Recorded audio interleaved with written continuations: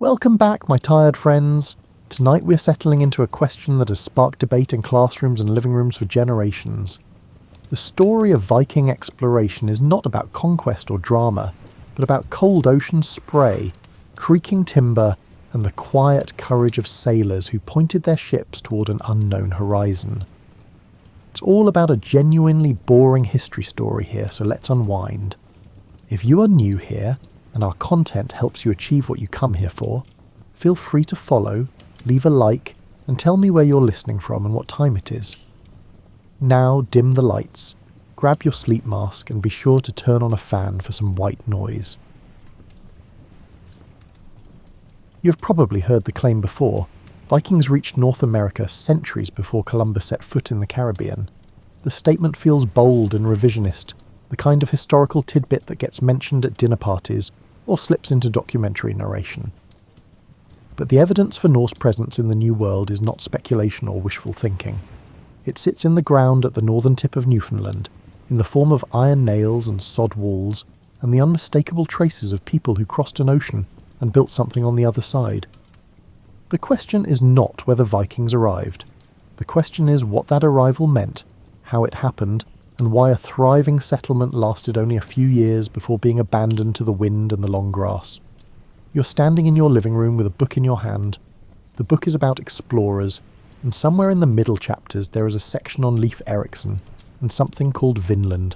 The author writes with confidence. Vikings reached America around the year 1000.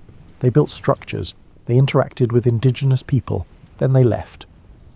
The details feel sparse, as if the author is summarising a story everyone already knows.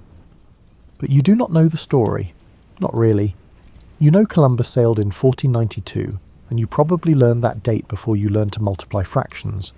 The Viking claim feels like a footnote that never quite made it into the main narrative. The disconnect is not your fault.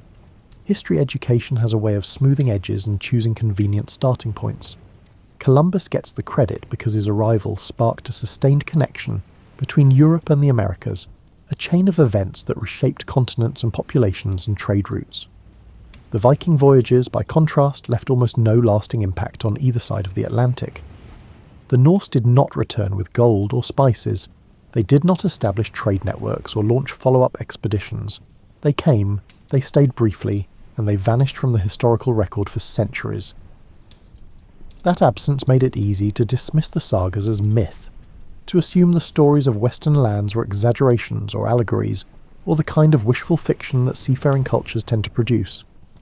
But then in 1960, a Norwegian couple named Helgi and Anstein Ingstad began poking around the northern coast of Newfoundland. They were looking for Vinland, the place described in medieval Norse texts. They were not the first to search. Dozens of amateur historians and enthusiastic Scandinavians had combed shorelines and excavated promising sites, convinced they would find the smoking gun that proved the sagas were real. Most came up empty. The Ingstads were more methodical. They talked to locals, studied the landscape, and eventually zeroed in on a spot called Lonso Meadows. The name means Jellyfish Cove, which does not sound particularly heroic. But beneath the grass they found the remains of Norse buildings. Iron nails, a bronze pin, slag from iron smelting. The evidence was unambiguous. Vikings had been there. The discovery did not make front-page news everywhere, but it changed the conversation among historians and archaeologists. It moved the Viking voyages from the realm of legend into the realm of documented fact. You could stand in Newfoundland and touch the foundations of a structure built by people who sailed from Greenland 1,000 years ago. The question shifted. It was no longer whether Vikings reached America. It was how they got there, what they did, and why they did not stay. You put the book down and stare out the window. Outside, the world is dark and still. Somewhere in that darkness, if you sailed far enough east and then north, you would reach the same waters Leif Erikson crossed. The ocean has not changed much in a millennium. It is still cold and unpredictable, still capable of swallowing ships and lives without a trace. The Vikings who made that crossing were not superhuman. They were skilled sailors with good ships and a practical understanding of wind and current. But they were also gamblers, willing to push into the unknown on the strength of a rumour, or a vague description from someone who claimed to have seen land to the west. That mix of skill and recklessness is what makes their story compelling. They were not mythic heroes. They were farmers and traders who happened to own boats. The question of discovery is more complicated than it sounds. When we say Vikings discovered America, we are using a very specific definition of discovery. We mean they were the first Europeans to arrive, but that framing ignores the fact that people had been living in North America for thousands of years before any Norse ship appeared on the horizon. The term discovery implies emptiness, as if the land was waiting to be found. It was not. It was inhabited, shaped, and understood by indigenous communities who had their own histories and migrations and stories about the world. The Viking arrival was an encounter, not a revelation. It was a meeting between two groups who had no idea the other existed. You sit down and imagine the moment. A Norse ship rounding a headland and spotting smoke from a fire on shore. The crew squinting to make out shapes on the beach. The people on shore watching a strange vessel with a square sail and carved dragon head approach their land. Neither group knows what to make of the other. There is no shared language, no common frame of reference. The encounter will be brief and confusing, and within a few years the Norse will leave. The indigenous people will remain. That fact matters. It changes the weight of the word discovery. You're standing on a beach in Norway. The year is 900 and something. The sand is cold under your feet, and the wind smells like salt and fish and wet rope. Behind you, a small crowd has gathered to watch a new ship being pushed into the water for the first time. The ship is beautiful in a utilitarian way. It is about 70 feet long, clinker-built with overlapping planks that flex slightly with the waves. The wood is oak, chosen for its strength and resistance to rot. The planks are held together with iron rivets, thousands of them, hammered into place by a shipwright who learned the craft from his father. There is no keel in the modern sense, but there is a long central timber that runs the length of the ship and gives it structure. The mast is pine, tall and straight, and the sail is woven wool, dyed red or white or left natural brown. This is not a warship, though it could serve that purpose if needed. It is a nar, a cargo vessel designed for long-distance trade. The lines are broader than a longship, the hull deeper and more stable. It can carry livestock, timber, barrels of dried fish, sacks of grain. It can also carry people. If you're planning to cross the North Atlantic and establish a new settlement, this is the ship you want. It is slow compared to a sleek raiding vessel, but it is seaworthy. It can handle rough weather and heavy loads without capsizing. The Norse designed these ships through trial and error, refining the shape and proportions over generations until they had a vessel that could survive the open ocean. The crowd watches as the ship floats free. There is no champagne bottle, no formal ceremony. Someone shouts something you do not quite catch, and the crew scrambles aboard. They lower the oars into the water and begin rowing out past the breakers. Once they're clear of the shore, they raise the sail. The wind catches the wool and pulls the ship forward. You watch it move across the water, graceful and purposeful, and you think about how fragile it looks. The sea is vast and indifferent.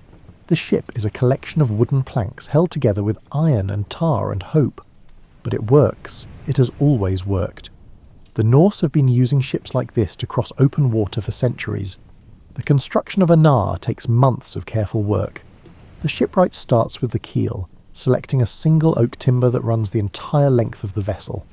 This timber must be straight and strong, free of major knots or weaknesses. Once the keel is laid, the builder attaches the stem and stern posts, curved pieces that rise up from each end. Then comes the planking. Each plank is carefully shaped to overlap the one below it, creating a flexible hull that can bend with the waves rather than fight against them.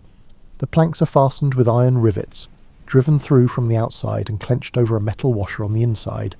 The gaps between planks are sealed with tarred wool or animal hair, pressed into the seams to keep water out. The result is a hull that is both light and strong.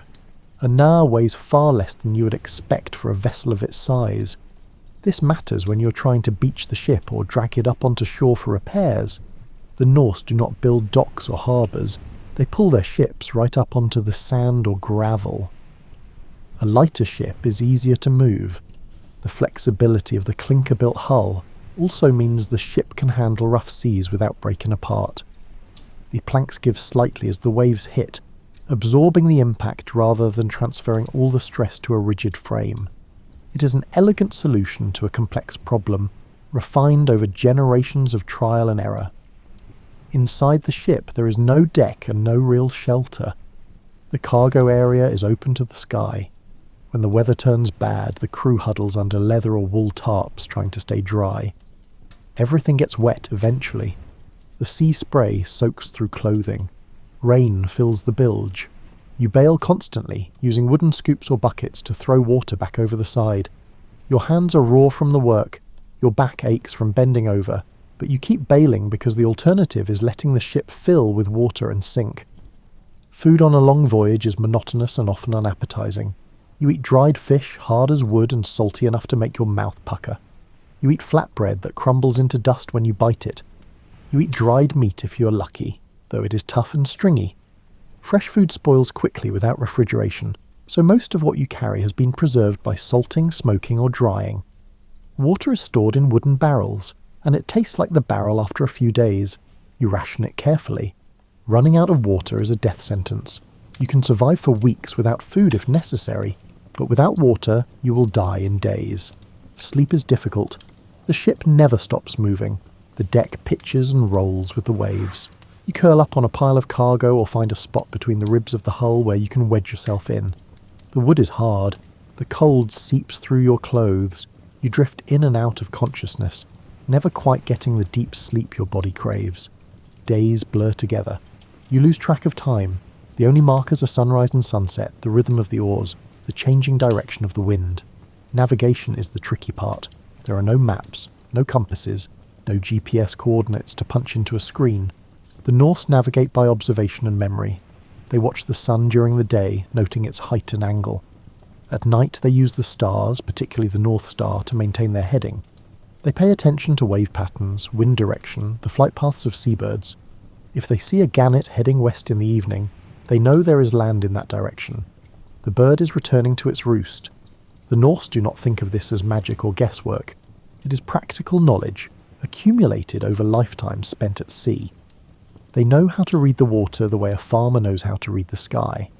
One tool that might have been used is the sunstone, a piece of calcite or Iceland spar that polarizes light and can help locate the sun even on overcast days.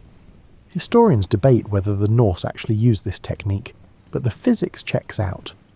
If you hold the crystal up to the sky and rotate it, the light passing through will brighten and dim in predictable ways. You can use that information to figure out where the sun is, even if it is hidden behind clouds.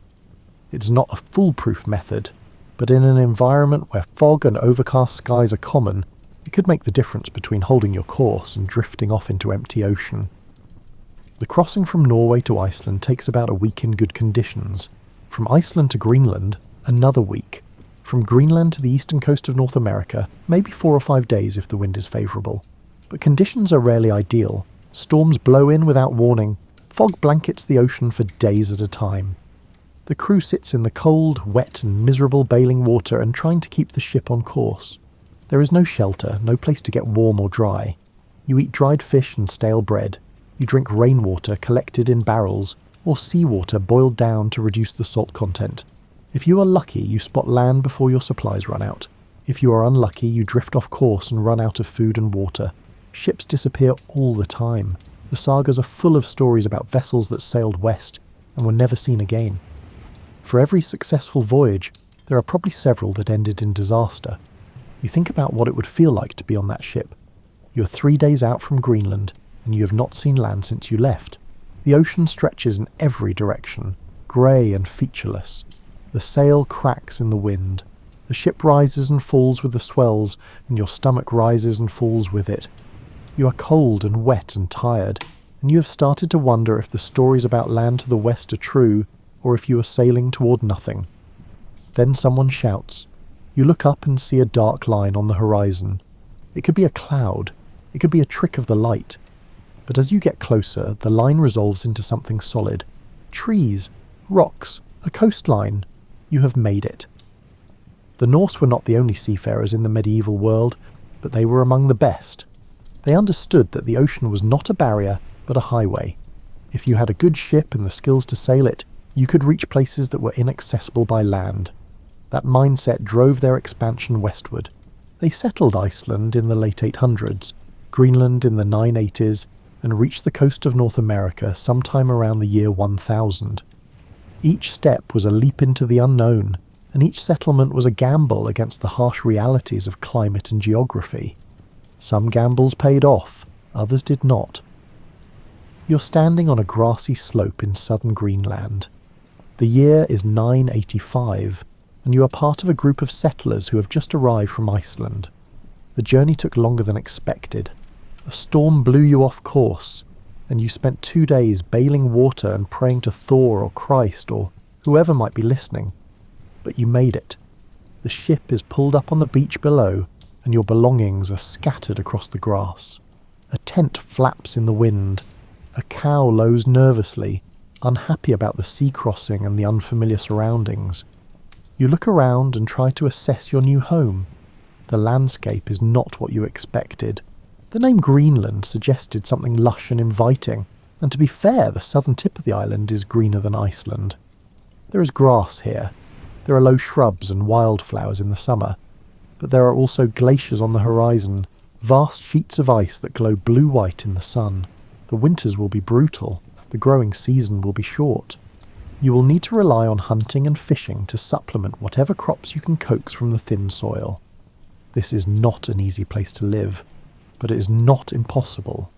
The man who led this expedition, Eric the Red, has been here before.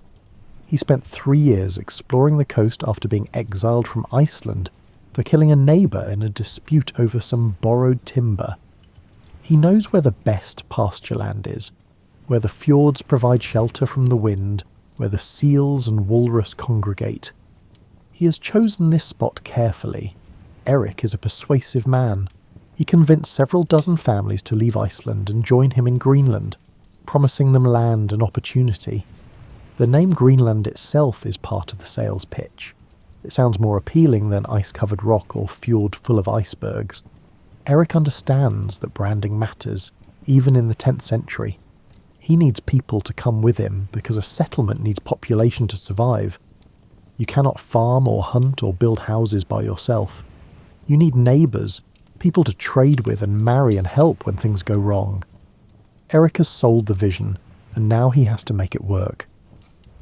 The first few years are difficult. The settlers build sod houses, low structures with turf walls and driftwood beams.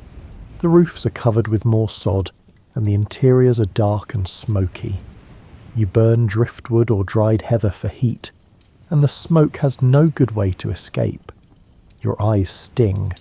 Your clothes smell like smoke all the time. But the house is warm, and that is what matters. Outside, the wind howls across the fjord, and the temperature drops well below freezing. Inside, you are alive. The construction of a sod house is labour-intensive but practical. You start by digging shallow trenches to mark the outline of the walls. Then you cut blocks of turf from nearby hillsides, each block about the size of a large brick. The turf is layered like masonry, each block overlapping the one below. The walls grow slowly, one block at a time, until they reach about 5 or 6 feet in height. The turf is heavy when wet, which is most of the time, and cutting it requires a sharp spade and strong shoulders. But turf is also an excellent insulator. It keeps the heat in during winter and the cool air in during summer. The walls are thick, sometimes 3 feet across, providing a buffer against the brutal Greenland climate. The roof requires timber, which is scarce. You use whatever driftwood you can find, scavenging along the beaches for logs that have washed ashore from Siberia or northern Canada. The wood is often weathered and twisted, not ideal for construction, but you make it work. You lay the timbers across the walls to create a frame, then cover the frame with more turf. The result is a low, squat building that blends into the landscape. From a distance, it looks like a grass-covered mound. Only the smoke rising from the roof hole gives away human presence. Inside, the house is divided into sections. The main hall is where you cook, eat, and socialise. There is a long hearth running down the centre, lined with stones. The fire burns constantly during the winter months, fed with whatever fuel you can find. Driftwood is preferred, but you also burn dried seaweed, animal dung, and heather. The smoke rises toward the roof, where some of it escapes through a hole and the rest settles into the turf, gradually turning the interior black. The walls are lined with benches made of wood or stone, covered with furs and woven blankets. These benches serve as seats during the day and beds at night. Privacy is non-existent. Everyone sleeps in the same room, shoulder to shoulder, sharing body heat. The smaller rooms are used for storage or for specific tasks. One room might hold barrels of preserved food, another might be a workspace where you repair tools or process hides. The rooms are cold and dark, lit only by small oil lamps that burn seal fat and cast a dim, flickering light. You spend as little time in these spaces as possible, venturing in only when necessary to retrieve supplies or complete a task. Daily life in Greenland revolves around survival. In the summer you work from dawn until dusk, making the most of the long days. You plant barley and oats in the thin soil, though the growing season is so short that the crops often do not ripen properly. You harvest what you can and store it for winter. You cut hay from the meadows, endless hours of back-breaking work with a sigh. The hay is dried and stored to feed the livestock through the winter. Without hay, the animals starve. Without animals, you starve.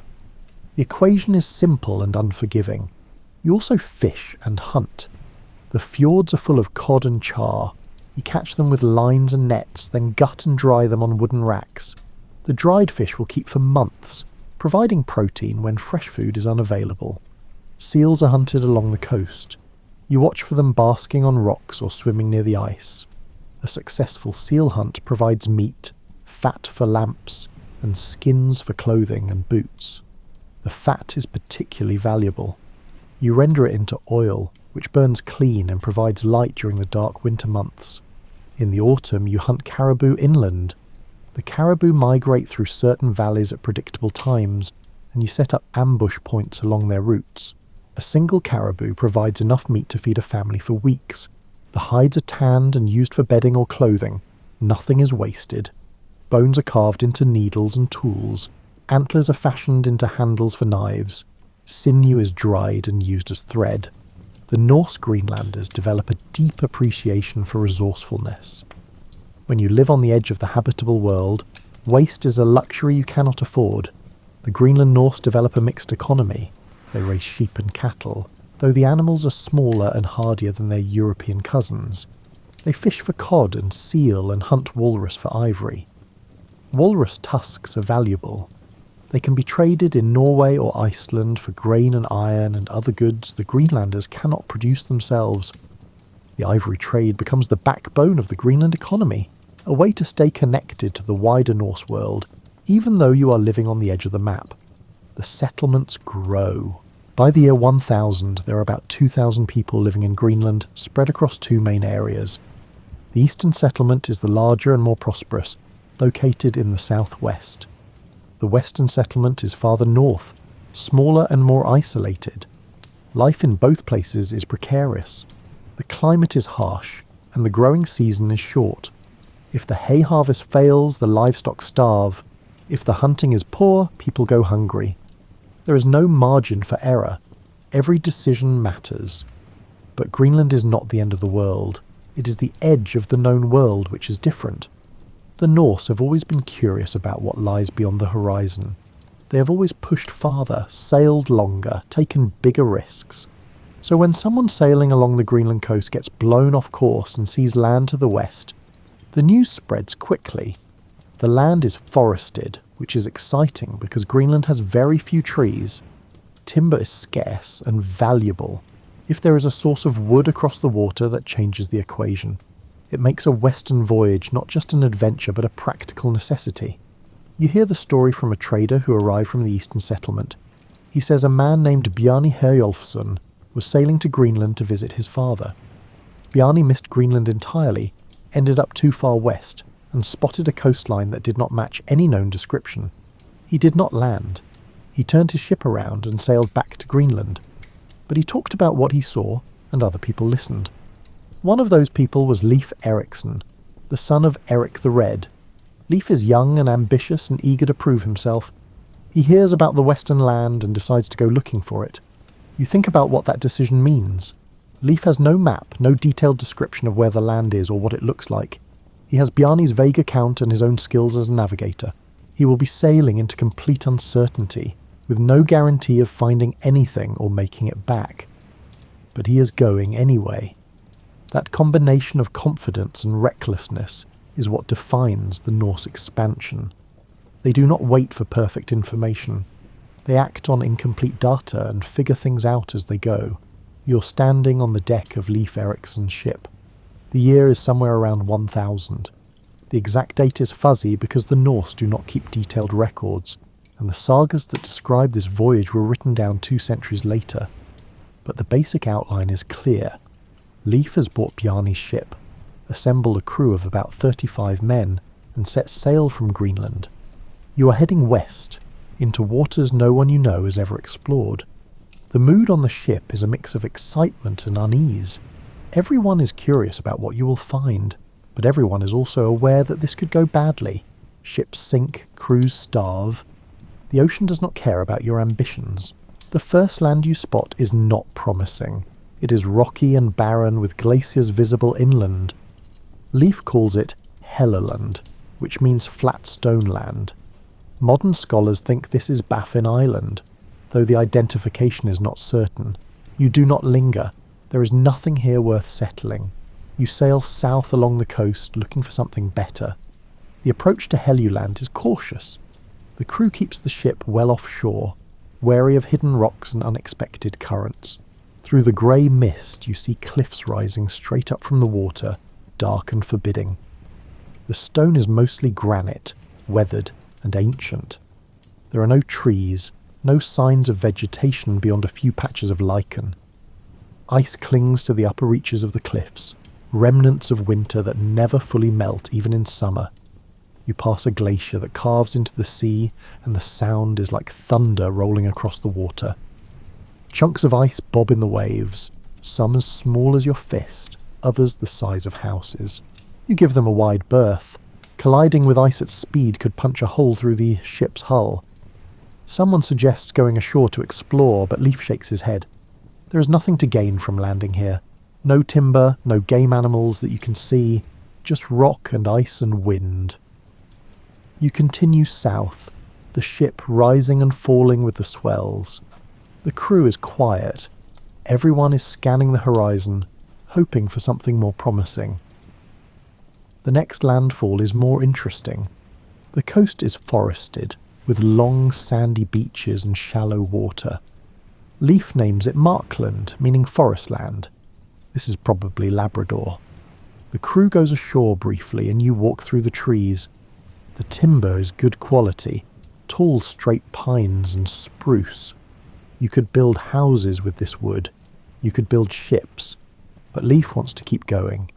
He's looking for the place Bjarni described, the place that sounded most fertile and promising. You get back on the ship and continue south. The landing at Markland is your first chance to stretch your legs in days. The beach is covered with smooth stones worn round by the waves. You walk up past the high tide line and into the forest. The air smells different here, rich with the scent of pine resin and damp earth. The trees are tall and straight, their bark rough under your fingers.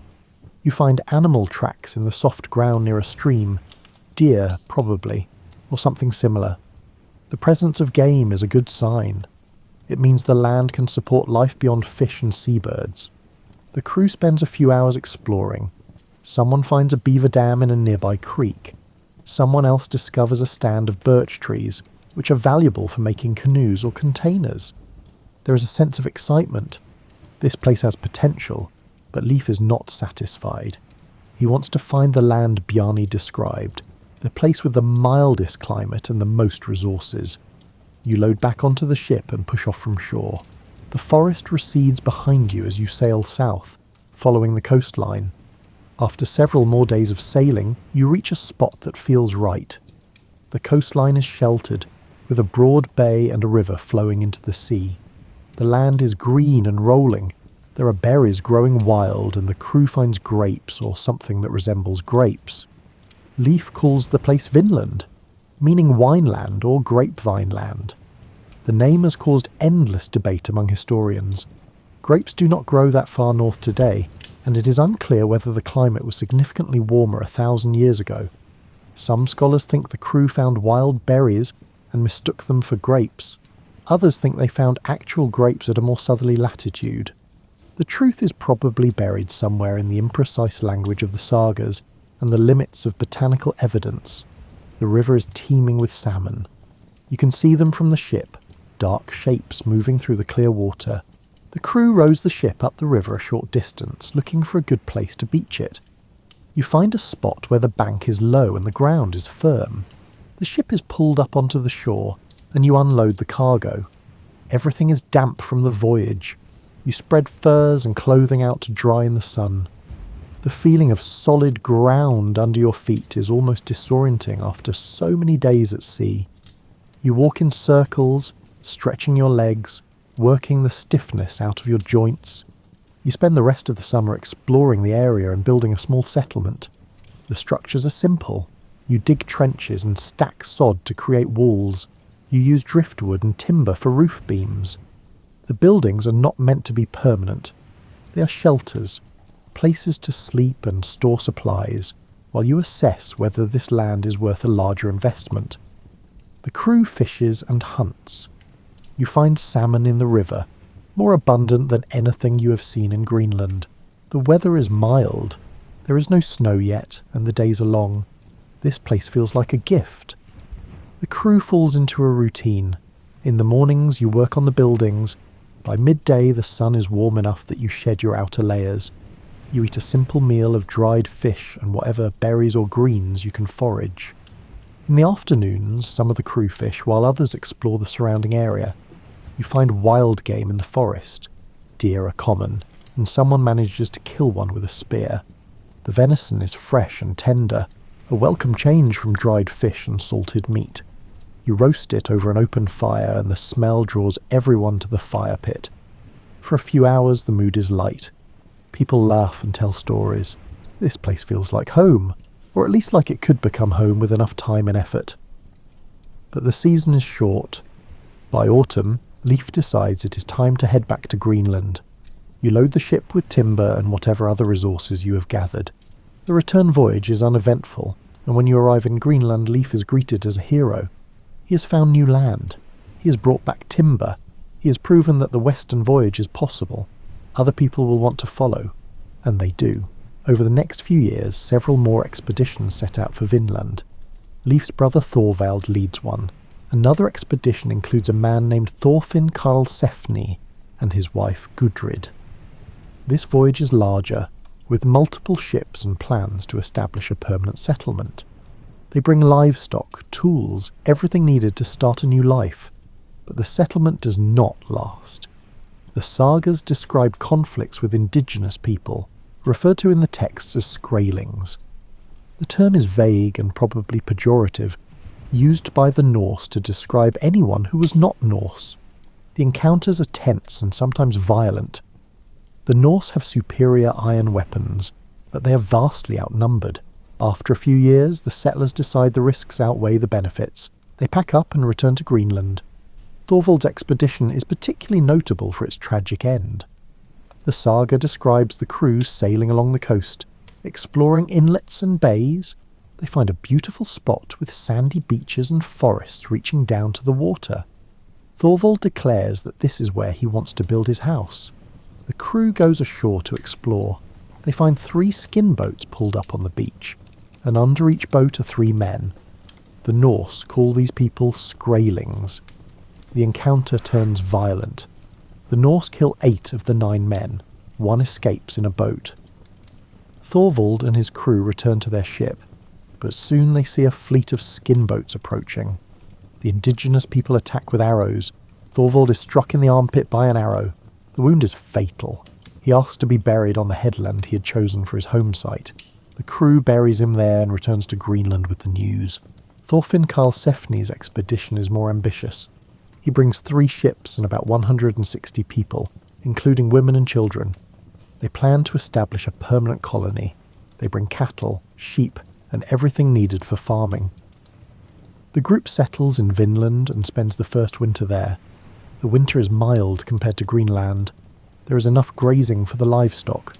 The settlers are optimistic. In the spring, they encounter the indigenous people. The first meeting is cautious but not hostile.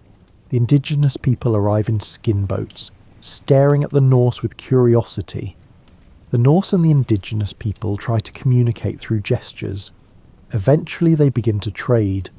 The Norse offer red cloth, which the indigenous people find fascinating. In exchange, they receive furs and pelts. The trade goes well. Both sides seem satisfied, but the peace does not last. The saga describes a bull belonging to the Norse running out of the woods and bellowing. The indigenous people are terrified by the noise and flee in their boats. They do not return for 3 weeks. When they do return, they come in large numbers. The mood is different. There is tension in the air. The Norse realize something is wrong.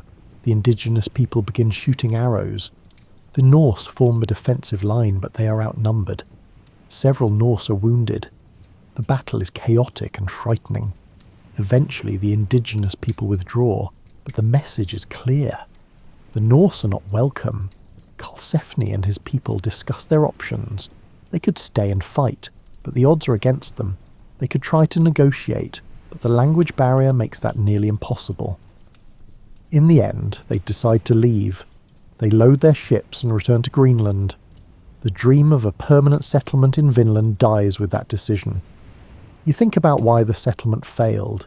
Vinland had resources. It had timber and fish and fertile land. But it was also far from Greenland, which was itself far from Iceland and Norway.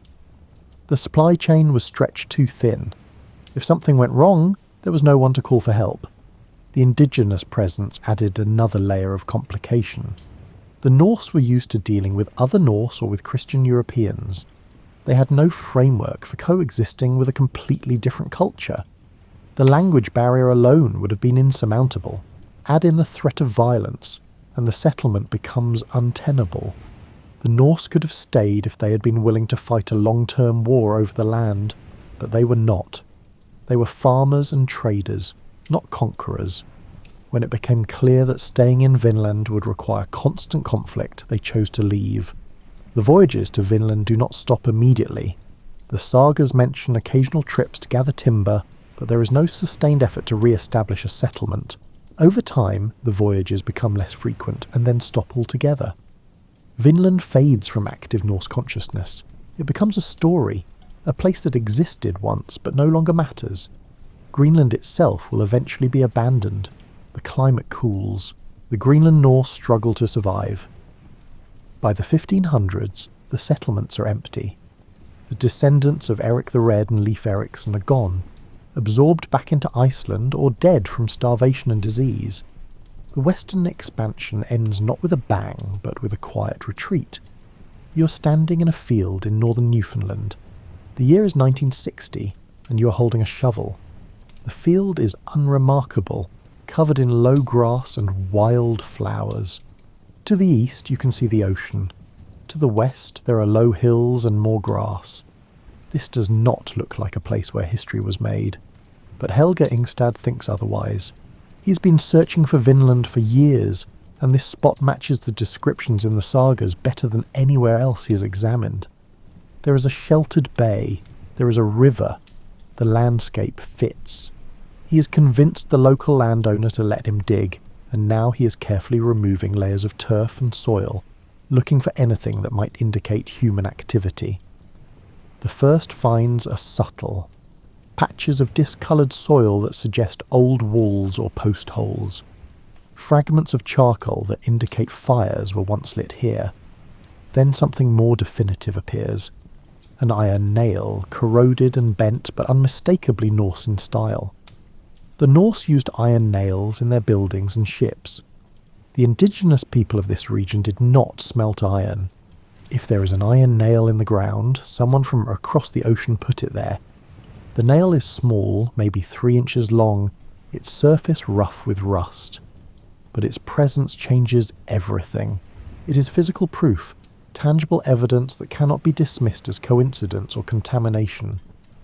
Ingstad holds it carefully, turning it over in his palm. This is what he has been searching for. This is the connection between the medieval sagas and the physical world. The nail is not alone. As the excavation continues, more iron objects appear. Another nail, a rivet, fragments of worked iron that suggest metal working took place here. Each find is documented, photographed and catalogued. The team works slowly and methodically, aware that they are uncovering something significant. Ingstad calls in his wife, Anne Stine Ingstad, who is an archaeologist. Together they organise a proper excavation. Over the next several years they uncover the foundations of 8 buildings. The structures are arranged in a small cluster near the water.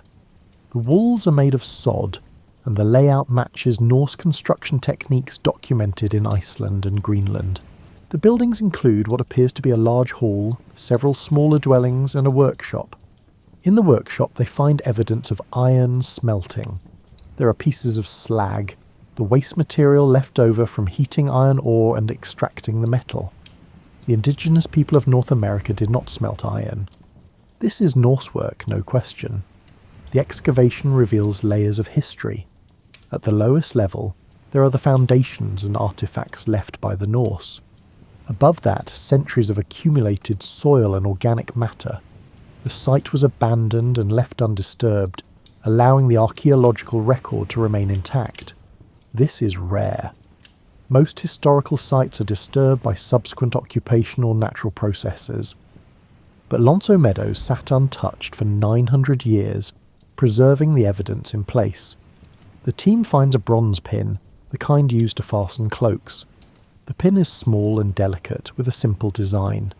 It is definitely Norse in origin.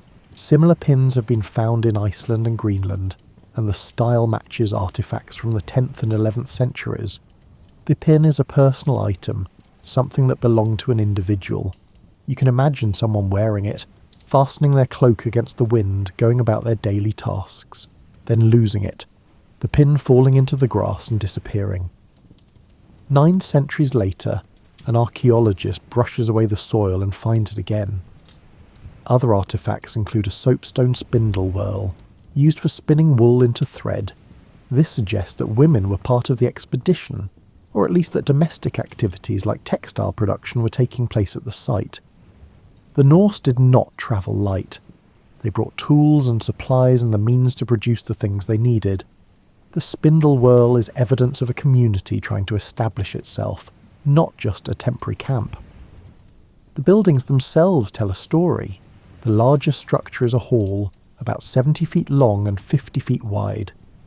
This would have been the communal space where people ate, socialised and slept. The walls are thick sod, and the roof was supported by wooden posts.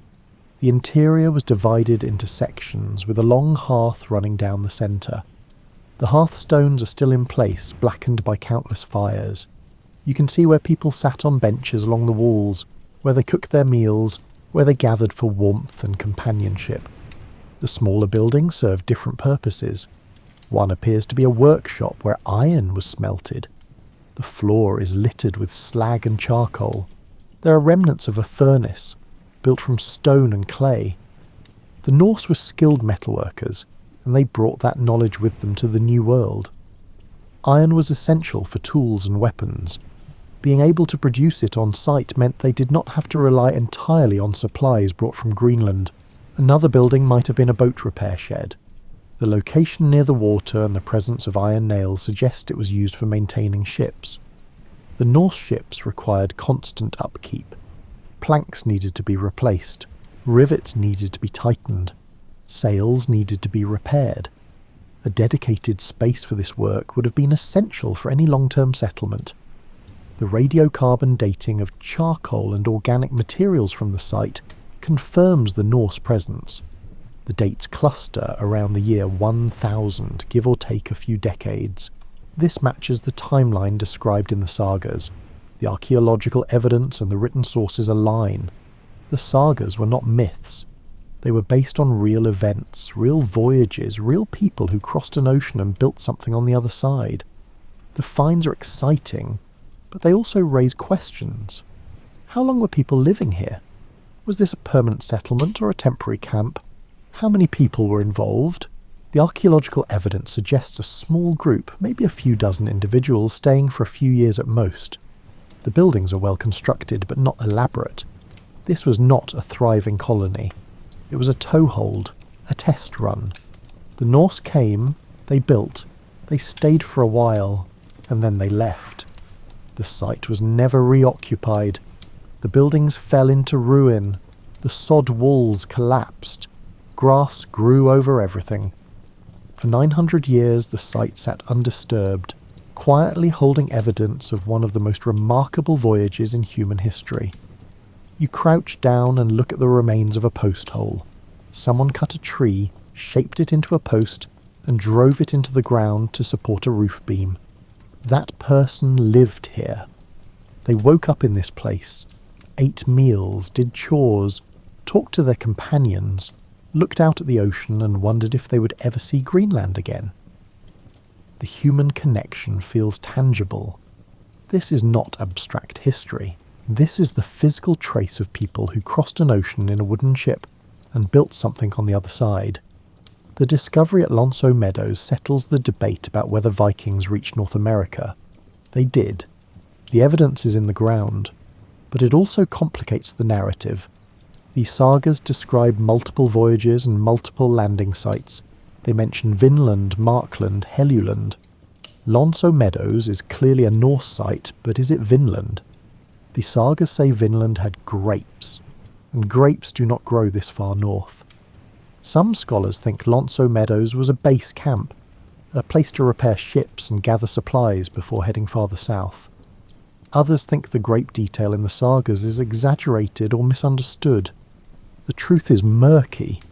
The sagas are not precise historical documents. They are stories, shaped by the people who told them and the audiences who listened. Details shift.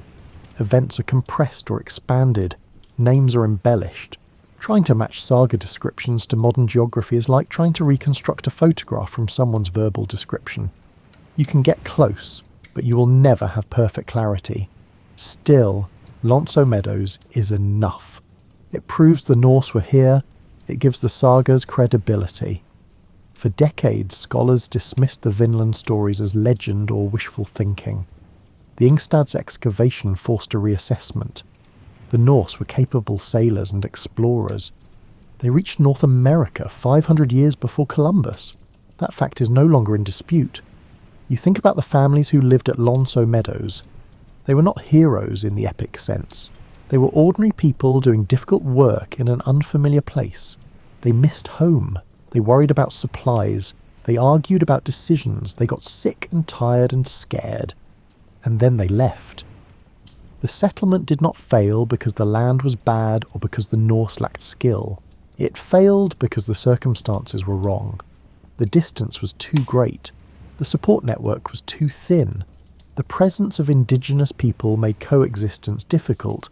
The Norse made a rational decision to cut their losses and return to Greenland. That decision has shaped how we understand their legacy. They discovered America, but they did not stay. The discovery mattered less than we might think. You're sitting in a monastery in Iceland. The year is 1200 and something. Outside, the wind howls across the lava fields.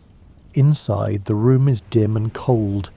You're a scribe, and your job is to write down the stories that people tell. These stories have been passed down orally for generations, shifting slightly with each retelling.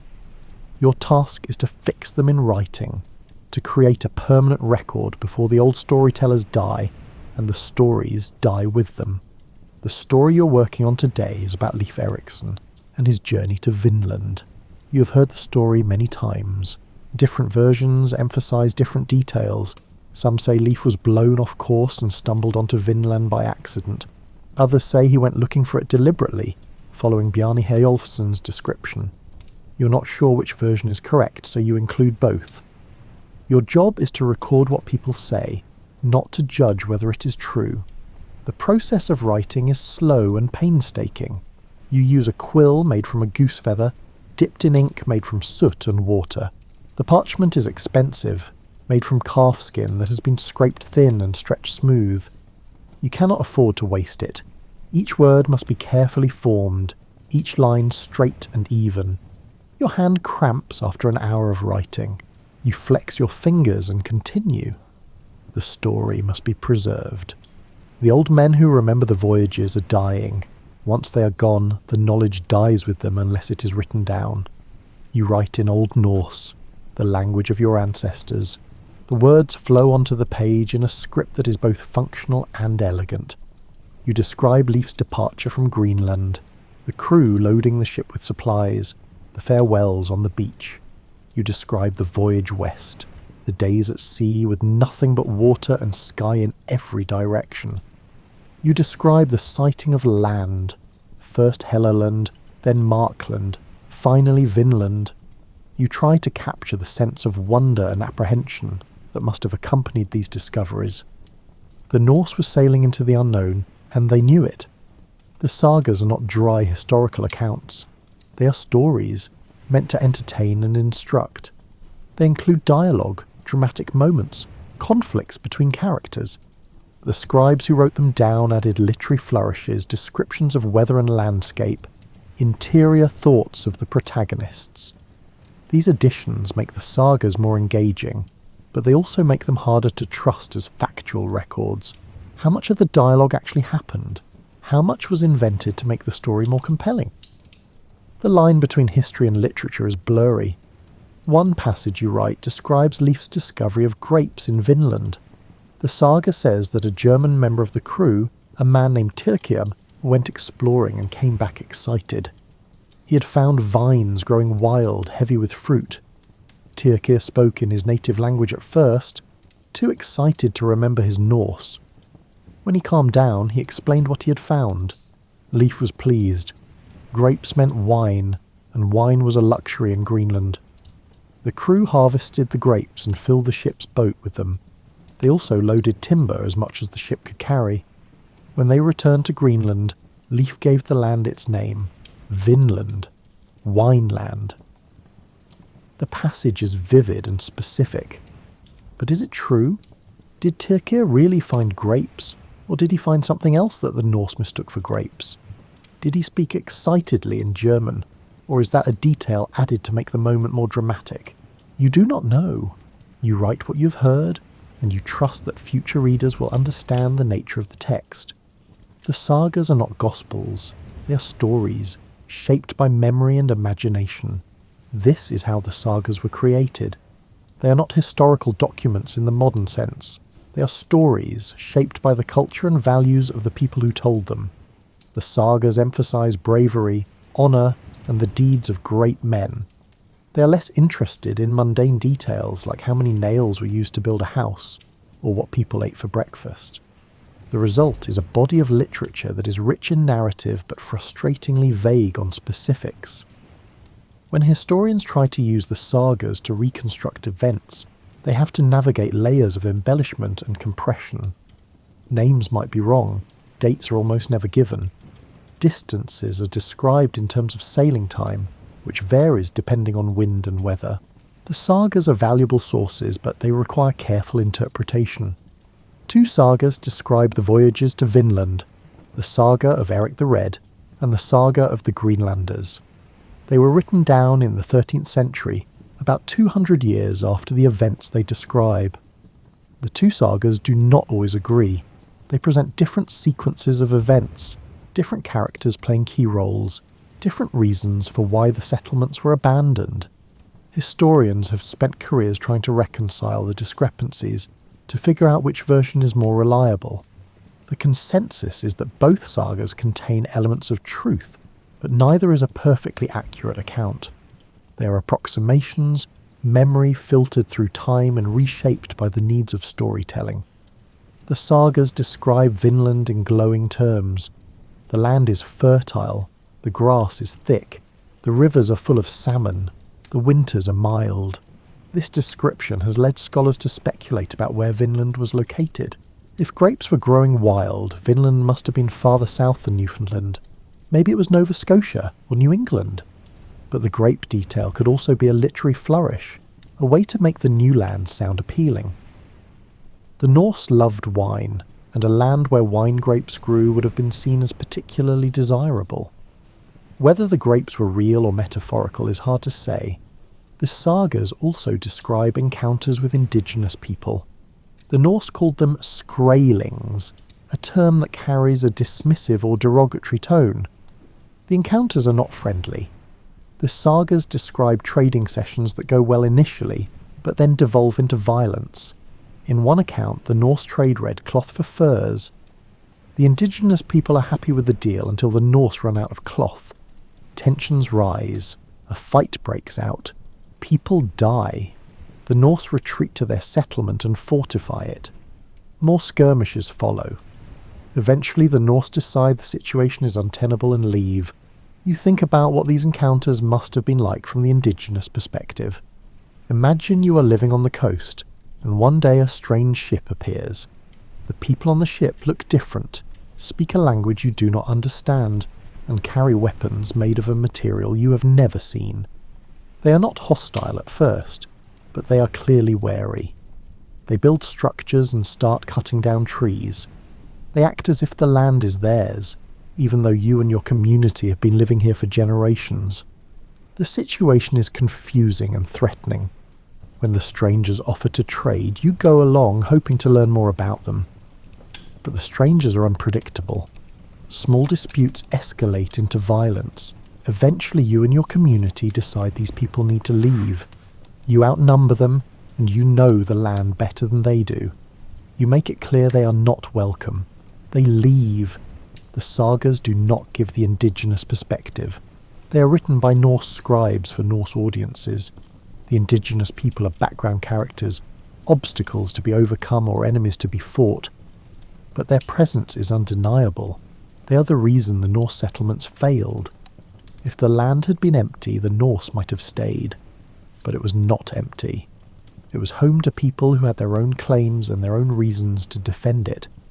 The sagas also mention subsequent voyages to Markland, the forest land, to gather timber. These voyages continue for several decades after the Vineland settlements are abandoned. Timber is valuable and Greenland has almost none. A voyage to Markland takes a week or two, depending on weather. It is risky, but the reward is worth it. Eventually these voyages stop as well. The reasons are not clear. Maybe the risks became too great. Maybe the Greenland Norse found other sources of timber, driftwood washed ashore from Siberia.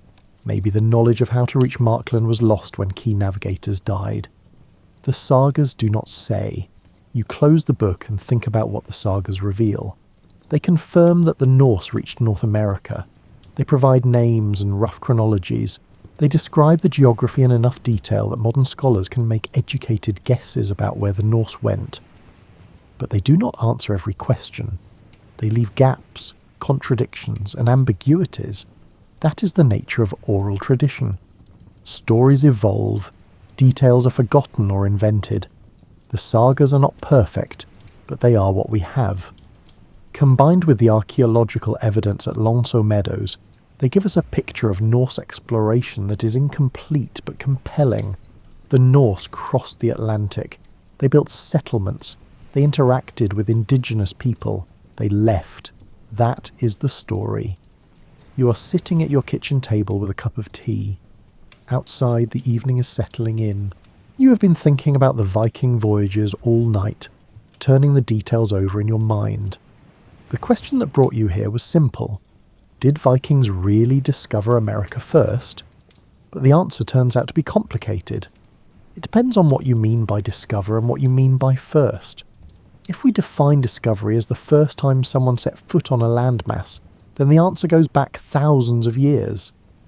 The first people to discover America were the ancestors of modern indigenous communities, who migrated from Asia across the Bering Land Bridge during the last ice age. They were the true discoverers, the ones who explored an empty continent and made it home. By the time the Norse arrived, America had been discovered, settled and shaped by human hands for millennia.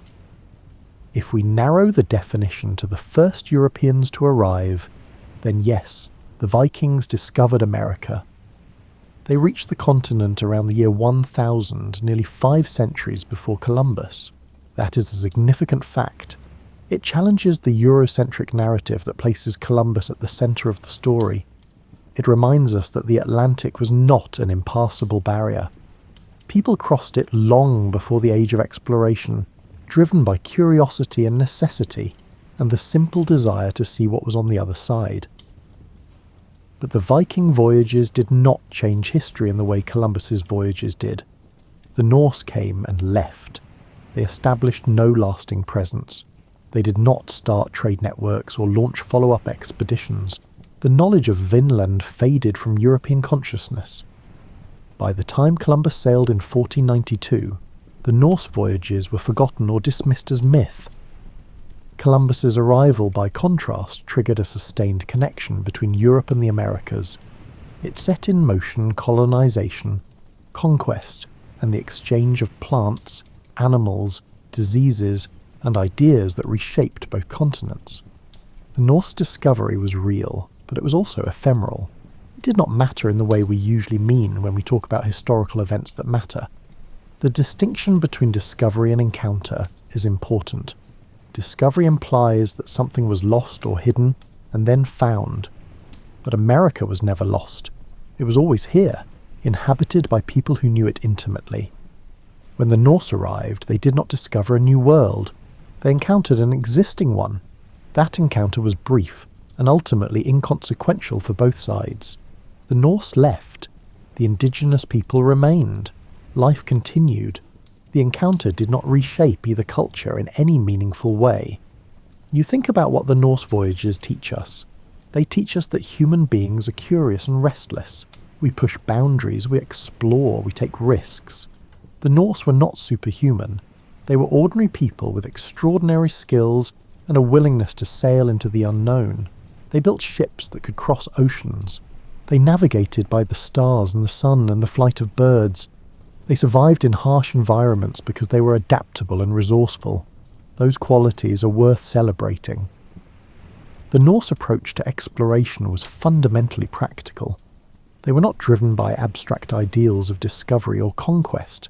They were looking for resources, timber for building, land for farming, opportunities for trade.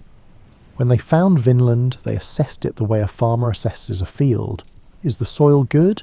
Is there fresh water? Can we grow crops here? Can we survive the winter?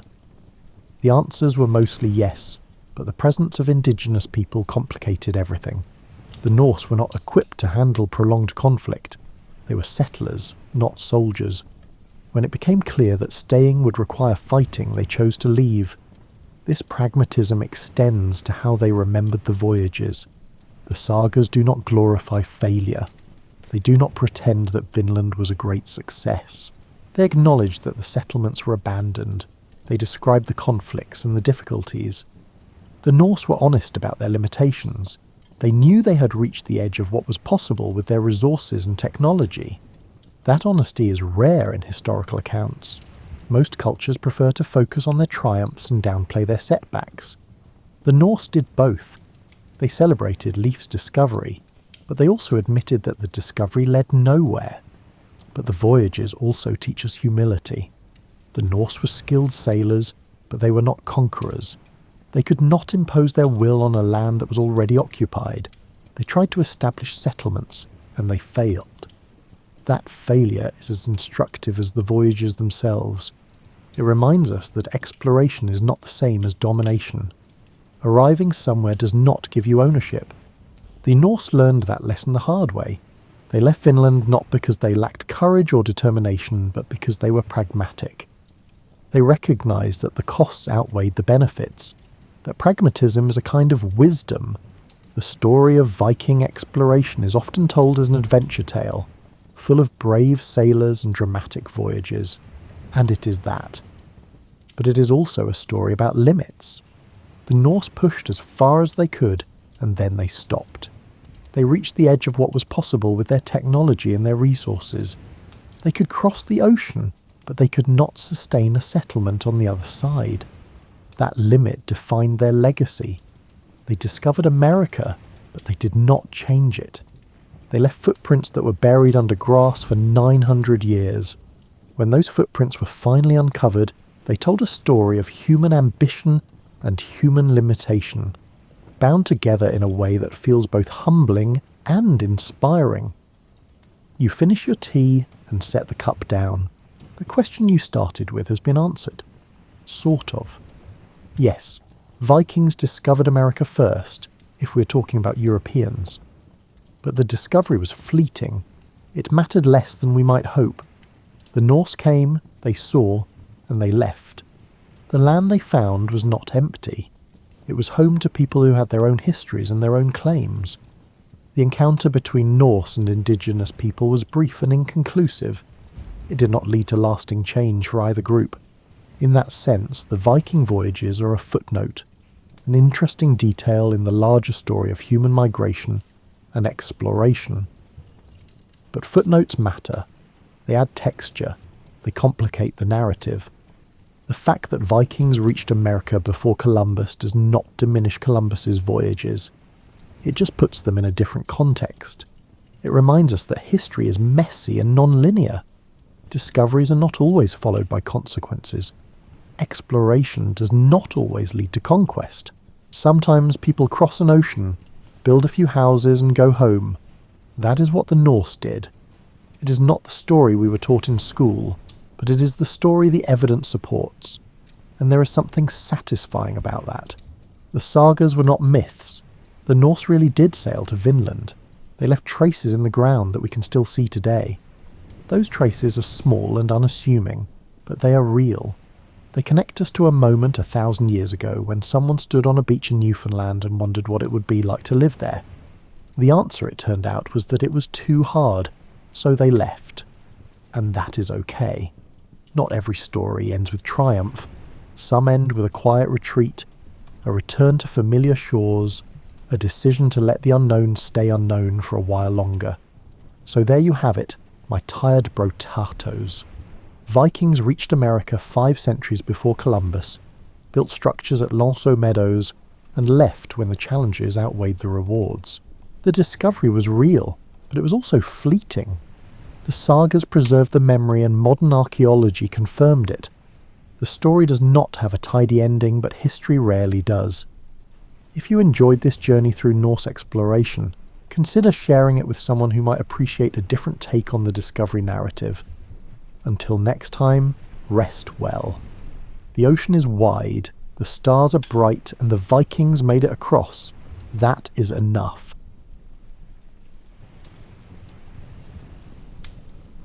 So friends, we're going into a quiet corner of the 1920s, away from the headlines and the noise.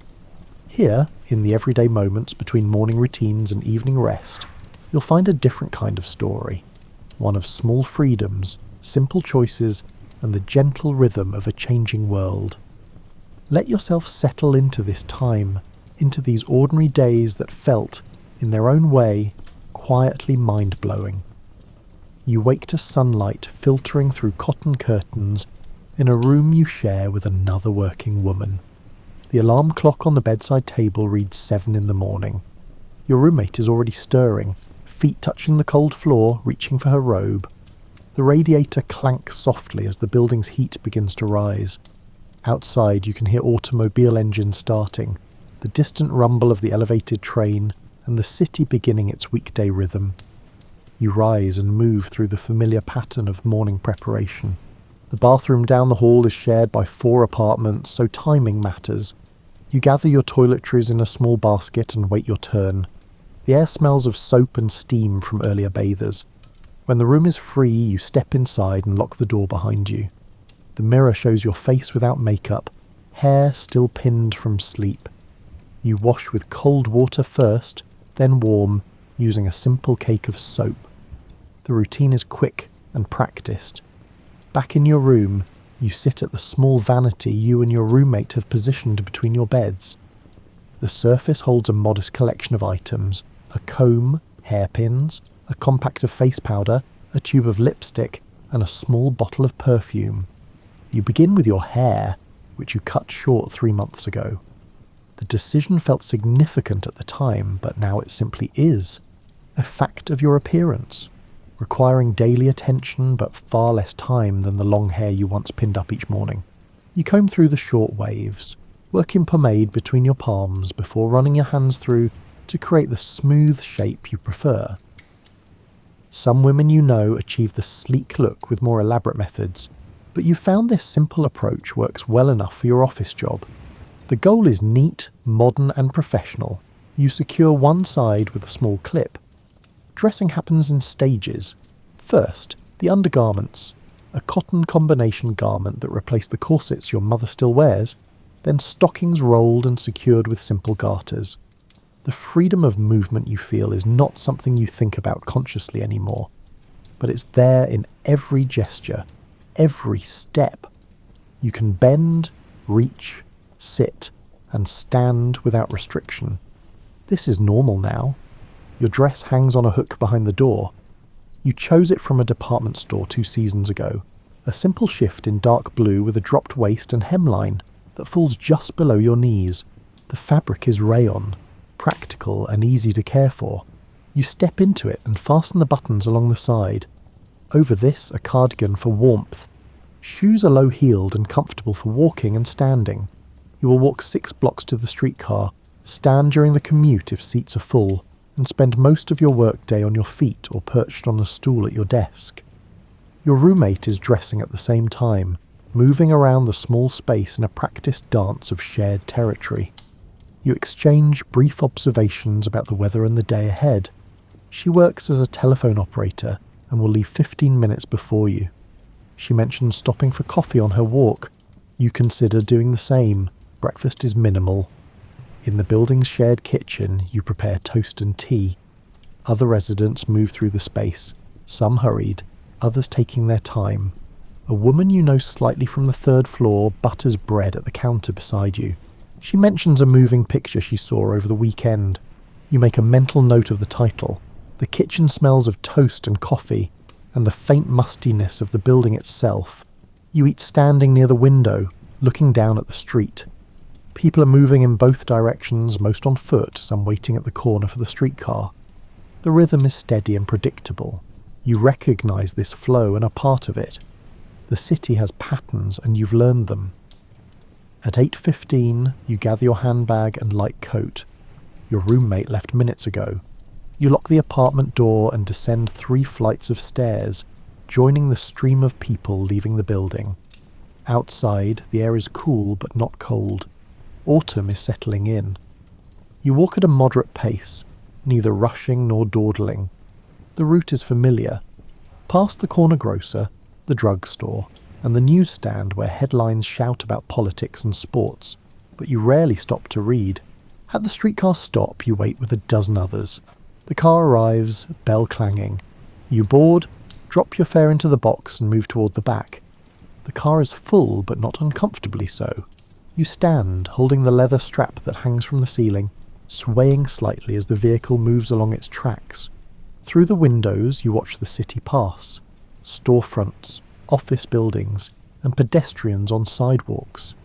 Your workplace is a large office building downtown. You work in the stenography pool on the 8th floor, taking dictation and typing correspondence for several managers. The work is steady, requiring concentration but not creativity. You're good at it. You arrive, sign in, hang your coat and hat on the rack designated for your section, and take your place at your desk. The room holds 20 women at typewriters. The sound is a constant clatter, a rhythm you've grown accustomed to. Your fingers move across the keys without conscious thought, translating the shorthand in your notebook into typed letters. The managers rotate through, handing you new assignments and collecting completed work. You nod, take notes, and return to typing. Morning passes in this pattern. At noon, you and 2 other women from your floor leave the building together. You walk to a nearby lunchroom, a simple establishment with a counter and a dozen small tables. The menu is written on a board behind the register. You order soup and a sandwich and hot tea. The food arrives quickly. You eat while discussing practical matters, a shop having a sale on stockings, a new beauty parlour opening 2 streets over, and the upcoming weekend. The conversation is easy and requires little effort. These women are not intimate friends, but they share this daily routine, this space, and these small exchanges. It is companionable. After 30 minutes, you pay your bill and return to the office. The afternoon stretches ahead, similar to the morning. More dictation, more typing, more letters about business matters you understand only peripherally. At 5 o'clock, you cover your typewriter, collect your belongings, and leave. The streetcar home is more crowded than the morning ride. You stand again, pressed among other bodies, all moving in the same direction. Tired workers, shop girls and clerks. The collective fatigue is palpable but not oppressive. This is simply the end of the work day. Back at your building, you climb the stairs more slowly than you descended them in the morning. Your roommate is not yet home. You unlock the door, step inside, and set down your handbag. The apartment is quiet. You remove your shoes and feel immediate relief. Your feet ache in the familiar way they do after a day of standing and walking. You have an hour before you need to think about dinner. You sit on your bed, leaning against the wall, and pick up the magazine you've been reading in pieces over the past week. The articles discuss fashion, homemaking tips, and serialized fiction. You read without deep concentration, allowing your mind to rest. Outside, the sounds of the city continue, but here, in this small room, there is temporary stillness. When your roommate returns, you discuss evening plans. Tonight there is nothing scheduled. You agree to prepare a simple meal together in the shared kitchen, then perhaps attend a moving picture at the neighbourhood theatre. Or perhaps just stay in and read. The decision can wait. For now, you remain where you are, resting, letting the day settle behind you. This is the shape of an ordinary weekday. It repeats with small variations. Different conversations, different meals, different weather. But the essential pattern remains. You wake, prepare, work, eat, return, and rest. Within this structure, you make small choices that feel significant. The colour of your lipstick, the route you walk, the magazine you purchase. These choices are yours in a way that feels different from how your mother's life unfolded. Not dramatically different, but quietly, noticeably so. Your appearance requires daily attention and a collection of skills you've acquired gradually. The process is not mysterious or difficult, but it does demand time and consistency. You've learned what works for your face, your hair, and your body, and you follow these methods with the same reliability you bring to your work. Hair care begins with the cut itself. You visit a beauty parlour every 6 weeks to maintain the shape. The establishment is a bright, clean space with several chairs arranged before large mirrors. You make an appointment for Saturday morning, arriving to find 3 other women already seated in various stages of service. The smell is chemical and floral at once. Permanent wave solution, shampoo, hair tonic, and perfume. Your stylist is a woman near your age who trained in the new methods of cutting and shaping short hair. She works quickly, snipping and checking proportions, creating the close fit around your head that modern style requires. The entire process takes 30 minutes. You pay at the front desk, leaving with hair that will hold its shape for another several weeks with daily maintenance. That maintenance happens each morning and evening. You dampen your hair slightly, apply pomade, and comb it into smooth waves against your skull. Some nights, you set it with pins and a net, creating more defined waves for the following day. The pins press against your scalp as you sleep, a minor discomfort you've grown used to. In the morning, you remove them carefully, comb through, and assess the result. Usually satisfactory. Other women you know achieve different effects. Some prefer the tight marcelled waves created with heated irons. You tried this once and found it time-consuming and risky. The iron must be exactly the right temperature to avoid singeing the hair. You watched a friend burn a small section near her temple and decided the sleeker, simpler method suited you better. Cosmetics are a newer habit. Your mother wore minimal makeup, perhaps a dusting of powder for special occasions. You wear it daily, though not heavily. The routine is standardised now. familiar enough that you can complete it while your mind wanders to other topics. Face powder comes first. You open the compact, a small round case that fits in your palm, and use the attached puff to dust powder over your nose, cheeks and forehead. The shade is meant to be slightly paler than your natural skin, creating the smooth, matte appearance that current fashion favours. You blend carefully, avoiding obvious lines. The powder reduces shine and creates a base for the rest. Rouge is applied sparingly to the apples of your cheeks. You use your fingertip, warming the cream between finger and thumb before patting it onto your skin. The goal is a subtle flush, not obvious colour. You blend the edges until there's no clear line between rouged and unrouged skin. Some women you've seen apply rouge in dramatic circles or streaks. You find this garish and prefer restraint. Lipstick is the element you most enjoy. You own 3 tubes in slightly different shades of red and rose. You select based on your clothing or your mood. The application requires a steady hand. You outline your lips first, creating the bow shape that fashion currently prefers, slightly exaggerated from your natural lip line. Then you fill in the colour, pressing your lips together to distribute it evenly. The finish is matte and stays in place reasonably well, though you'll need to reapply after eating. Eye makeup is minimal for daytime. You darken your lashes slightly with a block of mascara, wetting a small brush and running it over the product before applying it to your lashes. The effect is subtle. For evening you might add a touch of dark powder along your lash line to define your eyes, but this is optional. Your eyebrows are shaped with tweezers once a week, plucked into a thinner, more arched line than they grow naturally. The process is uncomfortable but brief. Skin care happens at night. You remove your makeup with cold cream, massaging the thick substance over your face until the cosmetics dissolve, then wiping it away with a soft cloth. Your skin feels clean and slightly tight afterward. You apply a light moisturising cream before bed. This nightly removal is essential. Sleeping in makeup leads to clogged pores and blemishes, problems you work to avoid. Clothing maintenance is equally routine. You hand wash stockings and undergarments in the bathroom sink every few days, hanging them to dry on a line strung near the radiator. Dresses require less frequent washing but regular care. You check hems for loose threads, reinforce buttons and brush away dust and lint. Once a month, you take items that need more thorough cleaning to a laundry service 2 blocks away. They wash and press for a reasonable fee.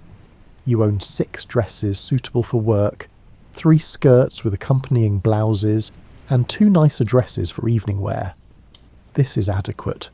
You rotate through them, allowing each to air between wearings. Your clothing hangs on hooks and a small rod in the corner of your room. You've learned to maximise limited space, folding items that can be folded and hanging items that shouldn't be creased. Shoes are practical investments. You own 3 pairs, your everyday work shoes with low, sturdy heels, a pair of house slippers, and 1 pair of lighter, prettier shoes for dancing or social occasions. The work shoes show the most wear. You have them resoled when necessary, maintaining them because good shoes are expensive and your budget is limited. Undergarments have changed significantly from what your mother wore. You own several cotton combination suits that replace the separate pieces and boned corsets of previous decades. These all-in-one garments are comfortable and allow free movement. You also own a few brasiers, soft cotton affairs that flatten rather than enhance. The current silhouette favours a straight, boyish figure. You're naturally slender, which suits the fashion, but some women you know bind their breasts to achieve a flatter line. You find this unnecessary for yourself. Stockings are a constant expense and concern. They're made of silk or rayon, delicate and prone to runs. You roll them carefully each morning, checking for weak spots. Despite your care, they snag and tear. You mend small runs with a needle and thread that matches the stocking colour, but larger tears mean the stockings are finished. You purchase new ones regularly, choosing between affordability and quality. The cheaper ones run faster. The better ones last longer but cost more upfront. You've found a middle ground that works for your budget. Perfume is a luxury, but you maintain a small bottle. You apply it sparingly, a dab behind each ear, at your wrists. The scent is light and floral. It fades within a few hours, but provides a pleasant awareness in the morning. You wear it most days, skipping only when you're low on funds or feeling particularly practical.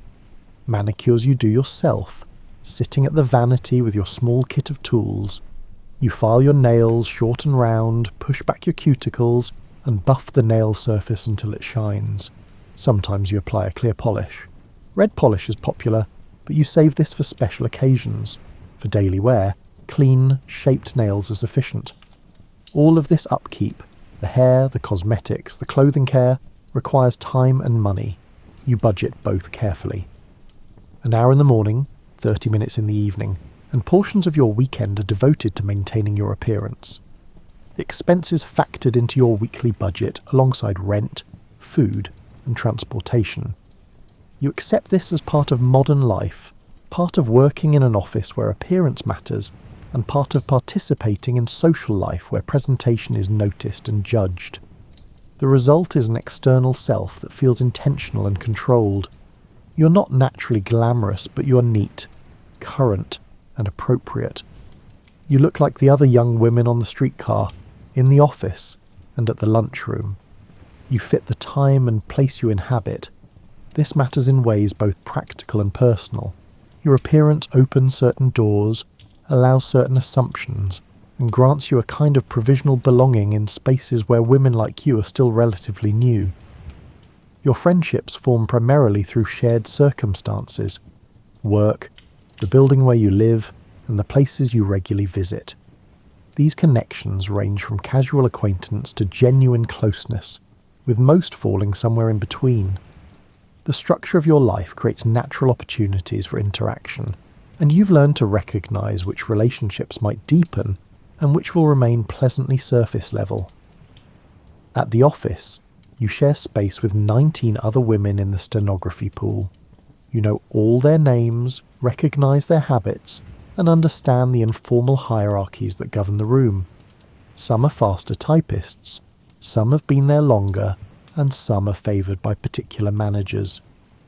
You occupy a middle position, competent, reliable, neither exceptional nor struggling. 3 of these women have become your regular lunch companions. You gravitate toward each other naturally, leaving the building together at noon, walking to the same handful of restaurants in rotation. The conversation during these meals is practical and light. You discuss work frustrations in general terms, never mentioning specific managers by name. You share information about sales at stores, new products, and changes in the neighbourhood. One woman recently became engaged and sometimes talks about her wedding plans. You listen, offer appropriate responses, and feel neither envious nor particularly invested. After work, these friendships rarely extend. You part at the office entrance, heading in different directions to different neighbourhoods. On rare occasions, you might arrange to attend a moving picture together on a Saturday afternoon, but this requires coordination and planning that often feels like more effort than it's worth. The friendship is real, but contained within specific boundaries. Closer friendships exist with women in your building. Your roommate is the most constant presence in your daily life. You've shared this apartment for 14 months. You know her habits, her moods, and her family history. She knows yours. You negotiate shared space with minimal conflict, having established clear patterns early on. You each have particular shelves, particular hooks, and particular times for bathing and dressing. You split costs evenly and keep track of shared expenses in a small notebook. Your relationship is cooperative rather than intimate. You enjoy each other's company without depending on it. Some evenings you spend together, talking while preparing dinner or getting ready to go out. Other evenings you exist in parallel, she reading on her bed while you write letters at the desk, both content in the shared silence. You trust her with your belongings, your space, and your basic privacy. This trust is earned through consistent, considerate behaviour on both sides. 2 other women in the building have become regular friends. They share an apartment on the floor below yours. Both work retail jobs, different stores and different schedules. When your free time aligns, you gather in one apartment or the other. You play cards sometimes, simple games that require minimal concentration. You look through magazines together, discussing fashion, and celebrities with mild interest. You practice new hairstyles on each other, experimenting with techniques seen in photographs or suggested by beauty parlour stylists. These gatherings are relaxed and unstructured. Someone might bring food to share. You talk about your jobs, about families back home, and about small dreams and practical plans. One woman is saving money to visit her sister in another state. Another wants to take a business course to improve her employment prospects. These goals are modest and achievable. You discuss them seriously, offering encouragement and practical suggestions. Through these friends, you've been introduced to other young women in similar circumstances. The network expands gradually, connecting office workers and shop girls and telephone operators across the neighbourhood. You recognise many faces now when you're out walking. You exchange greetings and brief updates. This web of loose connections creates a sense of community without requiring deep commitment. Dance halls provide another context for social interaction. You attend perhaps twice a month, sometimes with your roommate, sometimes with the women from downstairs, and occasionally with a larger group assembled through various connections. The halls are large, bright spaces with live music and crowds of young people. You pay a small admission fee at the door and enter a room filled with sound and movement. The dancing itself is energetic but not wild. You know the popular steps, the Charleston, the Black Bottom, various foxtrots and two-steps. You learned by watching, by practicing with friends, and by simply joining in and picking up the patterns. Some dancers are skilled and inventive. Most, like you, are competent enough to participate without embarrassment. Men ask you to dance. You accept or decline based on quick assessments. Does he seem pleasant, sober and respectful? Most dances last for one song, then you return to your friends. Occasionally a partner is interesting enough that you dance several songs in succession. Conversation happens between dances, shouted over the music or spoken during brief pauses. Topics are light. Where do you work? Where do you live? And do you come here often? You exchange names, sometimes addresses. Most of these encounters lead nowhere. A few have resulted in further invitations, to a moving picture, to dinner, to another dance. You've dated several men casually over the past 2 years. The pattern is familiar. Initial meetings, a few planned outings, perhaps some physical affection, kissing, hand-holding. Then either a gradual fade or an explicit ending when one of you loses interest or circumstances change. You're not looking for a husband urgently, though you don't rule out eventual marriage. For now, these casual courtships provide companionship and entertainment without demanding significant emotional investment. Cafes and tea rooms offer quieter social spaces. You visit these alone sometimes, bringing a book or magazine, content in your own company among other people. Other times you meet friends there, sitting at small tables for an hour or two in the afternoon on weekends. You order tea or coffee, sometimes a pastry. The atmosphere is calm and bright. Conversation flows easily in these settings, covering whatever comes to mind without pressure or urgency. You've also joined a small lending library that operates out of a bookshop 2 neighbourhoods away. For a monthly fee, you can borrow books from their collection. You visit every few weeks, browsing the shelves, sometimes asking the owner for recommendations. Other members browse at the same time.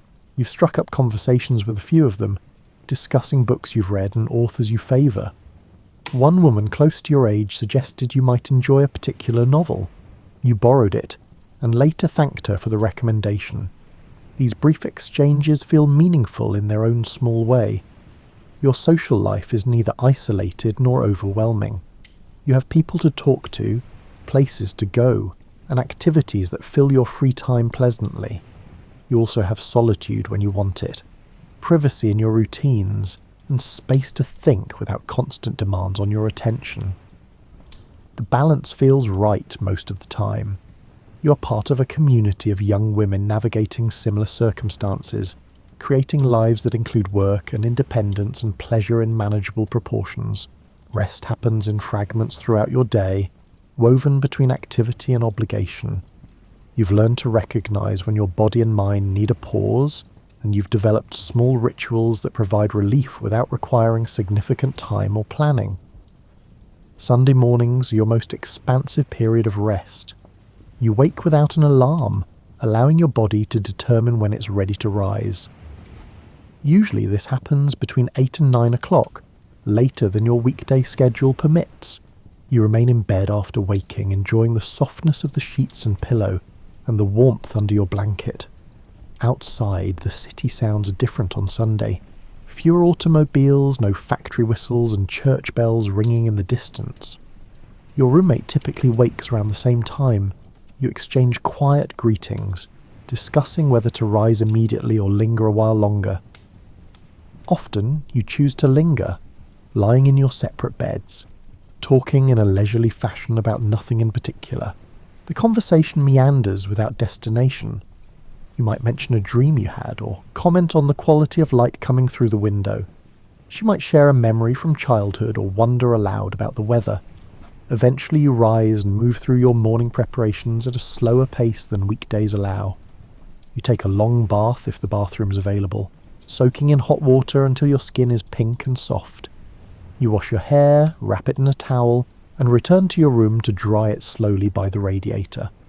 You dress in comfortable clothing, a simple skirt and blouse, or sometimes loose trousers that you wear only at home. No corset, no stockings, no restrictive elements. Breakfast on Sunday is more substantial. You might prepare eggs in the shared kitchen, toast bread, and brew fresh coffee. You eat at the small table in your room, reading the newspaper or a magazine while you chew slowly. There is no rush, no schedule to keep. The morning can unfold at whatever pace feels natural. After breakfast, the day opens to various possibilities. Sometimes you remain in your room, reading for hours. You settle into the upholstered chair near the window, feet tucked under you, book propped on your knees. Sunlight moves across the floor as you read, marking time without urgency.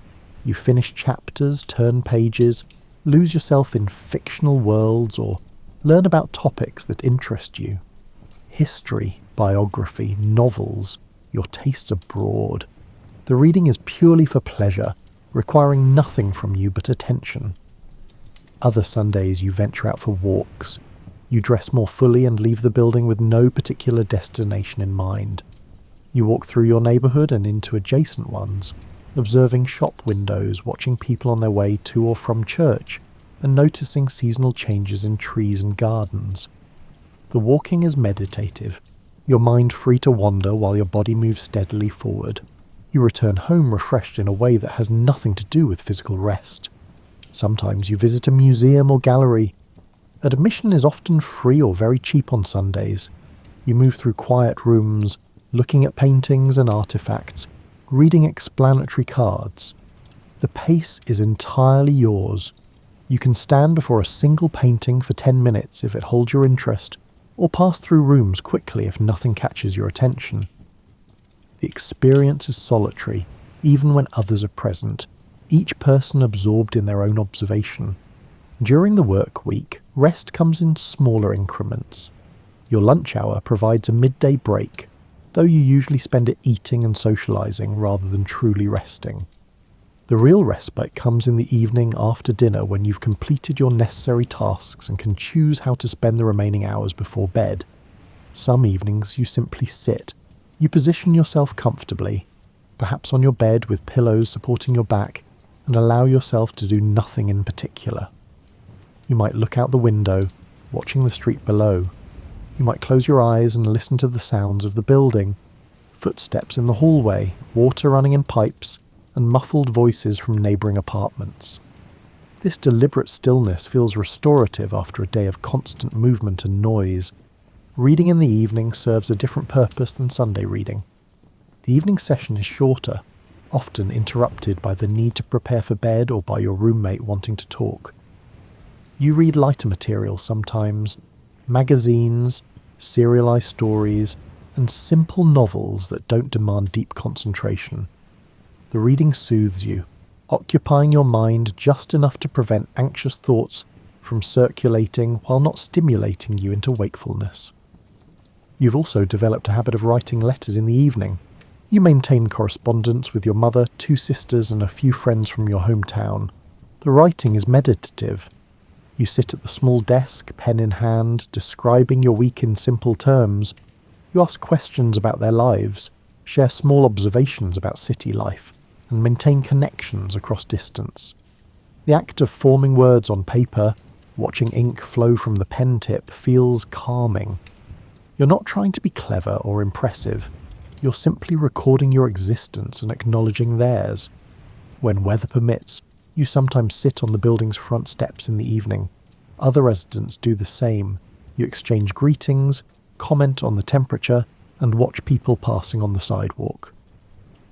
These interactions are brief and undemanding. You're present without being required to engage deeply. The fresh air and change of scenery from your room provide refreshment. Weekday afternoons occasionally offer unexpected moments of rest. If work is slow, you might have periods of waiting between assignments. You sit at your desk, hands folded, allowing your mind to drift. You look around the office, noting small details, a crack in the ceiling plaster, the way sunlight angles through the windows, and the particular rhythm of your co-workers typing. These moments are brief but valuable, small pauses in the day's momentum. Saturday afternoons, after completing necessary errands and chores, sometimes open into longer rest periods.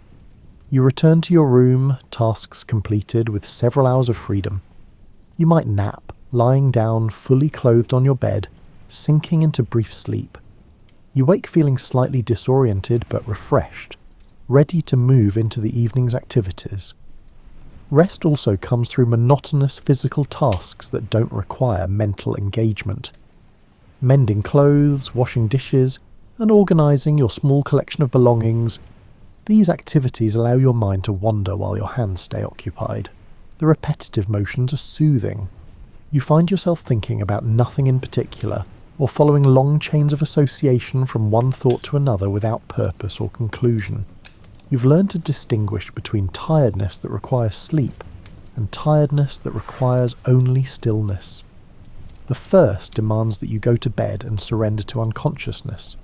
The second can be addressed by sitting quietly, by slowing down, and by giving yourself permission to do less. You honour both types, responding to what your body and mind seem to need. Your relationship with food is practical and routine. You eat to sustain yourself, choosing items that are affordable, convenient, and reasonably satisfying. Cooking is a skill you possess but don't particularly enjoy, so you minimise the time and effort it requires while still ensuring you eat adequately. Breakfast is the meal you most often prepare yourself. In the shared kitchen of your building, you make toast over the small gas stove, butter it while it's still warm, and eat it standing by the window with a cup of tea. Sometimes you add an egg, fried in a small pan with a bit of butter. The egg requires attention but cooks quickly. You slide it onto your toast and eat the combination with a fork, washing your plate immediately afterward to avoid leaving dishes in the shared space. On mornings when you're running late or feel particularly unmotivated, you skip cooking entirely. You grab a piece of fruit from the bowl you keep on your windowsill and buy coffee from the cart near your office building. The vendor knows your face, if not your name, hands you the cup efficiently, and takes your coins. You drink the coffee while walking the final block to work, disposing of the cup in a bin near the entrance. Lunch during the work week happens at one of several establishments near your office. The lunchroom you visit most frequently serves simple, filling food quickly. The menu rarely changes.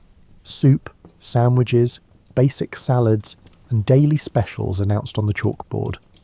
You typically order soup and half a sandwich, a combination that satisfies without making you feel heavy for the afternoon's work. The soup is usually vegetable-based, warm and salty, served in a wide bowl with crackers on the side. The sandwich is reliable, sliced chicken or ham or cheese between soft white bread. You eat efficiently, finishing your meal in 20 minutes, leaving time to relax briefly before returning to the office. The tea you order with your meal is served in a thick ceramic cup, hot and slightly bitter. You add milk and sugar, stirring with a small spoon. The warmth of the cup in your hands is comforting, especially on cold days. Other lunch options include a cafeteria-style restaurant where you select items from a display case and carry your tray to a table. This offers more variety but takes slightly longer. You choose items that look fresh, a serving of green beans, mashed potatoes and a slice of meatloaf. The quality is inconsistent but generally acceptable. Everything is mild and well cooked, designed to appeal to many people without offending anyone. On Saturdays, when you're out running errands, you sometimes stop at a drugstore lunch counter. You sit on a round stool at the long counter, your handbag on your lap or hung on the hook beneath the counter's edge.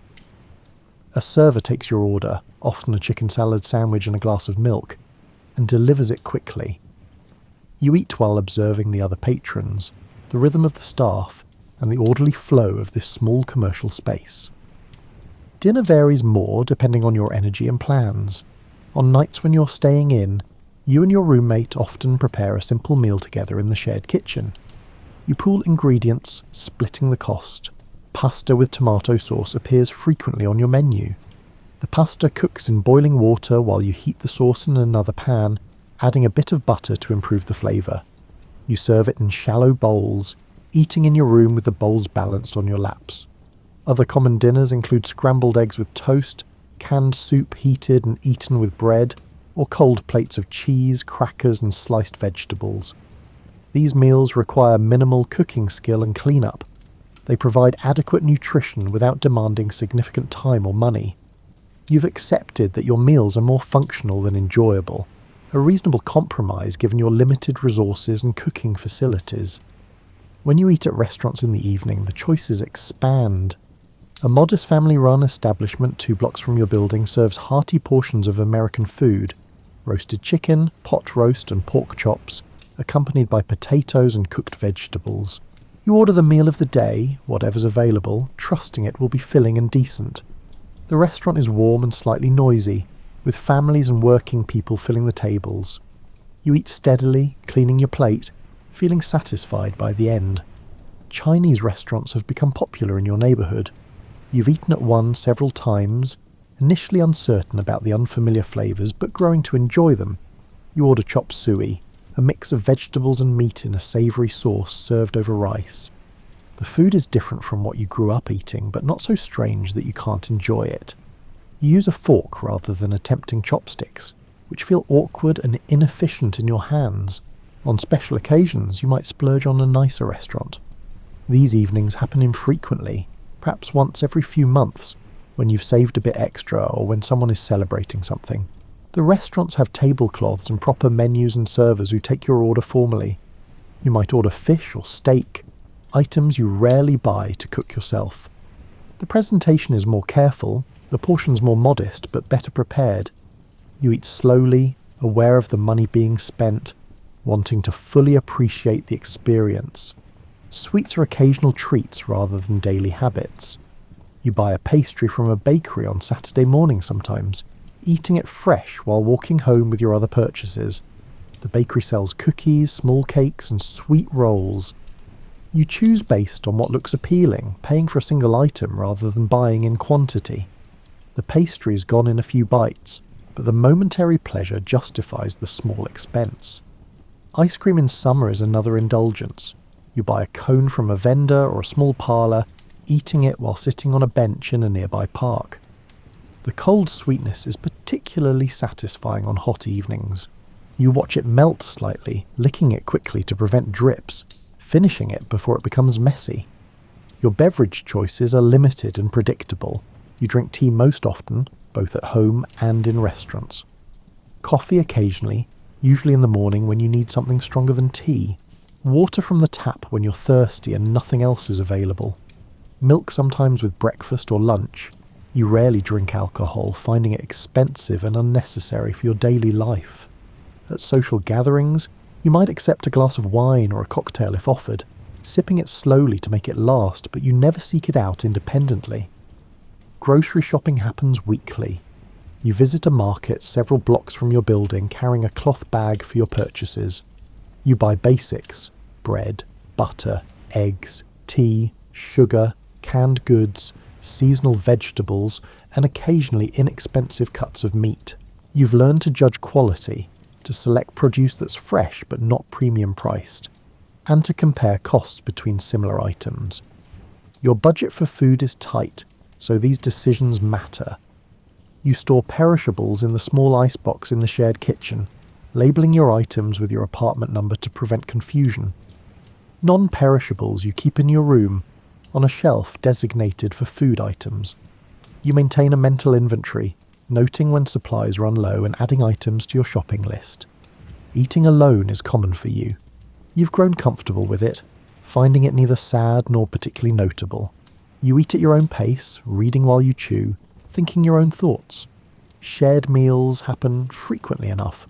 Lunch with co-workers, dinner with your roommate, occasional restaurant outings with friends, that solitary eating feels like a normal variation rather than a lack. The rhythm of regular meals structures your days: breakfast, lunch, and dinner.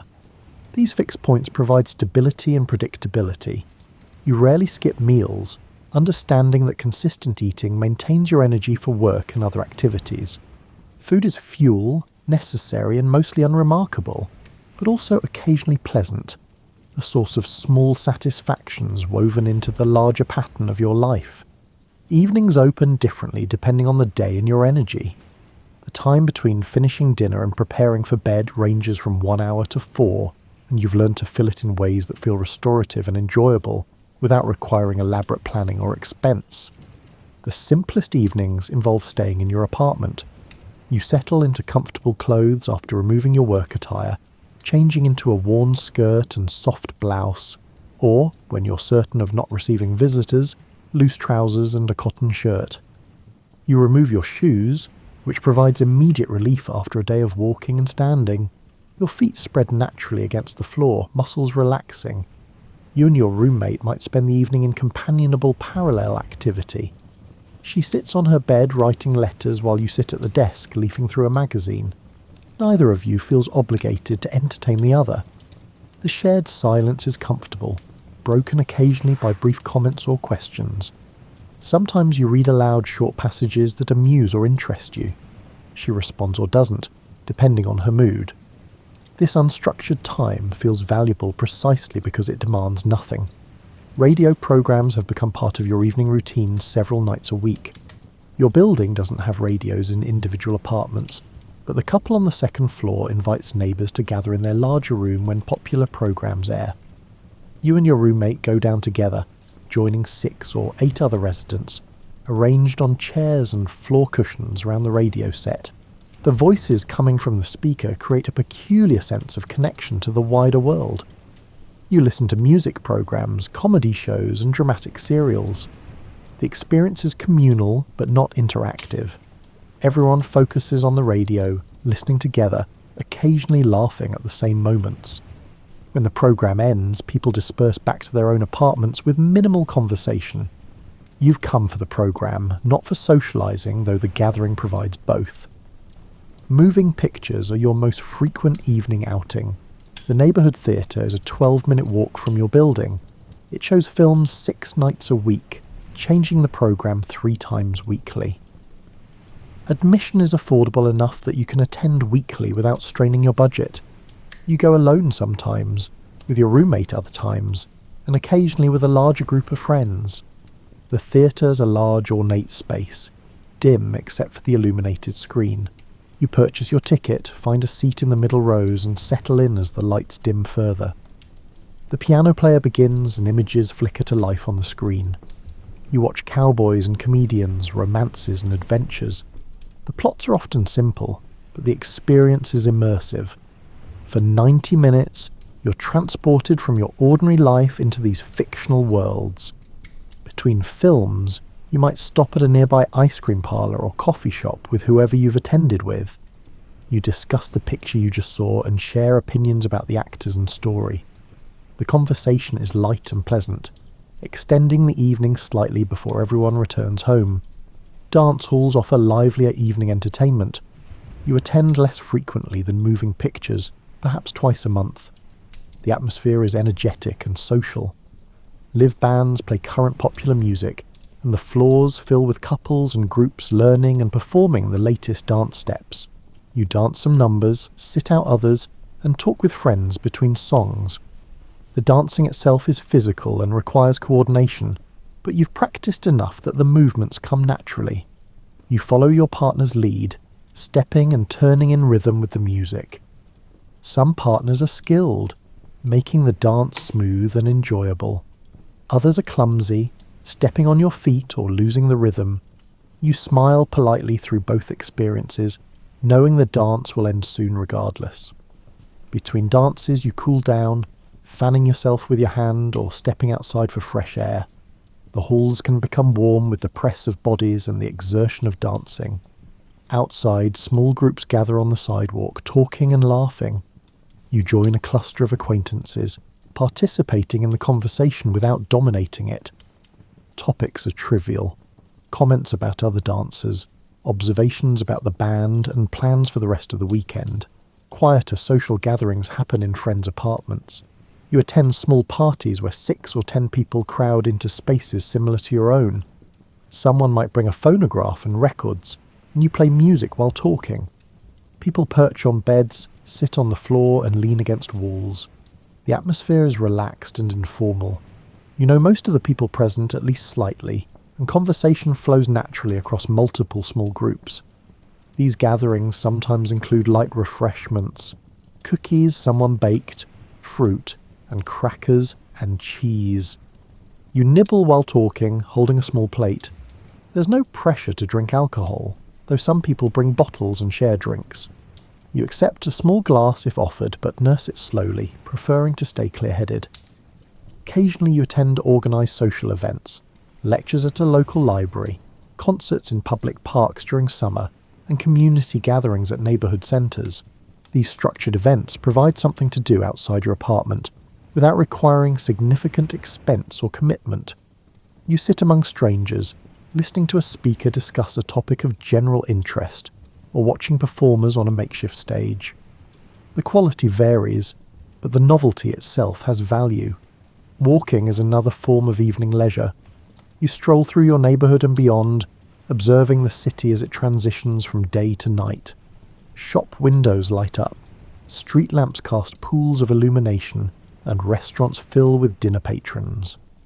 You walk without destination, turning down streets that interest you, pausing to look at window displays or watch street musicians perform. Sometimes you walk with a companion, maintaining a steady pace while talking. Other times you walk alone, content in your own thoughts. The city at night feels different from daytime, quieter in some ways, livelier in others. You feel safe enough in the areas you know, staying on well-lit, populated streets, remaining alert to your surroundings without feeling anxious. Reading continues into the evening, often becoming your final activity before bed preparation. You return to whatever book you're currently absorbed in, settling into a comfortable position with good light. Your reading taste includes novels, biographies, and popular non-fiction. You progress through books steadily, finishing one every week or two, borrowing new ones from the lending library, or occasionally purchasing inexpensive editions. Letter writing fills some evenings.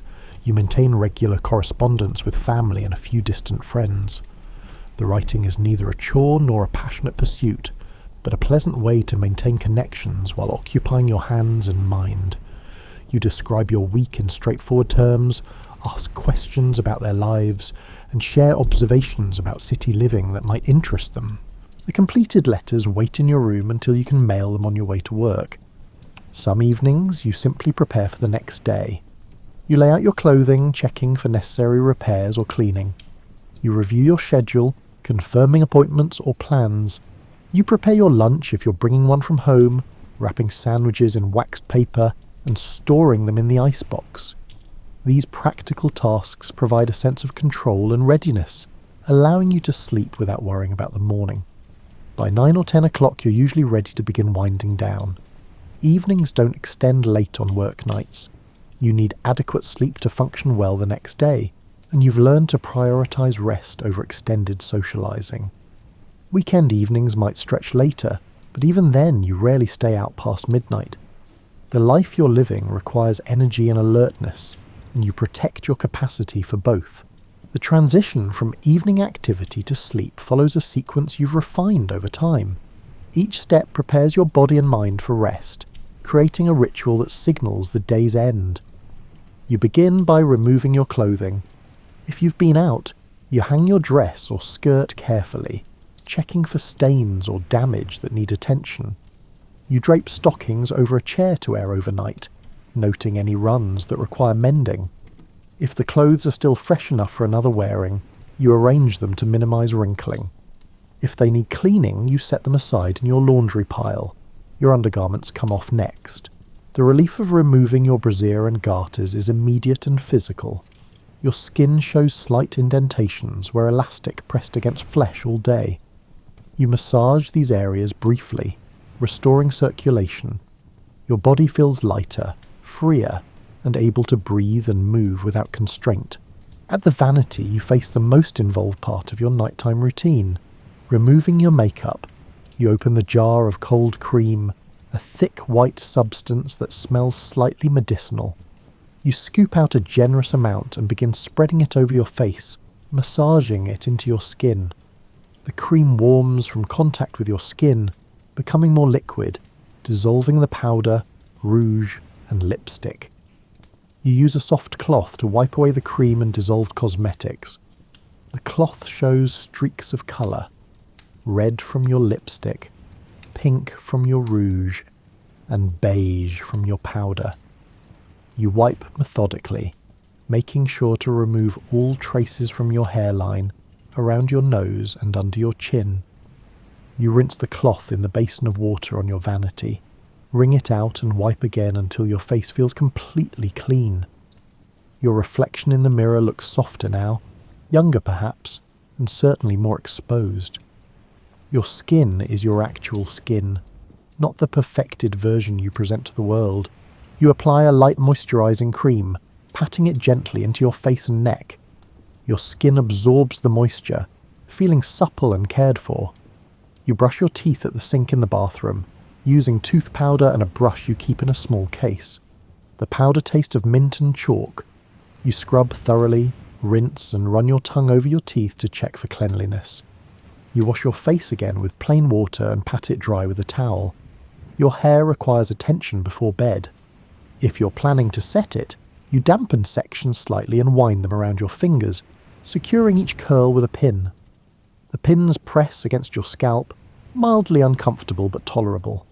You tie a soft scarf over your head to protect the set while you sleep. On nights when you skip setting, you simply brush your hair thoroughly, removing tangles and distributing natural oils from scalp to ends. You use the toilet, wash your hands, and check your reflection one final time. Without makeup, in your nightgown, with your hair covered or unpinned, you look entirely different from your daytime self. This private version feels more genuine, though you show it to almost no one. Back in your room, you pull on your nightgown, a simple cotton garment that falls to mid-calf. The fabric is soft from many washings. In winter, you add a bed jacket for extra warmth. Your feet are bare against the floor, toes spreading naturally. If your roommate is already in bed, you move quietly, respecting her rest. If she's still awake, you might exchange a few words about the day or plans for tomorrow. The conversation is brief and drowsy. You're both ready for sleep, not sustained interaction. You turn down your bed, folding the blanket and top sheet carefully. The sheets are cool against your skin as you slide between them. You arrange your pillow, testing different positions until you find the most comfortable angle for your head and neck. Your body begins to relax into the mattress, muscles releasing the day's tension. You reach for the lamp on your bedside table, turning the switch to extinguish the light. Darkness fills the room, broken only by faint illumination from the street lamp outside your window. Your eyes adjust gradually. You can make out the shapes of furniture, the rectangle of the window, and the form of your roommate in her bed across the room. The building settles into its nighttime sounds. You hear footsteps in the hallway, water running in pipes, and the creak of floorboards above you. These sounds are familiar and non-threatening part of the building's personality. You've learned to distinguish between normal sounds and those that might signal problems, and everything you hear tonight is routine. Your mind begins to slow its racing thoughts. You review the day briefly, noting what went well and what didn't, but without dwelling or analysing. You think ahead to tomorrow, running through your schedule mentally, but without anxiety. These thoughts are gentle and unfocused, slipping away as sleep approaches. Sometimes you remain aware of the boundary between waking and sleeping, feeling yourself drift closer to unconsciousness while still technically aware. Other times, sleep arrives so smoothly that you don't notice the transition. One moment you're thinking drowsy thoughts, the next you're elsewhere entirely, in the confused logic of dreams. Your sleep is usually sound and uninterrupted. You've developed the capacity to sleep through normal building noises, other residents coming home late, occasional street sounds, and the rumble of distant trains. Only unusual noises wake you, and even then, you typically assess the situation quickly and return to sleep. Your dreams are varied and mostly forgotten by morning. Sometimes you dream about work, endless typing, stacks of papers, and managers making demands. Sometimes you dream about your family, your childhood home, and situations that blend memory and invention. Sometimes the dreams are strange and disconnected, following no rational plot. You rarely remember them in detail, retaining only vague impressions of mood and setting. Your body shifts positions naturally throughout the night. You might sleep on your back, on your side, or curled slightly with knees drawn up. You rarely wake fully during these adjustments, moving instinctively to maintain comfort. The mattress is familiar, moulded slightly to your preferred sleeping position. In the deepest part of night, the city quiets. Fewer automobiles pass on the street below. The building becomes still. You sleep through these hours undisturbed, your body performing its necessary rest and restoration. Your breathing is slow and steady, your heartbeat calm, and your mind at rest. Toward morning, your sleep becomes lighter. You might wake briefly, note the darkness still outside your window and return to sleep. Or you might remain in a half-awake state, aware of sounds and sensations but not fully conscious. This lighter sleep continues until your alarm sounds or natural waking pulls you fully back to awareness. The cycle completes itself. You'll wake, rise, and begin again the process of preparing yourself for the day. But for now, in these nighttime hours, you simply rest. Your body repairs itself. Your mind processes the day's experiences. You exist in a state of necessary unconsciousness, gathering energy for tomorrow's demands.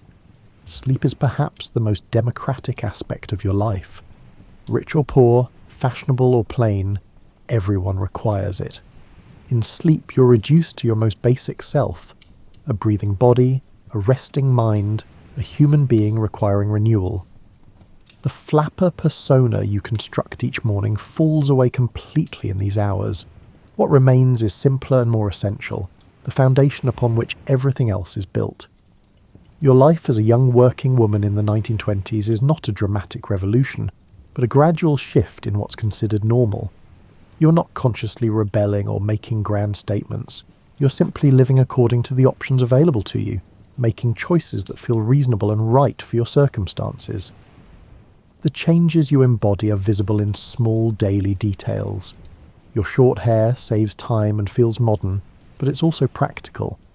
Your knee-length skirts allow easier movement for walking, climbing stairs, and boarding streetcars. Your cosmetics enhance your appearance but also signal participation in current fashion, in professional workplace culture, and in social expectations of your peer group. Your work provides income that allows independence. You pay your own rent, buy your own clothing and food, and make decisions about how to spend your money and time. This financial autonomy is perhaps the most significant aspect of your life. You're not waiting for marriage to begin adult life. You're living it now, supporting yourself, building routines and skills and relationships on your own terms. The independence is not absolute or unlimited. Your salary is modest, restricting your choices. Your gender still closes certain professional doors and limits advancement. Social expectations still pressure you toward eventual marriage and motherhood. But within these constraints, You exercise more control over your life than your mother did at your age, and significantly more than your grandmother. You don't often think about this in historical terms. You're not aware of living through a transformative period. From your perspective, you're simply navigating the world as it currently exists, making the best choices available with the information and resources you have. The fact that these choices differ from what previous generations of women experienced is not your primary concern. Your mother sometimes expresses concern about your lifestyle. She worries about your safety living in the city, your lack of supervision, and your delayed marriage prospects. You reassure her without fully engaging with her fears. You understand that her frame of reference is different. What seems risky or inappropriate to her feels normal to you. You love her and respect her experience, but you cannot live according to her expectations without sacrificing the life you're building. Your younger sister sometimes expresses envy. She still lives at home in your small hometown, working as a teacher, living under your parents' roof and rules. She sees your independence as glamorous and exciting. You try to explain the realities, the small apartment, the repetitive work, the constant budgeting, and the occasional loneliness. But you also acknowledge the truth in her perception. You do have freedoms she doesn't. You can stay out late without explaining yourself, spend your money as you choose, and see friends without permission. The men you know relate to you differently than they would have a decade earlier. They're more likely to encounter you as a co-worker, a fellow resident in a mixed building, or a casual acquaintance in social settings. The strict chaperone requirements have relaxed. You can go to dinner with a man without a third person present. You can walk alone in public spaces without scandal. These small freedoms reshape how relationships develop. Not all men approve of these changes. Some find working women threatening or improper. Some still expect traditional courtship and marriage patterns. You navigate these attitudes carefully, avoiding conflicts when possible and standing your ground when necessary. You've learned to distinguish between men who respect your independence and those who tolerate it while hoping to eliminate it through marriage. The women's suffrage movement, which succeeded in gaining voting rights before you came of age, created a foundation for your current freedoms. You vote in elections, a right you exercise seriously, if not passionately. You understand that women fought for this privilege, though you don't involve yourself in political activism. Your energy goes toward managing your daily life, not toward organising for further change. You and your peers sometimes discuss women's roles and rights, but these conversations are usually practical rather than theoretical. You talk about workplace discrimination, wage inequality, and limited advancement opportunities. You share strategies for handling difficult situations, support each other's career ambitions, and validate each other's choices. But you don't see yourselves as political activists or social revolutionaries. The changes you're living through are cultural as much as legal. Standards of propriety have shifted. What's considered scandalous or inappropriate has been redefined, though not entirely or uniformly. You navigate these shifting boundaries carefully, aware that your freedom depends partly on not pushing too far, not violating unwritten rules that still govern social acceptance. Your appearance, the short hair, the makeup, the modern clothing, marks you as a particular type of young woman. This visibility has consequences. It signals availability for certain kinds of social interaction. It suggests particular attitudes and values. You're aware of being read and judged based on these visual markers, even when the judgments are inaccurate. The term flapper itself carries mixed connotations. Some use it affectionately to describe modern young women. Others use it dismissively or critically, suggesting superficiality, impropriety, or moral laxness. You don't use the term to describe yourself. You simply are who you are, living your life, making your choices. The label is applied to you by others, and you have limited control over what they mean by it. Your life includes pleasures your grandmother never experienced. Moving pictures, radio programs, dance halls, restaurant meals, and travel for leisure. But it also includes pressures and challenges she didn't face. Workplace competition, financial self-sufficiency, and navigating complex social situations without clear guidelines or family oversight. You sometimes feel tired, not just physically but in a deeper way. The constant effort of maintaining your independence, managing your appearance, meeting work demands, and navigating social expectations can be exhausting. You push through this tiredness most days, but it accumulates. Your rest periods, your quiet evenings, and your Sundays alone are essential for continuing. You don't know what your future holds. Marriage is likely at some point, though not certain and not immediate. Children are probable, though you haven't yet developed strong feelings about motherhood. Career advancement is limited by your gender, but small progressions are possible. You might learn new skills, change jobs, or move to a different neighbourhood or city. What you do know is that the life you're living now matters. These years of independence, work, friendship, and small freedoms are shaping who you're becoming. They're not merely a waiting period before real life begins. They are real life, valuable in themselves, creating memories and experiences and capabilities you'll carry forward regardless of what comes next. The city around you is changing constantly. New buildings rise, and old ones are demolished. Transportation improves, technologies advance, fashion shifts from season to season, political landscapes transform, economic conditions fluctuate. You adapt to these changes as they occur, maintaining your core routines while adjusting details as necessary. Your contributions to this changing world are modest but real. You perform work that keeps businesses functioning. You participate in economic activity as both a wage earner and a consumer. You model new possibilities for women's lives, even if only to the few people who observe you directly. You maintain relationships that sustain you and others. You exist, persist, and continue.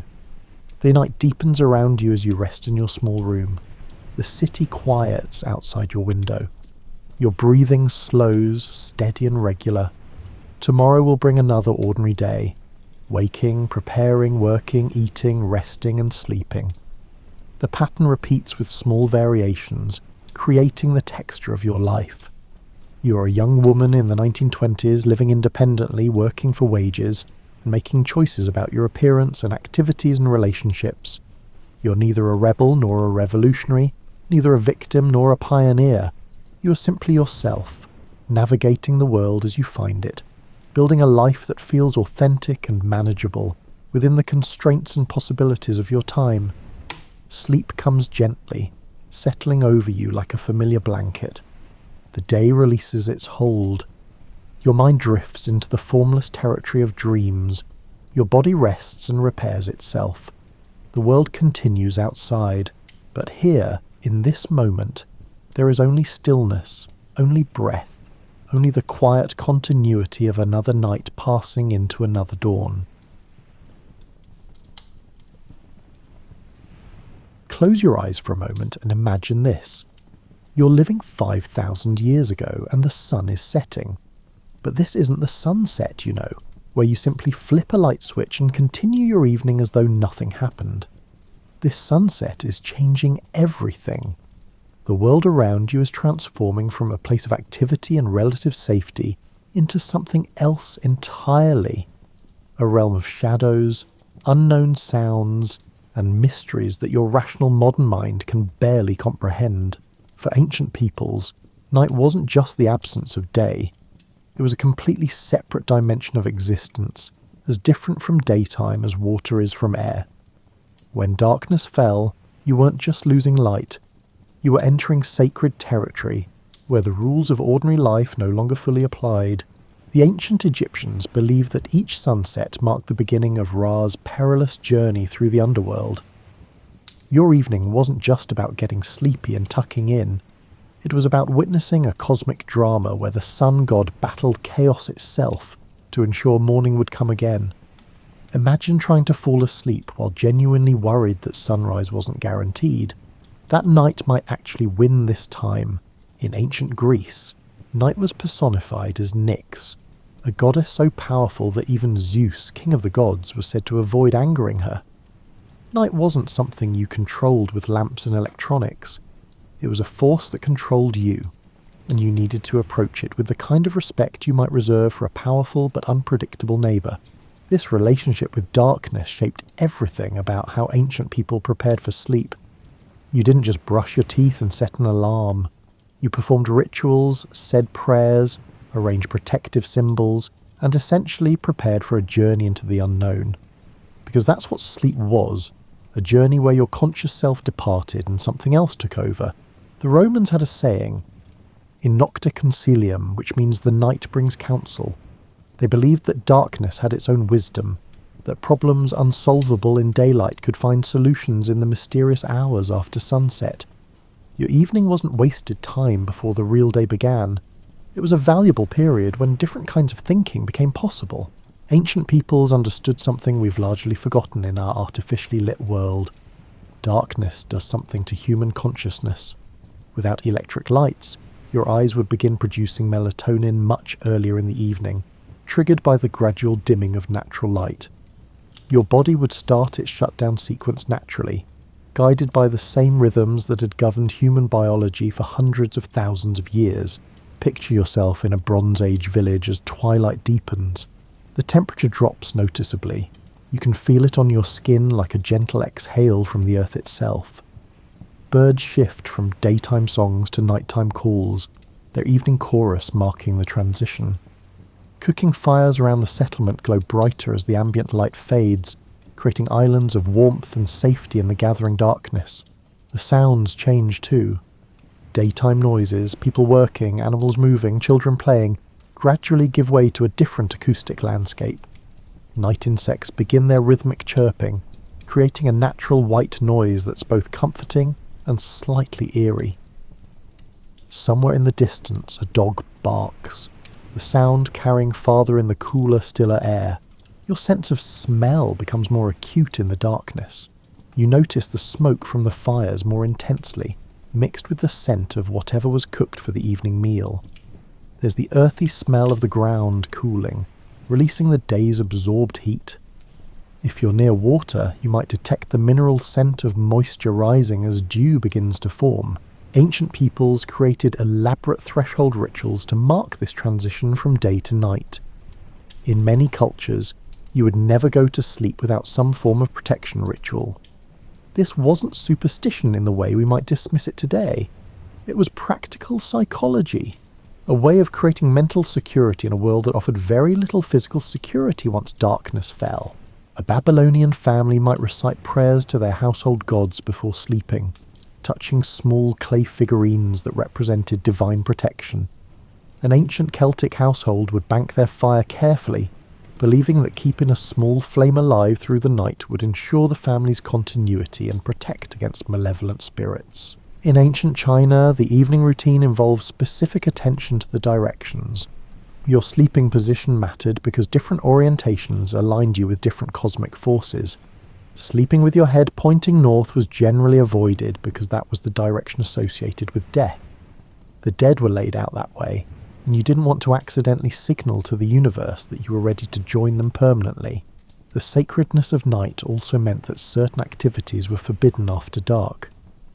Many ancient cultures believed that cutting your nails at night would bring bad luck, that sweeping after sunset would sweep away your prosperity, or that looking into mirrors in darkness might reveal things you weren't meant to see. These weren't random superstitions.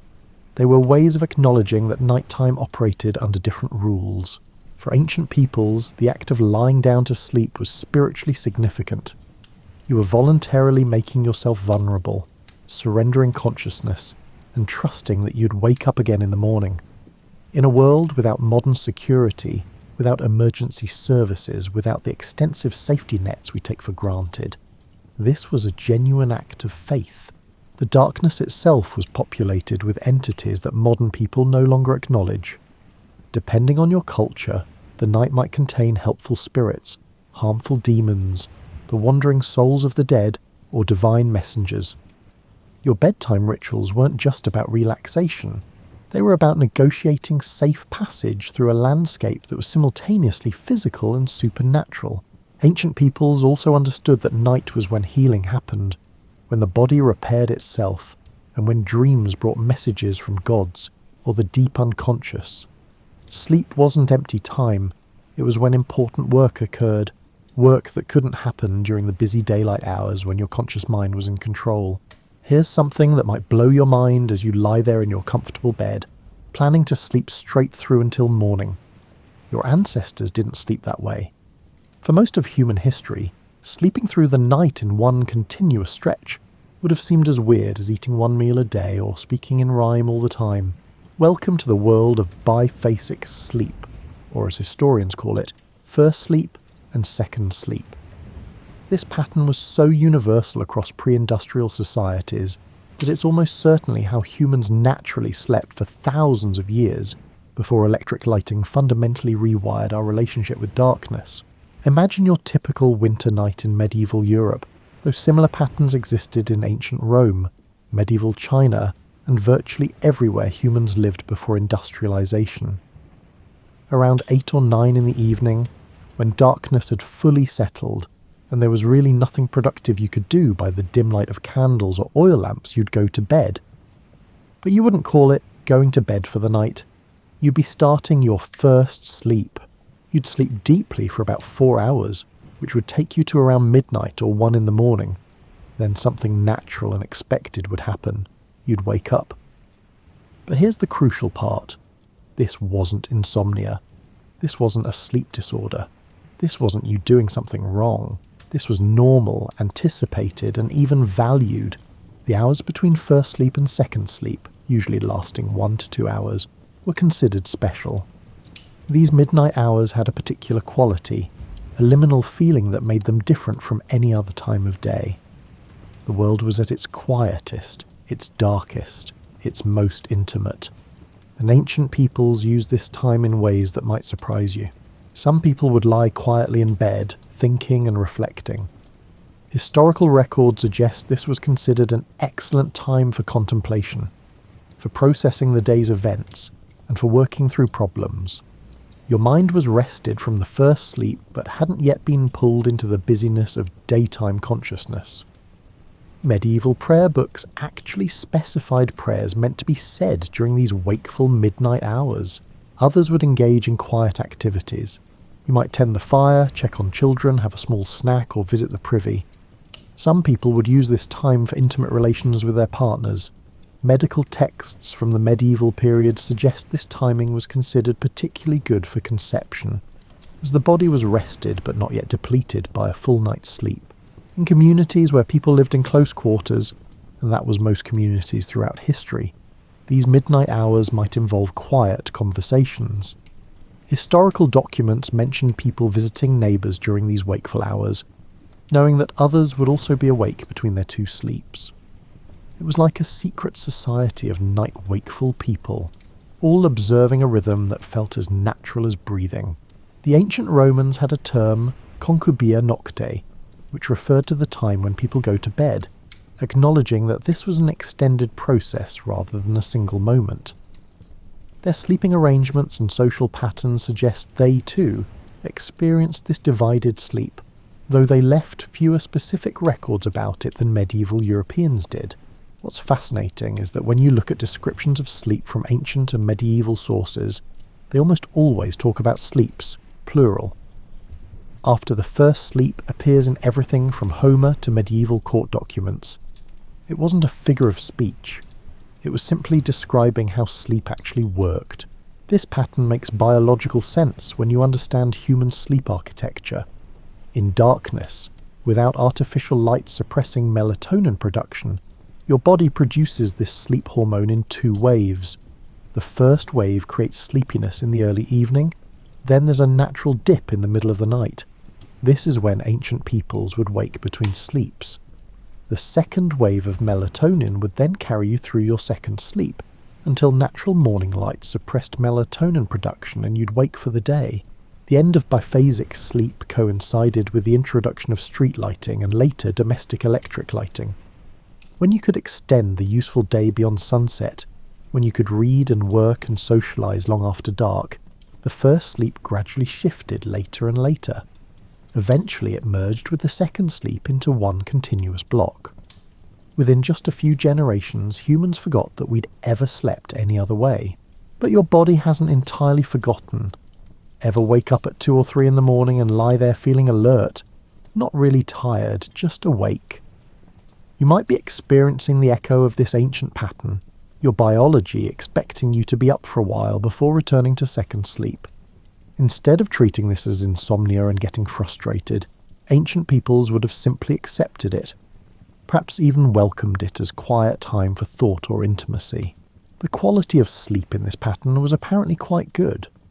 When researchers have studied people sleeping without artificial light, allowing their natural rhythms to emerge, they often spontaneously develop biphasic sleep and report feeling more rested, less groggy, and more mentally clear than they do with continuous sleep. Ancient peoples also noticed something interesting about dreams in this pattern. The dreams during first sleep often felt different from those during second sleep. First sleep dreams might be more about processing the day's events and working through immediate concerns. Second sleep dreams coming after the wakeful interlude often felt more vivid, more symbolic, and more like the kinds of dreams that carried meaning or messages.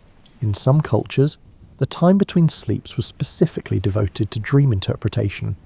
You might wake from first sleep, reflect on whatever you dreamed, perhaps discuss it quietly with your partner, and then return to second sleep with the dream's meaning as the last thing in your conscious mind before slipping back under. The practical aspects of biphasic sleep also suited pre-industrial life. Fires needed tending through the night. They were your heat source, your protection against predators, and your breakfast cooking method. Waking naturally in the middle of the night meant someone could add fuel to the fire without disrupting the group's sleep with deliberate watches or shifts. Security concerns also made the wakeful period useful. In a world without alarm systems or police forces, having a period when most adults naturally woke up meant better protection for sleeping communities. It's hard to sneak up on a village when half the population is lying quietly awake in the dark listening to the night sounds. Picture this.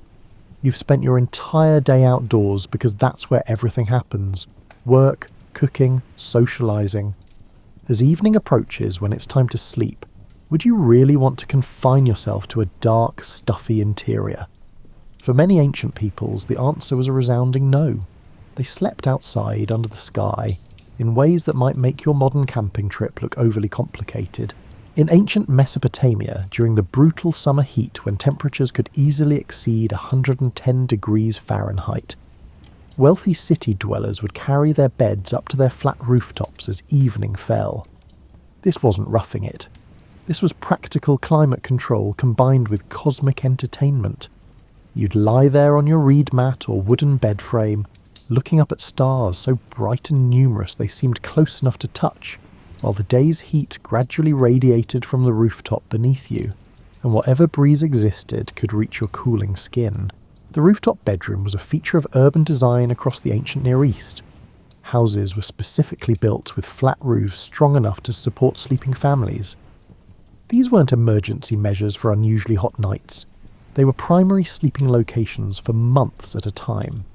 You'd carry up your bedding at sunset, sleep through the relatively cooler night hours, and bring everything back down at dawn before the sun turned your rooftop into a skillet. Ancient Egyptians took outdoor sleeping even further. The wealthy might have sleeping porches or pavilions designed to catch the evening breeze from the Nile. These structures were essentially architectural solutions to the climate, with open sides allowing air circulation while protecting sleepers from the more intense sun during daytime hours when someone might want to nap. But even ordinary Egyptians often slept outdoors during warmer months.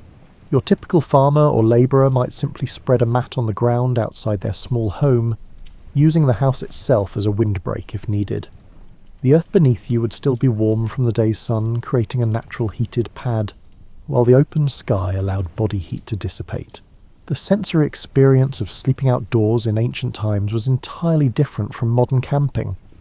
There was no distant hum of highways, no airplane contrails overhead, and no light pollution washing out the stars.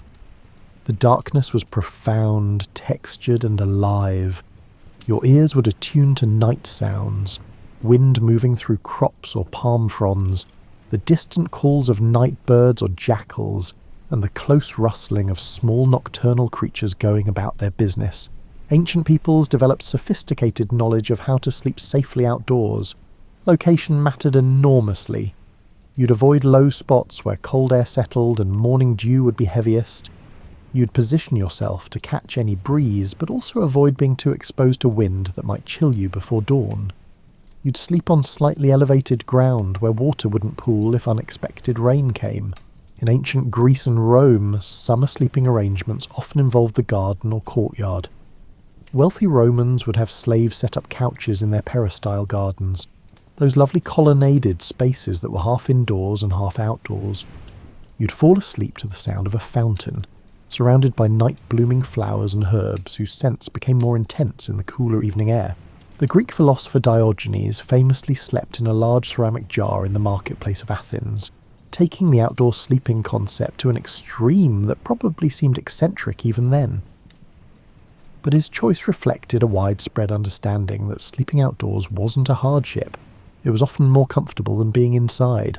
Ancient Chinese culture developed the concept of sleeping porches and pavilions in gardens, particularly for summer months.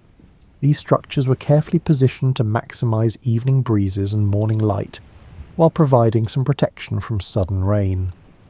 The philosophy behind them wasn't just practical.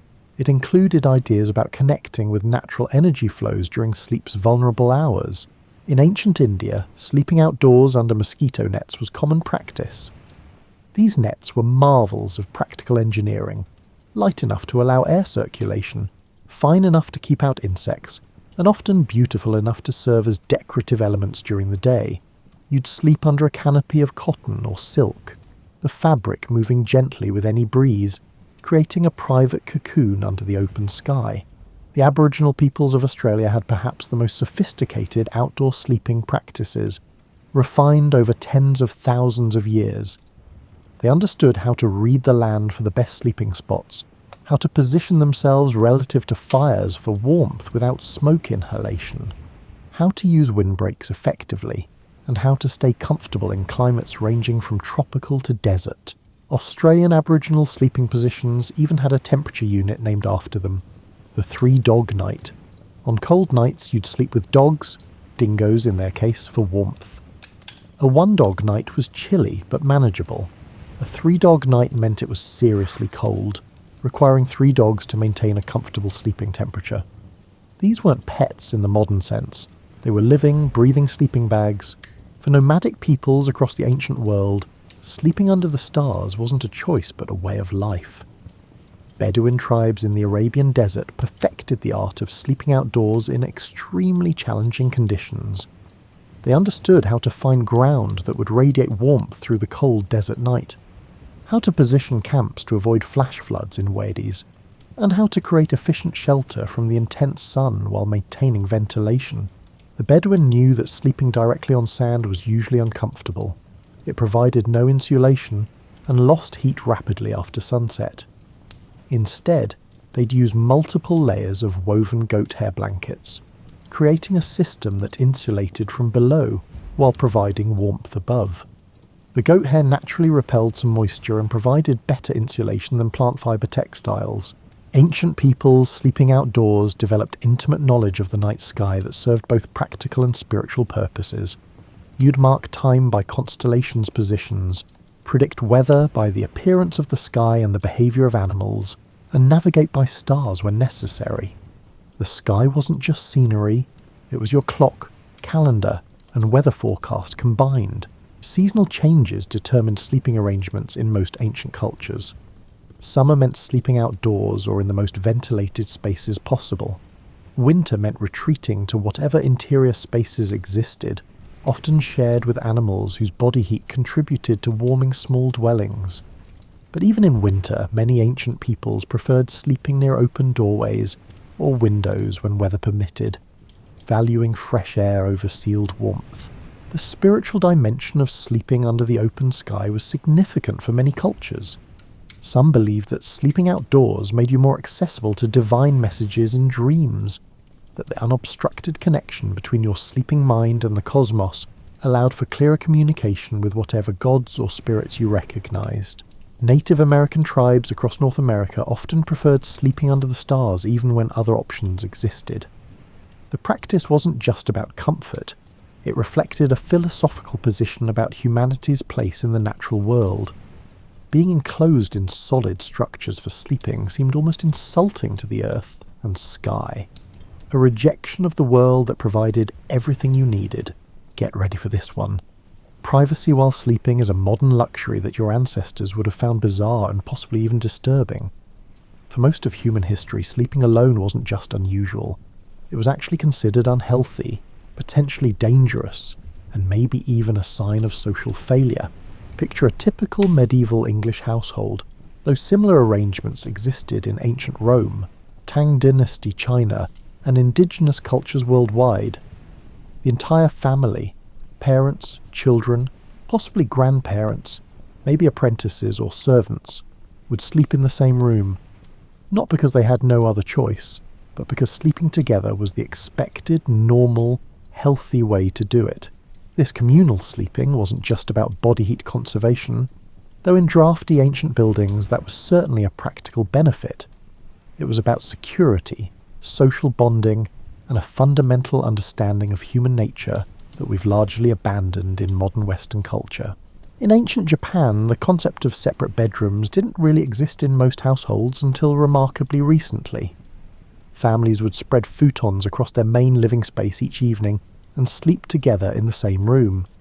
The act of laying out sleeping mats and tucking them away in the morning was part of the daily rhythm, a ritual that marked the transition between waking and sleeping life.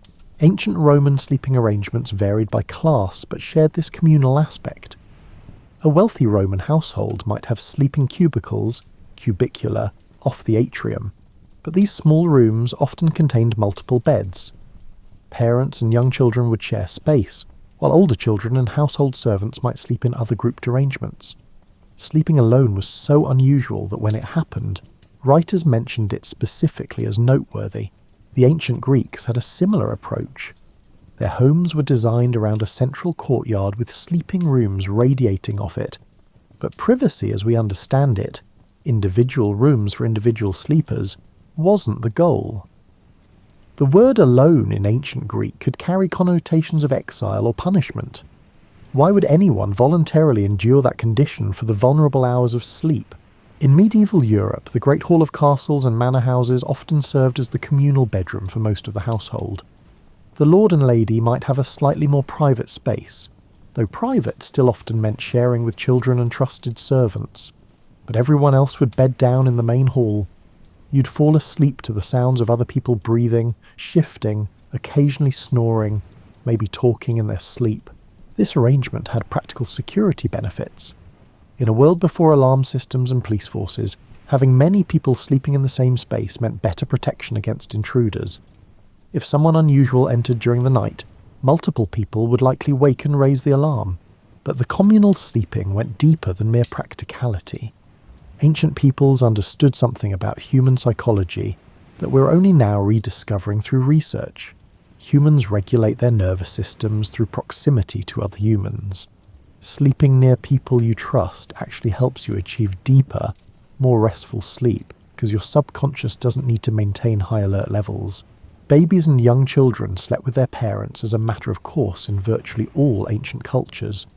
The modern Western practice of putting infants in separate rooms would have struck ancient peoples as negligent, potentially cruel, and dangerous. How could you protect your child, respond to their needs, or ensure they survived the night if they were in another room? The ancient practice of communal sleeping included elaborate social rules about positioning and hierarchy. In a Roman household, where you slept relative to others reflected your status. In a Japanese household, the specific location of each person's futon followed careful protocols. These weren't arbitrary rules, they were ways of maintaining social harmony even during the vulnerable hours of sleep. Medieval inns took communal sleeping to levels that would horrify modern travellers. You didn't rent a room, you rented a space in a bed, and that bed would likely contain several other travellers, complete strangers who had also paid for their spot. The large beds at inns weren't romantic. They were an efficient use of space, allowing innkeepers to accommodate many travellers in limited rooms. These shared inn beds had their own etiquette. You'd sleep in your day clothes, though perhaps removing outer layers. You'd position yourself carefully to minimize disturbing your bed partners. You'd accept that someone else's cold feet might touch your leg during the night, and that was just part of travelling. Complaints about sharing beds with strangers don't appear in historical records. It was simply how inns worked. Ancient peoples also understood that sleeping near others provided warmth in ways that made survival possible in cold climates without modern heating. In Norse longhouses, the entire extended family clan might sleep in one large communal space, with the warmth from many bodies and the central fire making the structure habitable through brutal winters. The social bonding that occurred through communal sleeping was significant.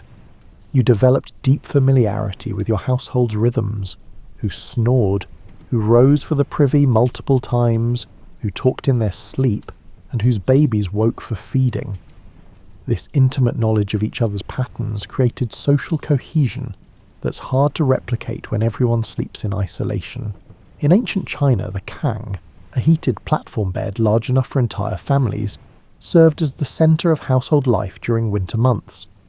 The family would sleep together on this warm surface, and during waking hours, it might serve as a workspace or dining surface. The kang wasn't just furniture, it was the heart of the household, and sleeping on it together reinforced family bonds. Monastic communities took communal sleeping to an institutional level. Medieval monks would sleep in dormitories, rows of simple beds or sleeping platforms in one large room. This arrangement served religious purposes. It promoted humility, discouraged private vice, and created an atmosphere of communal spiritual discipline. But it also reflected the same deep human preference for sleeping in groups that existed in secular life. You might have a glass of water on your nightstand, maybe your phone charging, perhaps a book.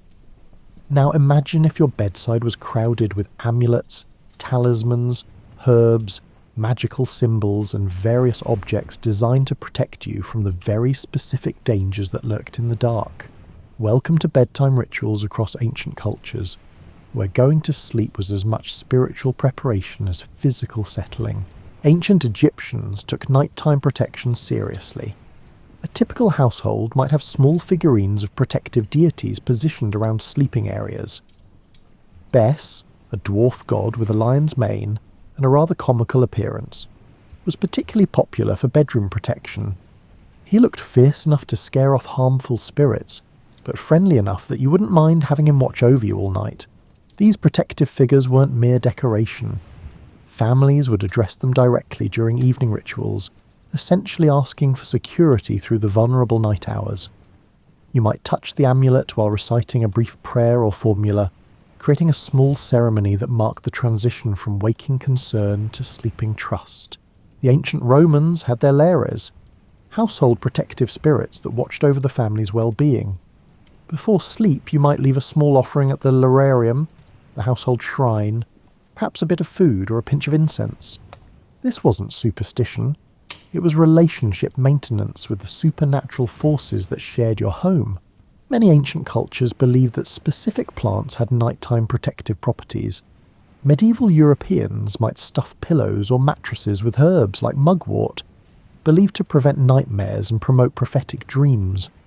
The strong, slightly bitter scent would be the last thing you smelled before sleep, and possibly the first thing you noticed if you woke during the night. Lavender, chamomile and vervain found their way into sleeping spaces across ancient Mediterranean cultures. These weren't just pleasant scents, they were considered spiritually significant.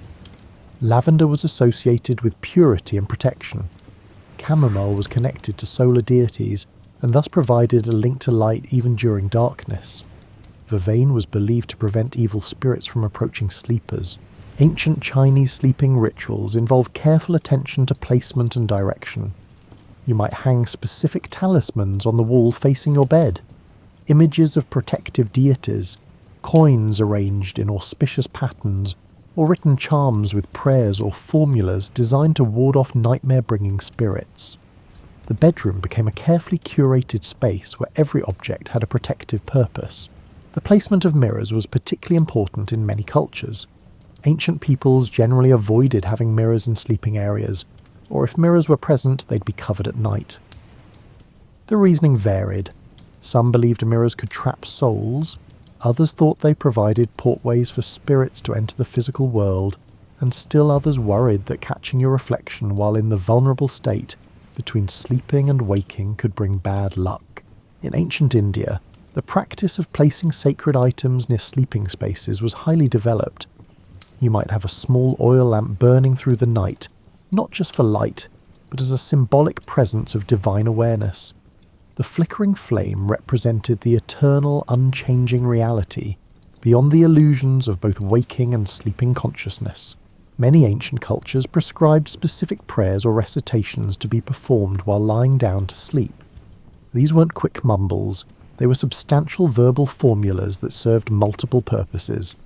They calmed the mind, marked the transition to sleep, invoked protection, and sometimes asked for specific kinds of dreams or messages during the night.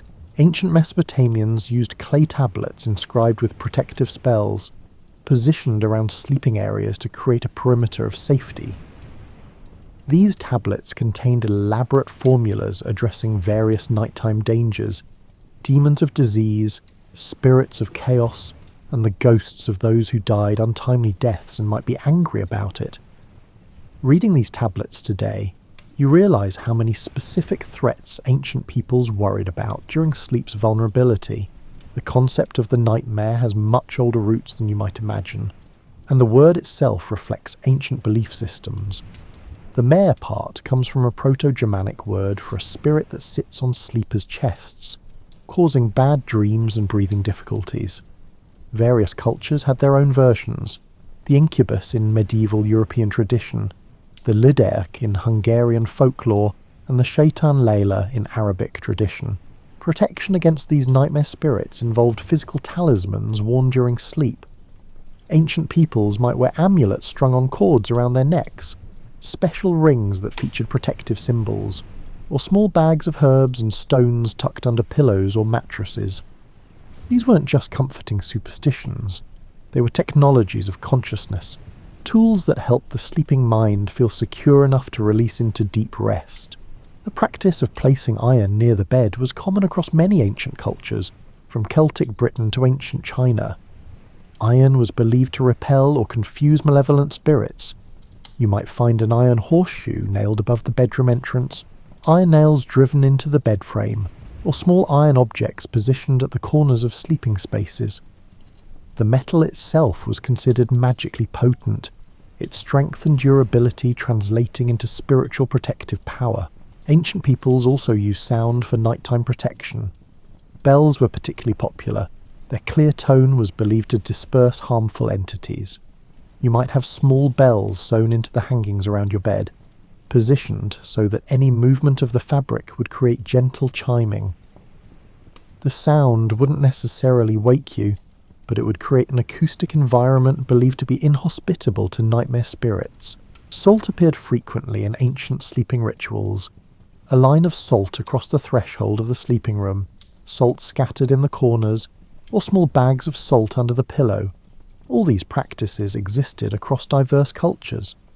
Salt's preservative properties made it symbolically powerful against decay and corruption, and this power extended to spiritual protection during sleep's vulnerability.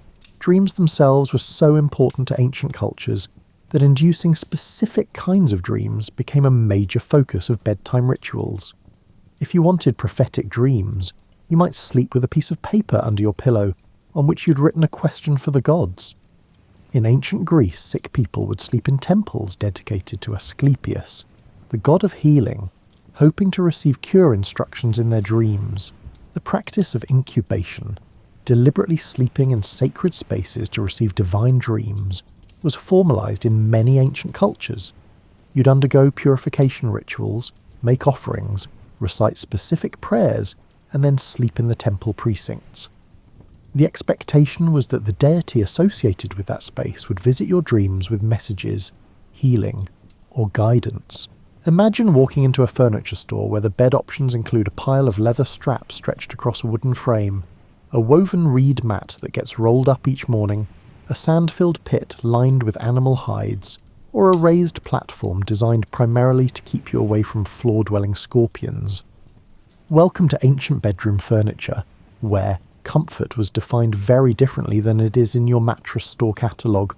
The ancient Egyptians actually had fairly sophisticated beds, at least by pre-modern standards.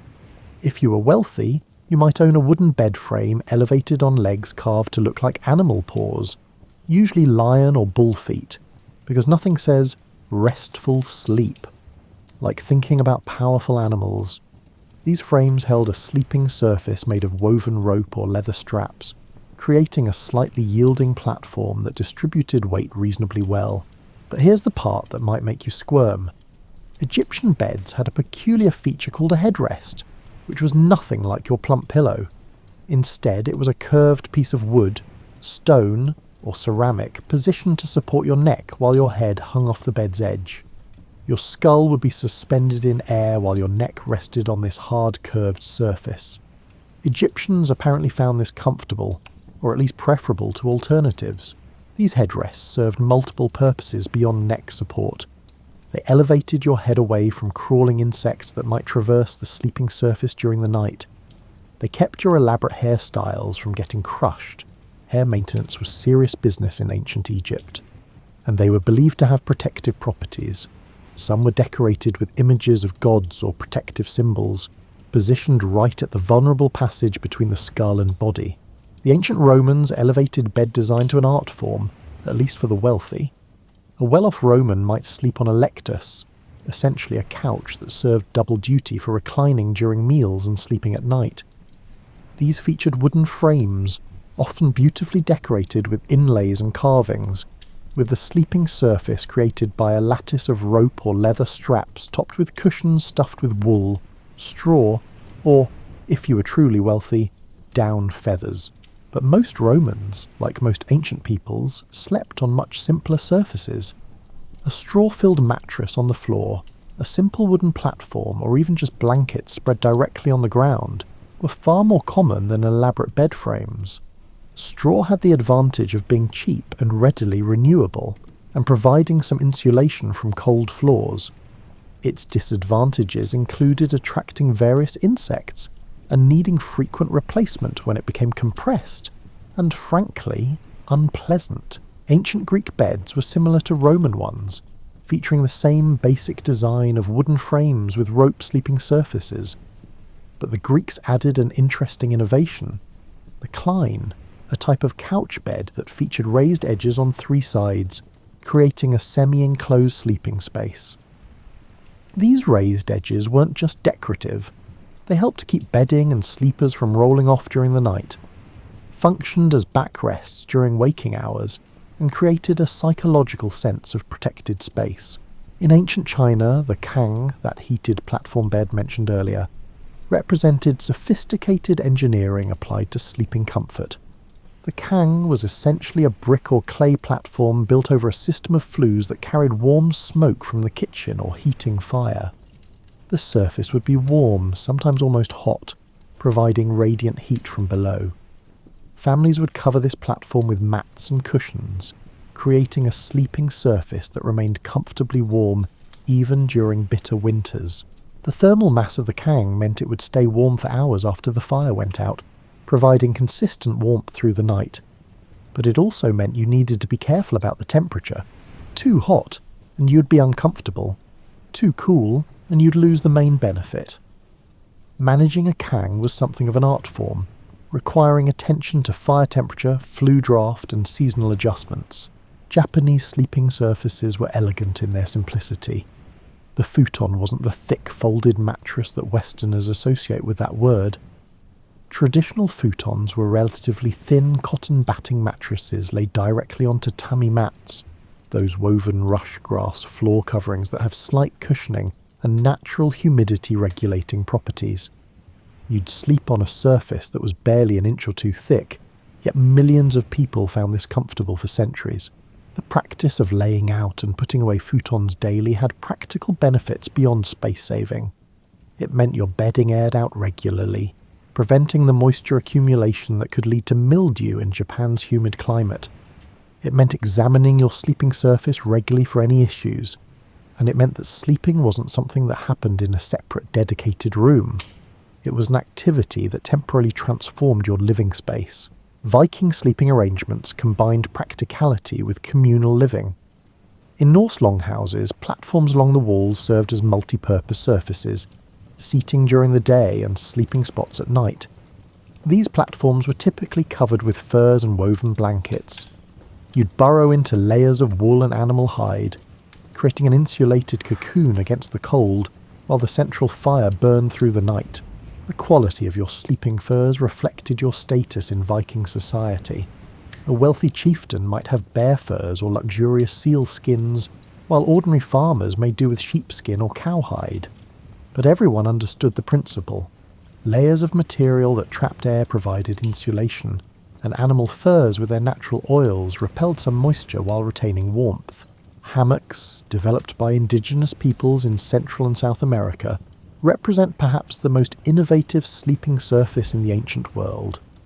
Woven from plant fibres or cotton, hammocks conformed to your body's shape, distributed weight evenly, kept you off the ground away from snakes and insects, and allowed air circulation that made them comfortable even in hot, humid climates. The hammock wasn't just a portable bed, it was a sophisticated understanding of ergonomics and climate adaptation. When European explorers encountered hammocks, they were impressed enough to adopt them for use on ships, where they proved ideal for cramped quarters and moving vessels. The gentle swaying motion that might seem disorienting to modern hammock novices was apparently something ancient peoples adapted to easily. Ancient Mesopotamian beds, based on archaeological evidence and artistic depictions, often featured very high frames that required steps or stools to climb into. This wasn't just status display, it was practical elevation above floor-level drafts, insects, and the dust that settled during the night. You'd essentially be sleeping on a platform several feet off the ground, with the psychological benefit of being literally above whatever crawled across floors in the darkness. The mattresses and bedding used on these elevated frames varied by wealth, but followed similar principles. Layers of textiles, wool, linen or cotton, depending on what was locally available, would be stacked to create cushioning. These layers could be adjusted seasonally, more layers for winter warmth, fewer for summer comfort. Ancient Indian beds, mentioned in texts like the Kama Sutra, could be quite elaborate affairs. A proper bed might have a wooden frame with ivory inlays, posts supporting a canopy to keep insects away, and mattresses stuffed with various materials depending on the season, cotton for summer, wool for winter. The canopy wasn't just practical, it created an intimate space within the larger room, a private realm where the outside world was temporarily suspended. In ancient Persia, the concept of sleeping in comfort reached remarkable heights among the wealthy. Beds might feature silk cushions, fine linen sheets, and elaborate hangings. But even ordinary Persians understood the basics. Sleeping surfaces should be slightly yielding, should provide insulation from ground cold, and should be high enough to discourage casual insect traffic. Bedding materials across ancient cultures reflected sophisticated understanding of textile properties. Linen was prized in hot climates for its coolness and moisture-wicking abilities. Wool was valued in colder regions for its insulating properties even when damp. Silk, where available, was treasured for its smooth texture and temperature-regulating qualities. The ancient practice of stuffing mattresses and cushions with various plant materials demonstrates remarkable knowledge of natural resources. Beyond obvious choices like straw and wool, ancient peoples used materials like dried grass, moss, leaves, and even seaweed. Each material had specific properties. Some lasted longer, some smelled better, some were softer, and some repelled insects more effectively. Flax, the plant used to make linen, also produced seeds that could be used as mattress stuffing. Flax seeds in a cloth sack created a rustling, shifting surface that conformed to body shape.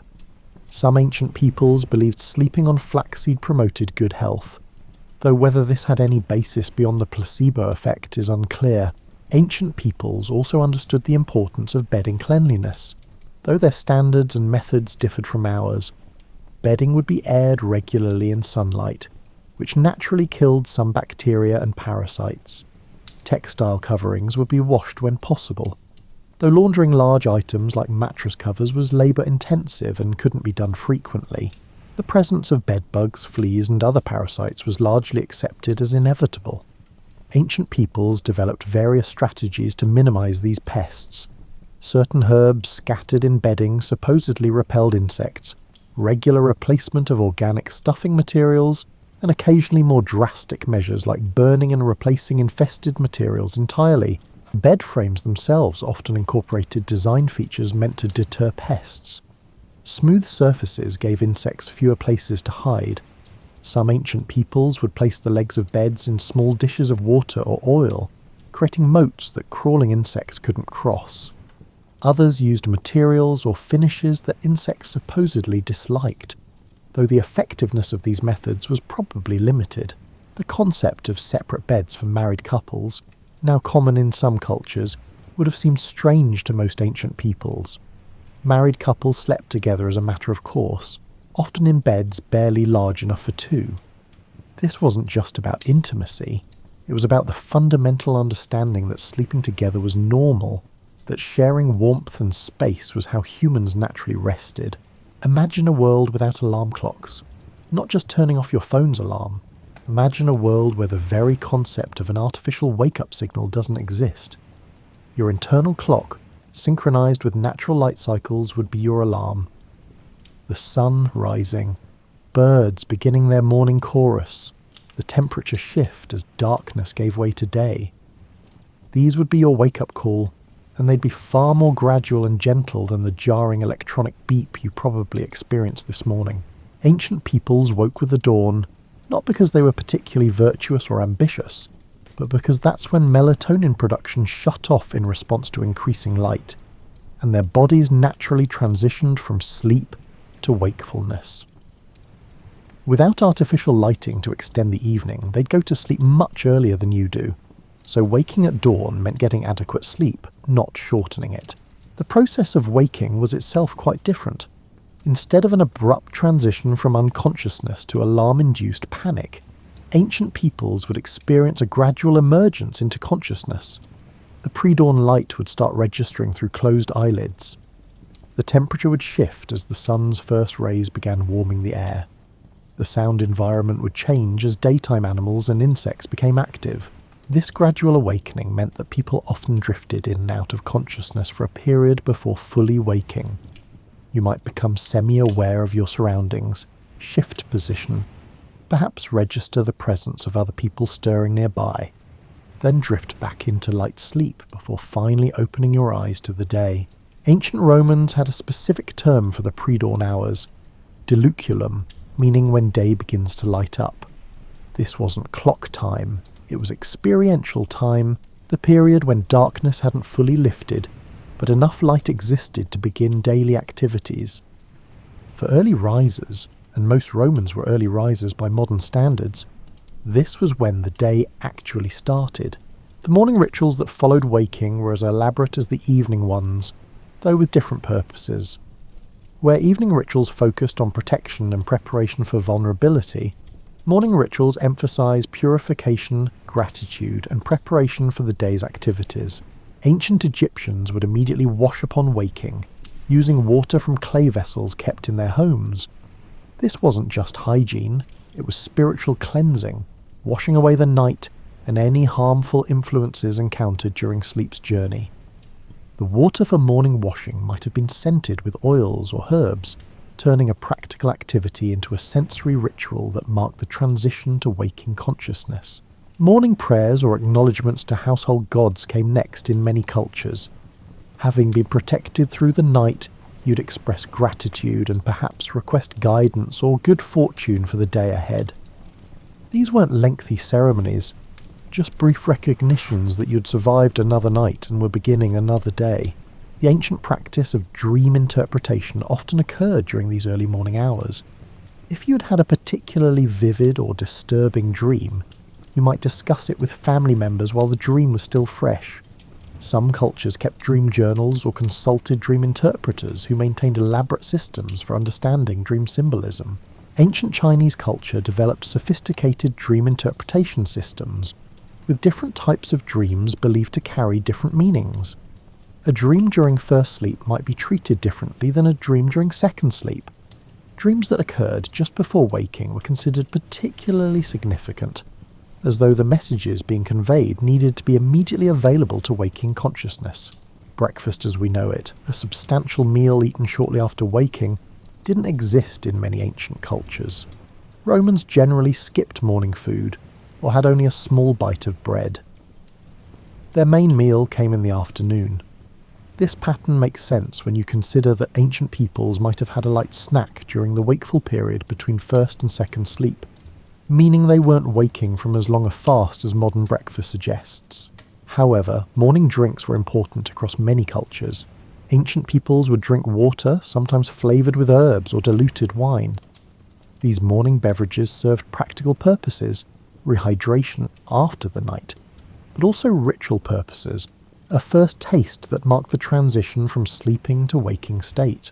The social aspects of morning in communal living situations meant that waking up involved immediately re-engaging with your household.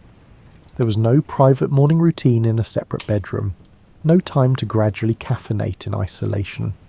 You'd wake to find others already stirring, and you'd all navigate the transition from sleep to wakefulness as a group. Children waking in ancient households would be integrated into the morning routine immediately. There was no concept of letting children sleep in, or shielding them from early morning activities. From young ages, children participated in morning chores and rituals, learning the rhythms of daily life through immersion. Ancient peoples also had to deal with the practical consequences of sleep. Bedding needed to be aired or put away, sleeping spaces needed to be converted to daytime use, and night soil needed to be disposed of. These morning chores weren't optional extras. They were essential parts of daily life that everyone participated in. The morning light itself had significance beyond mere visibility. Ancient cultures generally believed that morning light carried special properties, that the first rays of sun held power that dissipated as the day progressed. Some people made a point of exposing themselves to early morning sunlight, standing in doorways or windows to let the dawnlight fall on their skin. This practice had biological validity that ancient peoples couldn't have understood in modern terms. Morning light exposure helps reset your circadian rhythm, suppresses lingering melatonin, and triggers cortisol production that helps you feel alert. Ancient peoples knew empirically that greeting the dawn made you feel better, even if they attributed this to spiritual rather than biochemical mechanisms. Seasonal variations in sunrise meant that morning occurred at quite different clock times throughout the year. Ancient peoples adjusted their schedules naturally with these changes. Summer might mean waking very early by modern standards. Winter might mean sleeping later. This flexible relationship with time, governed by natural light rather than arbitrary clock conventions, kept ancient peoples more synchronized with natural rhythms. The morning sounds of ancient communities would have been remarkably different from modern morning commutes. Instead of traffic and alarm clocks, you'd hear roosters crowing, animals being let out of nighttime enclosures, the first sounds of cooking fires being kindled, water being drawn from wells, and people greeting neighbours as they emerged into the new day. Morning was also when dreams would fade from memory in most people, though particularly vivid dreams might linger. Ancient peoples who wanted to remember their dreams would speak them aloud immediately upon waking, telling them to companions or repeating them to themselves. This practice of dream-telling helped preserve the dream content and also serve social functions. As dream sharing was often a way of maintaining intimate bonds, the physical sensation of waking in ancient sleeping arrangements, on surfaces harder than modern mattresses, in rooms without climate control, possibly with morning dew on your face if you'd slept outdoors, would have been quite different from modern waking. Your body would be stiff from the night's rest, needing movement and stretching to limber up. This morning stiffness would motivate people to begin physical activity fairly quickly after waking, which probably contributed to overall fitness levels. Ancient peoples understood that how you began the day influenced everything that followed. Morning wasn't just a time to mechanically prepare for work, it was when you set your mental and spiritual orientation for the hours ahead. The rituals, prayers, greetings, and small ceremonies that marked the transition from sleep to wakefulness were investments in having a good day, creating positive momentum that would carry through until evening when the cycle began again. As you lie there tonight in your controlled environment, with your white noise machine and your sleep tracking app, consider this. Ancient peoples understood something about sleep that our modern obsession with optimization sometimes misses. They knew that sleep wasn't something to be conquered, controlled, or perfected. It was something to be surrendered to, a natural process that worked best when you stopped trying to manage it. The ancient relationship with sleep was fundamentally different from ours. Sleep wasn't a problem to solve or a resource to optimize. It was simply part of the natural cycle of life, as inevitable and necessary as breathing. You didn't worry about whether you were getting the right kind of sleep or achieving optimal REM percentages. You slept when darkness fell, woke when light returned, and trusted that your body knew what it needed. This trust in natural processes extended to dealing with sleep difficulties. If you couldn't sleep, you didn't panic about it. You'd lie quietly, thinking, perhaps doing the contemplative work that the period between first and second sleep was meant for. The understanding was that your body would eventually sleep when it truly needed to, and forcing it was counterproductive. Ancient peoples also recognized that sleep needs varied by season. Winter sleep was longer and deeper, matching the extended darkness. Summer sleep was lighter and shorter, aligning with brief nights. This seasonal variation in sleep patterns is something modern society largely ignores, expecting consistent sleep duration year-round, despite living at latitudes where day length varies dramatically. The quality of darkness also affected ancient sleep in ways we rarely experience. True darkness, the kind that exists miles from any artificial light source, produces a depth of visual blackness that most modern people never encounter. In this profound darkness, your eyes would fully adapt, your pupils dilating to their maximum, and you'd perceive subtle variations in darkness that would be invisible in light-polluted modern environments. This quality of darkness did something to human consciousness. Without any light stimuli, your brain would fully commit to nighttime neurochemistry. Melatonin production would be robust and sustained. The transition between waking and sleeping consciousness would be smoother, less jarring. Sleep itself would be deeper in its deep phases and more complete in its cycles. Ancient peoples experienced weather during sleep in ways modern people don't. Rain on a thatched roof, wind moving through the sleeping space, temperature drops during the night. All these would register in sleeping consciousness, creating a continuous thread of awareness connecting sleeper to environment. You were never completely isolated from the natural world, even during sleep's deepest phases. This ongoing connection to the environment meant that ancient peoples developed sophisticated unconscious awareness of nighttime conditions. You'd wake if wind shifted to a direction that might bring rain into your sleeping space. You'd stir if the temperature dropped enough to require pulling up additional covering. You'd register unusual sounds that might signal danger without fully waking. This vigilance was the price of sleeping in less protected environments, but it also kept you integrated with natural rhythms. The social dimension of sleep also created different patterns of consciousness. Sleeping near other people meant your sleeping mind was tracking their presence, their breathing rhythms and their movements. This wasn't exactly awareness. You weren't conscious of it, but it created a baseline of social connection that continued through sleep. Humans are social animals, and having that social presence during vulnerability may have been deeply comforting at levels below conscious recognition.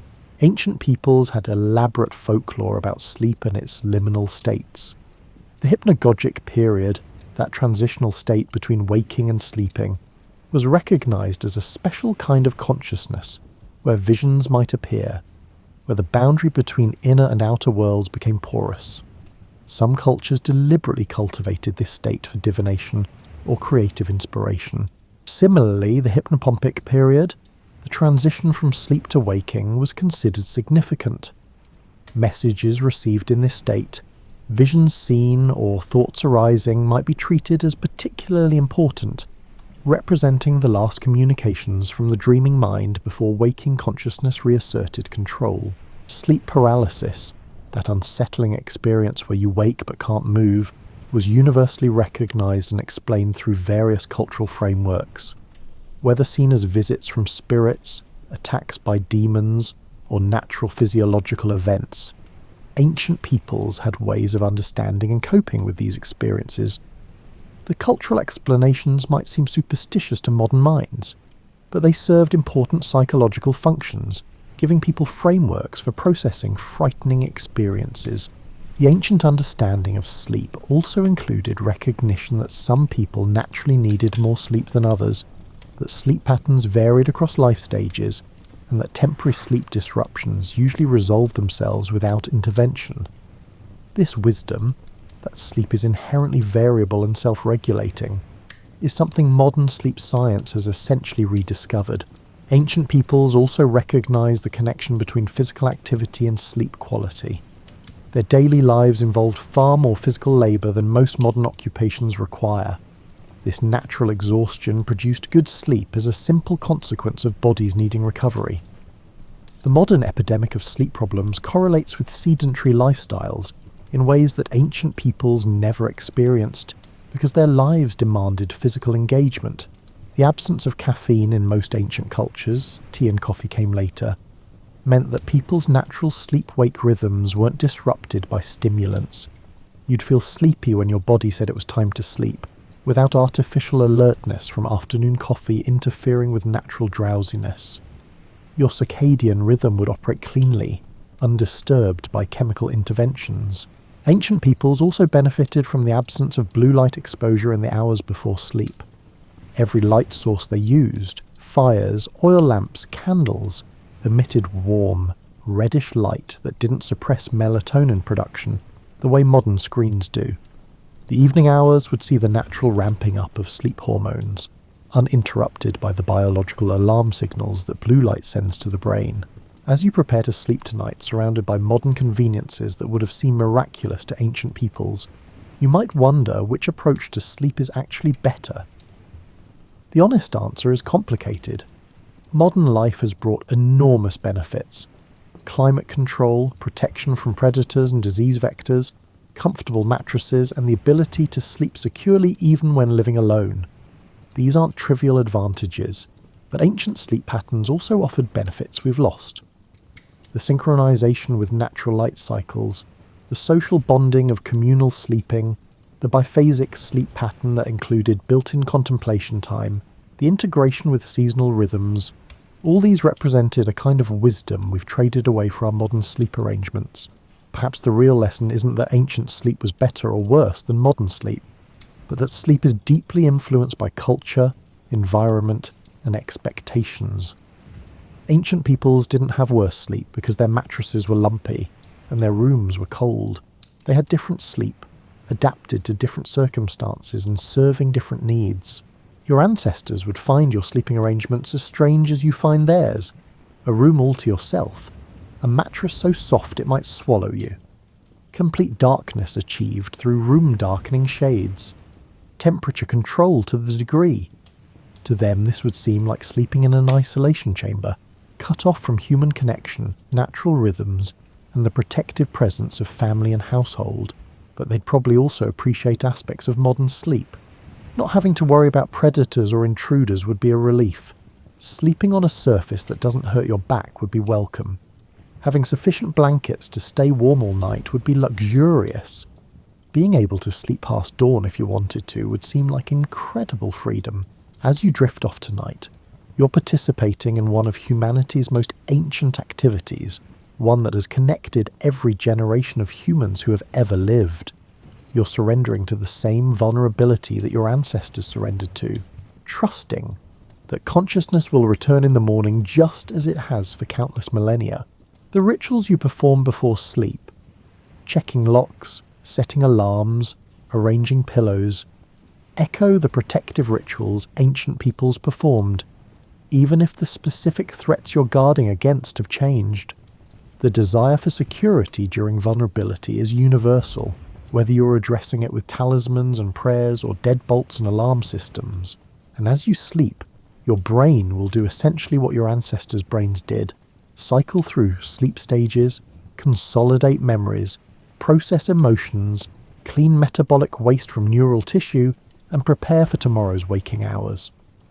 The fundamental neurobiology of sleep hasn't changed, even if nearly everything else about how we sleep has transformed. So sleep well tonight, knowing you're participating in an ancient human tradition. Whether you're sleeping alone or with a partner, in a soft bed or a firm one, waking to an alarm or to natural light, you're joining billions of humans across thousands of years who have closed their eyes each night and trusted that morning would come. And it always has.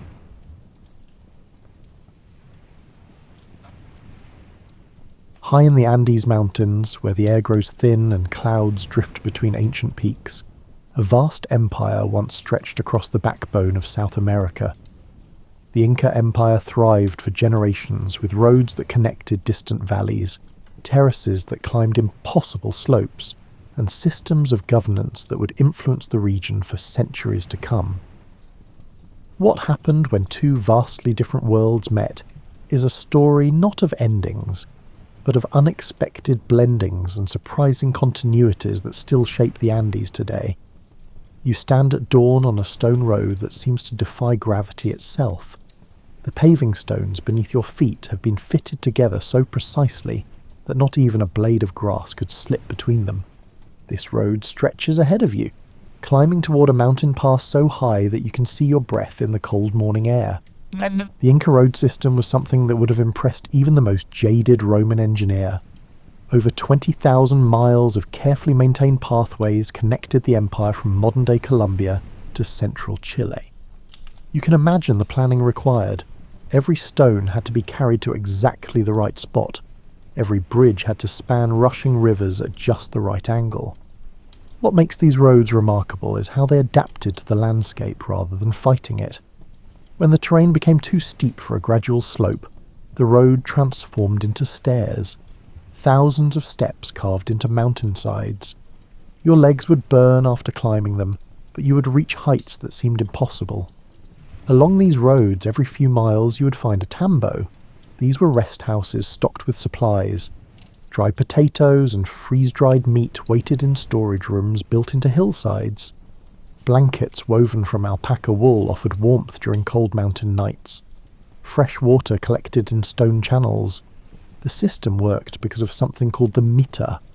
This was a form of labour service where communities contributed work to the empire. Some people maintained roads, others staffed the tambos.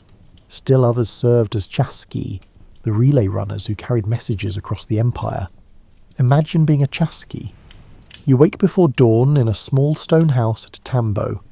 Your job is to run at full speed to the next station, perhaps 5 or 6 miles away. You carry a quipu, a bundle of knotted strings that record information. When you arrive at the next tambo, breathless and tired, another runner takes the quipu and sprints onward.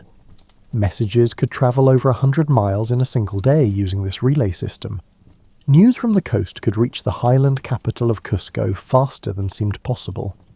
Administrative updates flowed constantly along these arteries of empire.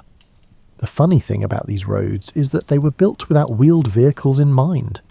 The Inca never developed the wheel for transportation. The terrain was too mountainous for carts anyway. Instead, llamas carried goods in neat packs. They could navigate narrow mountain paths that would have been impossible for wagons. You watch a train of llamas passing on the road now. Their soft, padded feet make almost no sound on the stones. They carry bundles of maize from a warm valley to a cold highland town. Their handlers walk alongside, occasionally making soft clicking sounds to keep the animals moving. The road also served as a unifying cultural force. When you walked along an Inca road, you knew you were in the empire. The consistent engineering, the regular spacing of tambos, the carefully maintained surface all communicated order and organisation. This was a landscape shaped by human hands and human planning. Suspension bridges were another marvel of Inca engineering. Woven from plant fibres, these bridges swayed over gorges hundreds of feet deep. Walking across one required steady nerves. The bridge would sway and creak with each step. Below, a river might rush so far down that the sound barely reached your ears. Communities rebuilt these bridges annually. It was a communal event that brought people together. Everyone helped braid the massive cables. Someone always knew the traditional patterns. Someone else remembered the knots that had to be tied in exactly the right sequence. The knowledge passed from generation to generation. At night you might sleep in a tambo with other travellers. The stone walls held warmth from a fire pit. Smoke found its way out through gaps in the thatched roof. You would share stories with merchants heading to distant markets, with officials carrying administrative messages, with pilgrims travelling to sacred sites. The roads also connected different ecological zones. The Inca Empire spanned an incredible range of environments. Tropical forests gave way to cloud forests. High grasslands called puna stretched for miles. Desert coasts hosted fishing communities.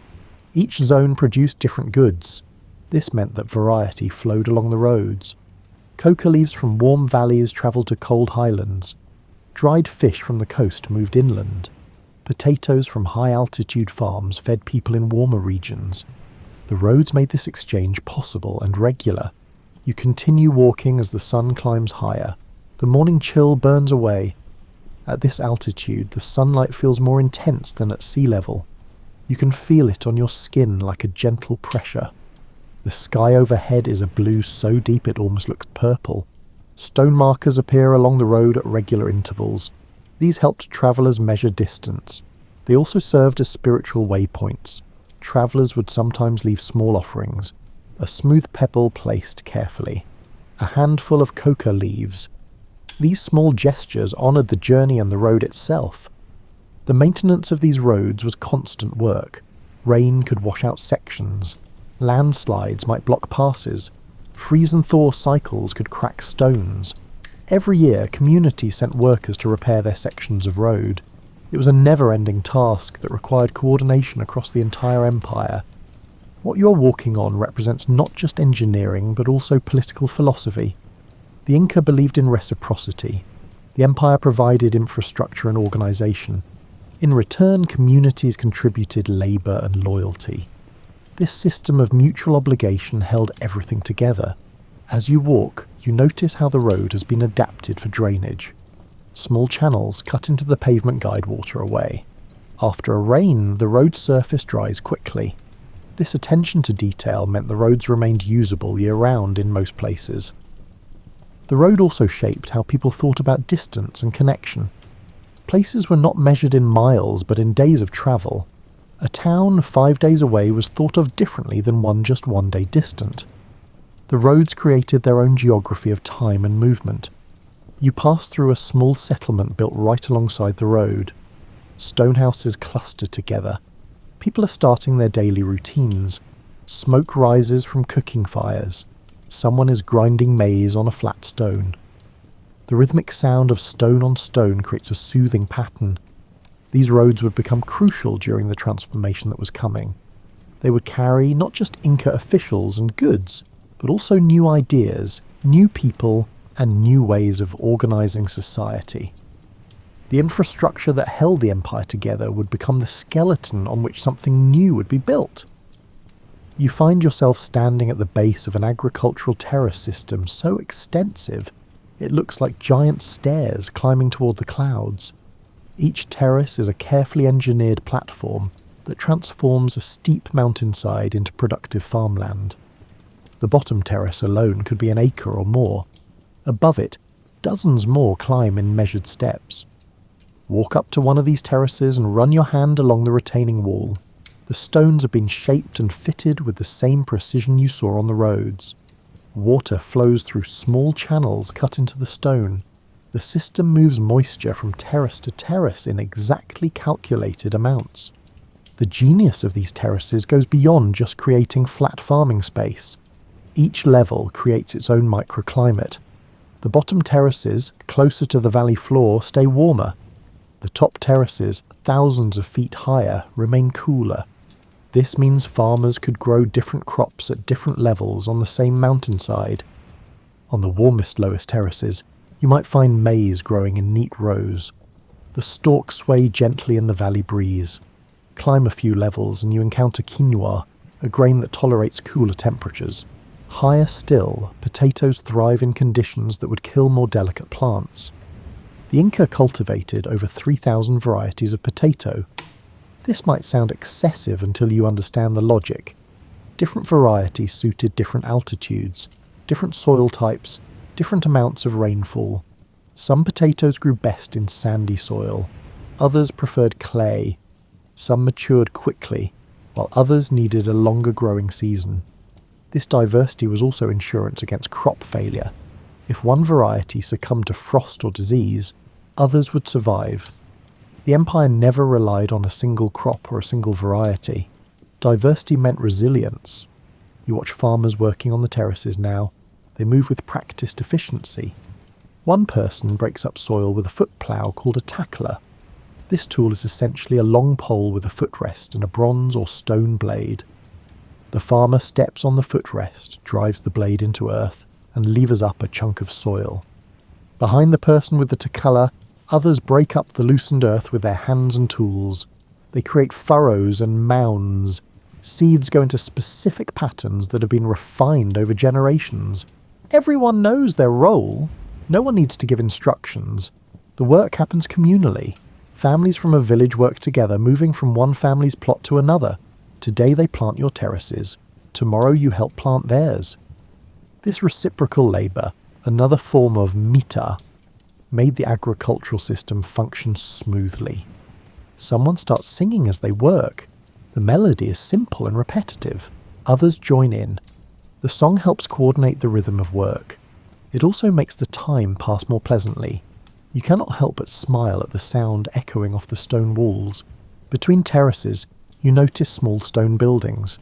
These are storage facilities called kolkas. The Inca built them in locations where air circulation kept stored goods dry and cool. Potatoes, quinoa, dried meat and other foods could last for years when properly stored.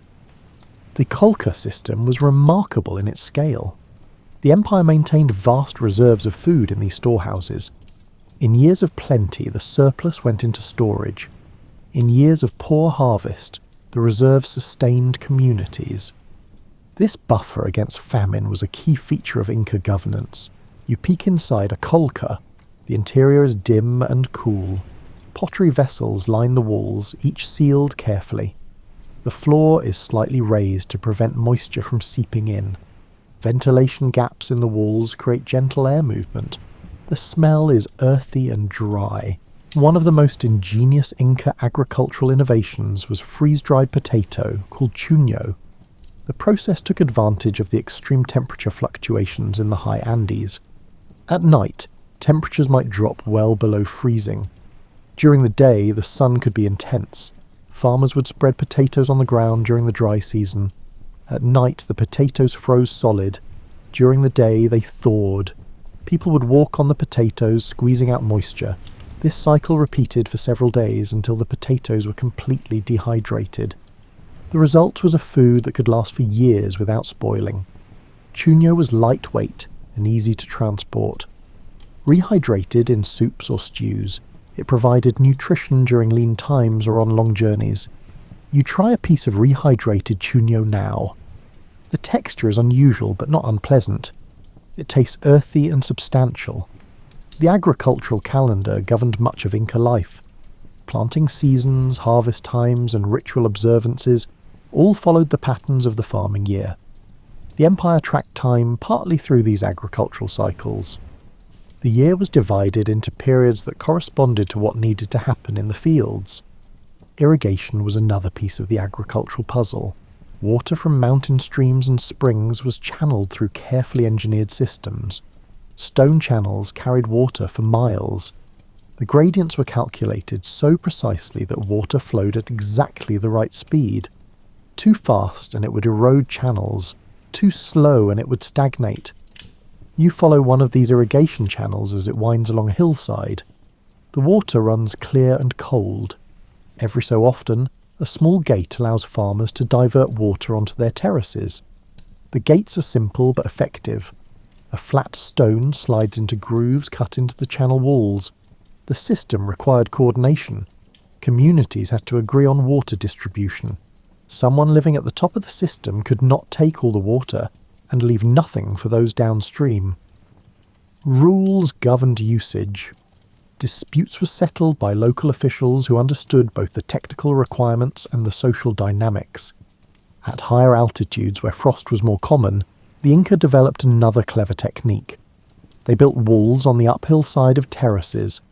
These walls absorbed heat during the day and radiated it at night. The slight temperature increase could be enough to prevent frost from damaging crops. You rest for a moment on one of these walls. The stone is warm from the sun. Around you, the terraced landscape creates a pattern of horizontal lines climbing toward distant peaks. It is beautiful in a way that combines human ingenuity with natural topography. Children play among the terraces, their laughter echoing across the valley. They chase each other up and down the stone staircases that connect the different levels. One child has fashioned a toy llama from dried grass. Another pretends to be a shaski, running with an imaginary message. These agricultural systems represented hundreds of years of accumulated knowledge. Each generation learned from the previous one and added refinements. The placement of every terrace, the composition of every soil mixture, the timing of every planting was informed by long experience. The terraces also had a spiritual dimension. The earth was not just a resource to be exploited. It was alive and deserving of respect. Before planting, farmers might make small offerings, a bit of coca leaf, a splash of chicha, the fermented maize drink. These gestures acknowledged the relationship between humans and the land. As the sun begins to set, you watch the terraces fill with golden light. The green of growing crops glows against the grey stone walls. Shadows lengthen across the valley floor. Farmers begin heading home, their tools over their shoulders, conversation flowing easily. This agricultural system would prove remarkably durable. The terraces themselves would remain productive for centuries. The varieties of crops, the techniques of cultivation, the communal labour patterns would all adapt and persist, even as political systems changed around them. You arrive in Cusco just as morning light touches the mountains surrounding the city. This is the capital of the Tawantinsuyu, the name the Inca gave to their empire. It means the four parts together. Cusco sits at the centre, the navel of the world. The city is laid out in the shape of a puma if viewed from above. The head is the fortress of Sacsayhuaman, on a hill overlooking the city. The body spreads across the valley floor. The tail extends toward the south. This symbolic layout reflects the Inca attention to meaning in architecture. You walk through streets paved with smooth stones. The buildings on either side are constructed from precisely fitted blocks. Some of these stones are enormous, weighing many tons, yet they fit together with impossible accuracy. The famous 12-angled stone in a wall catches your eye. 12 surfaces meet at precise angles. No mortar holds it in place. Friction and gravity do all the work. The streets are narrow and straight. They create channels for air to flow through the city. On hot days, this creates pleasant breezes. When rain falls, the water runs swiftly through channels cut into the pavement. The city drains efficiently. At the centre of Cusco lies the Coricancha, the Temple of the Sun. This is the most sacred site in the empire. The walls inside were once covered with sheets of gold. Sunlight streaming through windows would reflect off these golden surfaces, filling the interior with warm light. The effect must have been breathtaking. You imagine standing in the Coricancha on the morning of the winter solstice. Sunlight enters through a precisely positioned window and illuminates a specific spot on the wall. This moment marks the turning point of the year when the sun begins its return journey north. The priests who designed this knew exactly how to align architecture with celestial movements. The Inca tracked time through careful observation of the sun, moon and stars. Pillars on the horizon marked solar positions throughout the year. The planting and harvest calendar depended on these observations. Festivals occurred at astronomically significant moments. Walk through the city and you see evidence of careful planning everywhere. Water flows through stone channels along the streets. Public plazas provide gathering spaces. Storehouses line the hillsides around the city. The population of Cusco might have reached 50,000 or more at its height. The social organisation of the city reflects the broader structure of the empire. Different neighbourhoods housed different groups. Artisans clustered together. Metal workers had their area. Weavers worked in another section. Royal families occupied the most prestigious locations near the centre. You watch a procession moving through one of the main plazas.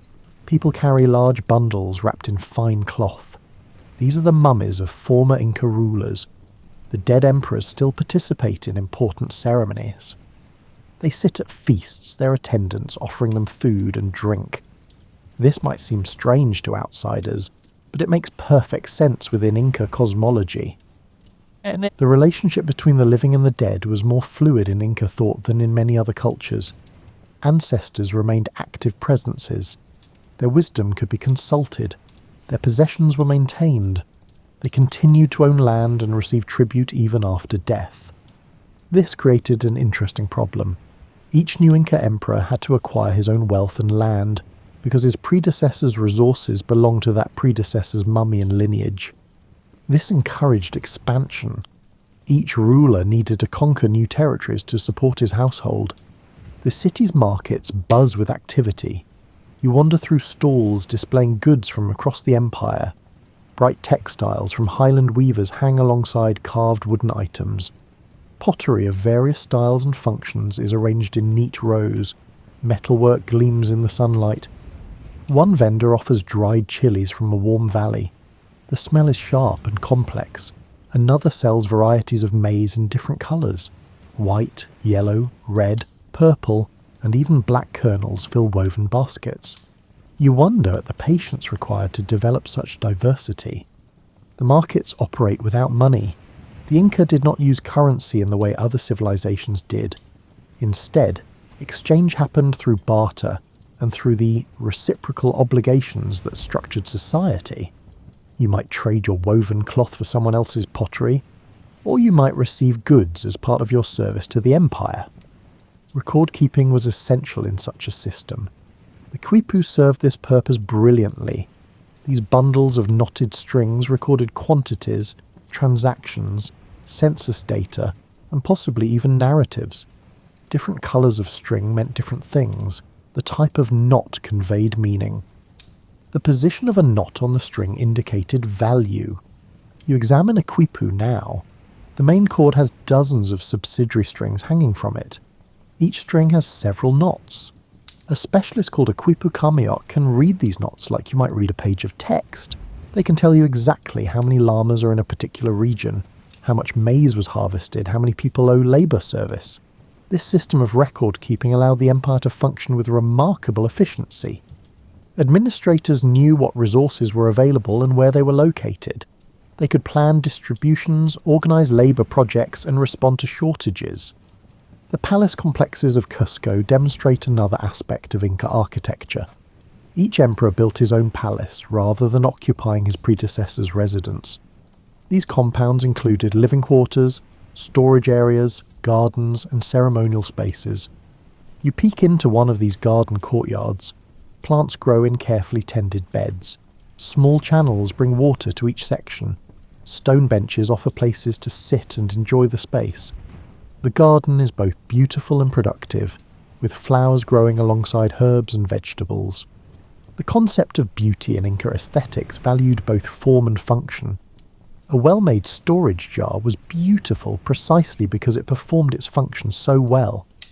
The smooth curve of its belly, the strength of its base, the comfortable grip of its handles all contributed to its beauty. Textile production was highly valued in Inca society. Fine cloth served as a measure of wealth and status. The emperor wore garments made from the softest alpaca wool, woven with intricate patterns. These textiles took months to produce. Every thread was spun by hand. Every pattern was created by skilled fingers on a backstrap loom. You watch a weaver working now. She sits with the loom stretched between a post and a strap around her waist. Her fingers move with quick precision. Coloured threads create a geometric pattern that grows slowly across the fabric. She pauses occasionally to adjust tension or select a new colour. The patterns in textiles were not merely decorative. They conveyed information about the wearer's region, status and affiliation. Someone trained in reading these visual languages could learn much about a person from their clothing. As evening approaches, you climb to a vantage point overlooking the city. Smoke rises from thousands of cooking fires. The smell of roasting meat and quinoa stew drifts on the breeze. The city settles into its evening rhythms. People gather in courtyards to share meals. Children finish their games and head inside. The mountains surrounding Cusco catch the last light. Their peaks glow pink and orange. Shadows fill the valleys. The temperature drops quickly as the sun disappears. You pull your cloak tighter and appreciate the warmth of alpaca wool. This city, with its precise architecture and complex social organization, represents the achievement of the Inca civilization at its height. It is a place where the practical and the spiritual intertwine, where efficient administration supports millions of people across diverse landscapes, where tradition and innovation walk hand in hand. You begin to understand something peculiar about how the Inca organized their relationship with the landscape.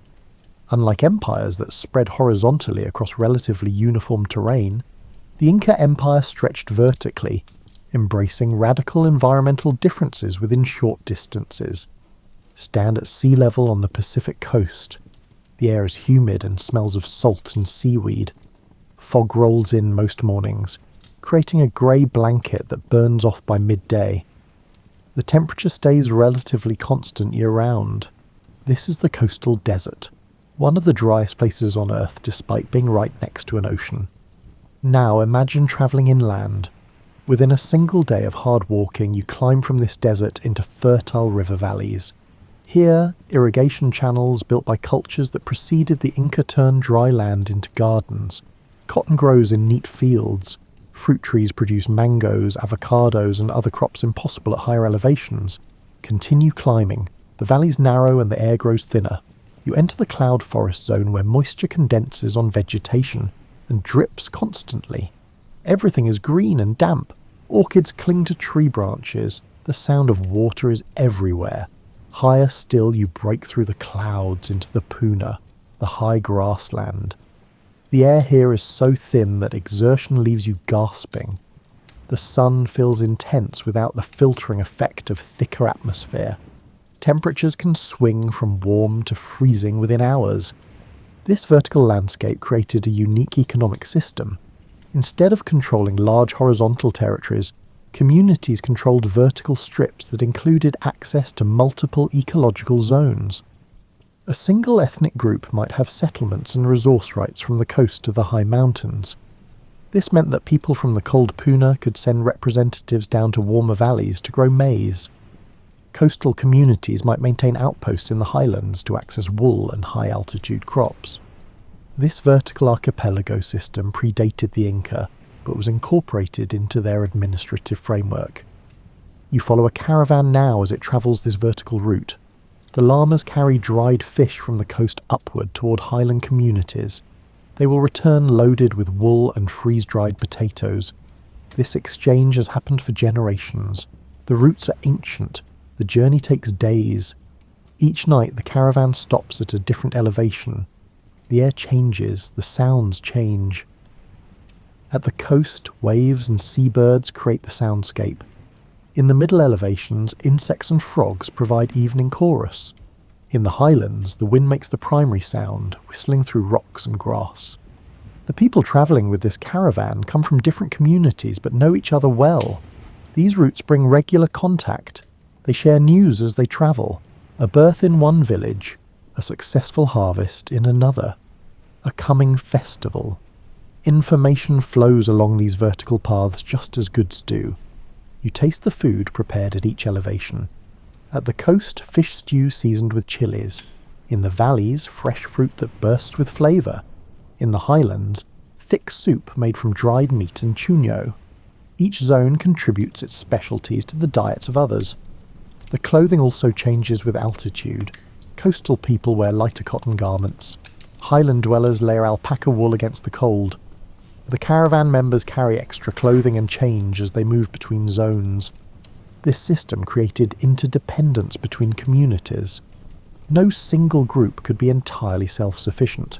Everyone needed resources from other elevations. This interdependence promoted exchange and reduced conflict. Why fight with people you depend on for essential goods? The Inca formalized and extended this vertical system. They built the roads that made travel easier. They established the tambos that made long journeys possible. They created administrative structures that facilitated exchange across ecological boundaries. You rest at a tambo located at a mid-elevation point. Travellers from both directions pass through. Coastal traders heading up, highland herders heading down. The tambo keeper knows everyone. He asks about conditions on the trails, shares information about weather patterns, offers advice on timing. The conversations you overhear reveal the complexity of the exchange networks. Someone mentions that a particular valley produced exceptional maize this year. Another person notes that alpaca wool prices have shifted slightly. A third discusses the best time to move llamas between pastures. These economic relationships were embedded in social and ritual frameworks. Exchange often happened during festivals and ceremonies. A highland community might travel to a coastal shrine for a particular celebration, bringing gifts of wool and meat. The coastal hosts would reciprocate with fish and cotton. Reciprocity was the fundamental principle. You gave because you would receive. You received because you gave. This created ongoing relationships rather than one-time transactions. The goal was not to maximize individual profit, but to maintain balance and connection.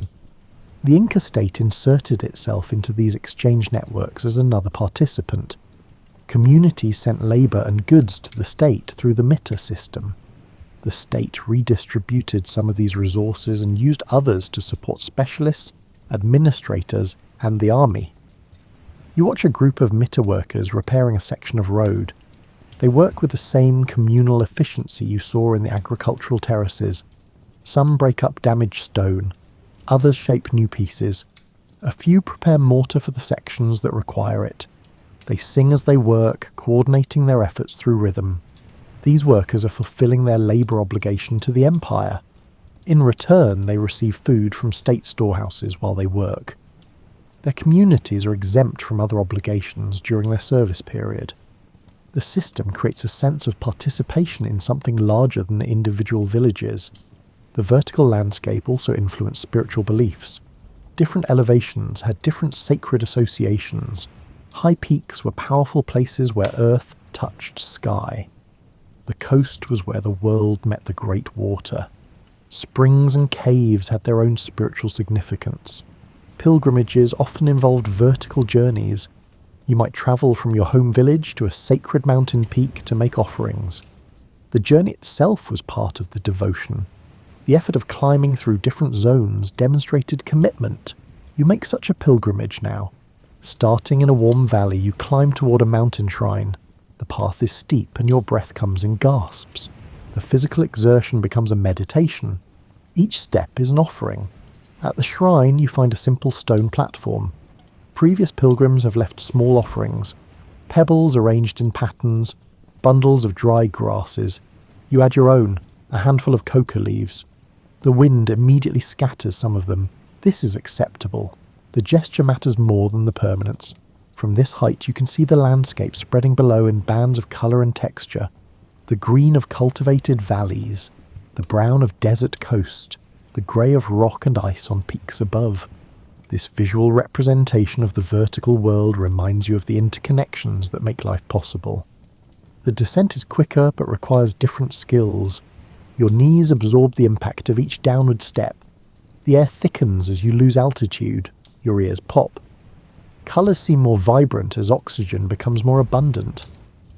Back in a valley settlement, you join in an evening meal. The food on the table represents the vertical archipelago in miniature. Fish from the coast, potatoes from the highlands, peppers from warm valleys, quinoa from mid-elevations. Each ingredient travelled to reach this table. The conversation during the meal ranges across topics. Someone discusses techniques for dyeing wool with different plants found at various elevations. Another person describes a new terrace system being built in a neighbouring valley. A child asks about the snow on distant peaks. This web of vertical connections, this constant movement of people and goods up and down the mountainsides, created a civilization adapted to one of Earth's most challenging landscapes. The system was sophisticated, resilient, and deeply tied to the specific geography of the Andes. You're working in a coastal settlement when news arrives of something strange. Vessels unlike any seen before have appeared on the horizon. They are enormous, with great sheets of cloth that catch the wind. They do not look like the reed boats or wooden rafts familiar to coastal people. The news creates curiosity rather than immediate alarm. Strange things sometimes wash up on beaches. Interesting objects from distant lands. These vessels might be just another curiosity, though their size is remarkable. You join others walking to the beach to see for yourself. Sure enough, far offshore you can make out shapes that match the description. They're too far away to see details, but their presence is undeniable. Some of the vessels send smaller boats toward shore. People emerge from these boats who look unlike anyone you have encountered. Their skin is covered with hair. They wear layers of strange materials. They carry objects that glint in the sunlight. The newcomers seem as curious about you as you are about them. They make gestures and sounds that carry no meaning you can decipher. You try speaking to them in your language. They clearly do not understand. Someone tries hand signals. This works slightly better. One of the strangers offers a small object, a bead of some material you do not recognize. It is smooth and brightly coloured. You accept it and offer in return a small bag of dried fish. The stranger seems pleased. These initial encounters are tentative and confused. Neither group knows what to make of the other. The coastal people have heard of many different groups in the empire, but these strangers fit no known category. Their clothing is bizarre, their speech is incomprehensible, their objects are mysterious. The strangers seem particularly interested in metal objects. When someone wearing a copper ornament approaches, the strangers become animated. They point and gesture. They seem to want to know where the metal came from. This interest in metal would become a defining feature of the early encounters. The strangers possess a particular kind of intense focus when they see gold or silver. Local people find this focus peculiar. Metals are valuable, certainly, but the stranger's reaction seems disproportionate. You watch as communication slowly develops over days of interaction. Certain words begin to carry meaning across the language barrier. Hand gestures acquire agreed-upon significance. Both groups become slightly better at predicting what the others might do or want. The strangers show interest in supplies. They need food and water. Coastal communities are accustomed to hosting travellers and providing for those passing through. Offering hospitality to strangers aligns with cultural values. People bring fish, fruits, and water to the beach. In return, the strangers offer objects from their vessels. Glass beads become popular. Metal tools with extremely sharp edges generate interest. Some textiles with unusual weaves and colours circulate among local people. The strangers try to communicate questions about the land and its organisation. They want to know about political structures, about wealth, about sources of metal. Their questions are difficult to understand at first, but gradually their interests become clearer. News of the strangers travels inland along the road networks. Runners carry reports to administrative centres. The messages describe the vessels, the appearance of the strangers, their behaviours and apparent interests. The information is noted and stored on Quipus. Administrative responses come back from regional centres. Observe these strangers, provide hospitality as appropriate, report any significant developments. Do not interfere with their movements unless they threaten communities or resources. The strangers move along the coast, stopping at different settlements. They follow patterns that seem odd to local observers. They ask similar questions everywhere. They show the same interest in metals. They seem to be searching for something. At one coastal town, the strangers encounter someone who has learned a few words of their language during previous contacts. This person becomes a bridge, translating haltingly between languages. The stranger's questions become somewhat clearer, though still puzzling. They ask about a powerful ruler. They ask about gold and silver. They ask about cities in the mountains. Their questions suggest they have heard stories about the empire and are trying to understand its organisation. Local officials decide to send a small delegation with gifts to the Inca court. The gifts include samples of what the strangers have offered in trade. The delegation also carries detailed descriptions of the encounters. This information helps the imperial administration begin forming an understanding of who these strangers might be. The strangers, for their part, seem to be having their own debates. You observe them gathering in groups and engaging in animated discussions. Sometimes these discussions become heated. You wonder what they're arguing about. Some of the strangers seem more interested in peaceful exchange. Others appear more aggressive in their gestures and bearing. This division within their group is visible even to observers who cannot understand their words. Months pass with occasional encounters along the coast. The strangers sometimes disappear for long periods, then return. They seem to be exploring, mapping, learning. They ask about routes into the mountains, about the location of important centres, about the organisation of power. A few individuals from coastal communities begin to learn fragments of the stranger's language. Similarly, some strangers pick up words and phrases from local languages. This slow, linguistic bridge building makes communication incrementally easier. The strangers demonstrate technologies that generate interest. Their metal tools hold edges longer than bronze implements. Their textiles include materials unknown in the region. They have ways of making marks on flat surfaces that preserve information, different from the quipu system. You try to explain quipus to one of the strangers. You show how knots record numbers. The stranger seems fascinated, but also frustrated. They want to understand the system fully, but the complexity is not easily conveyed across the language barrier. In return, one of the strangers tries to explain their marking system. They make dark traces on a pale surface. These traces apparently convey meaning to those who can interpret them. You find the system interesting but opaque. How can static marks on a surface replace the tactile precision of knotted strings? The strangers seem to have hierarchies among themselves. Some give orders and others follow. This is familiar enough. What is less clear is the exact nature of their authority structures. They have leaders, but the relationship between these leaders is puzzling. Time continues to pass. The strangers become a strange but gradually more familiar presence along parts of the coast. Coastal communities adapt to occasional encounters. Trade continues. Information flows to administrative centres. Life goes on with this new element added to its patterns. You're present in Cajamarca on a day that will become famous for all the wrong reasons, though you do not know this yet. This setting is a high valley, comfortable and well organised.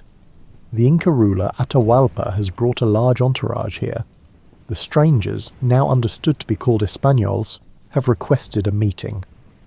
The preparation for this meeting involves careful thought about protocol and presentation. Atahualpa represents the pinnacle of a sophisticated administrative and cultural system. He is surrounded by officials, advisors and attendants who understand their roles in maintaining the dignity of empire. The Españols arrive in the plaza.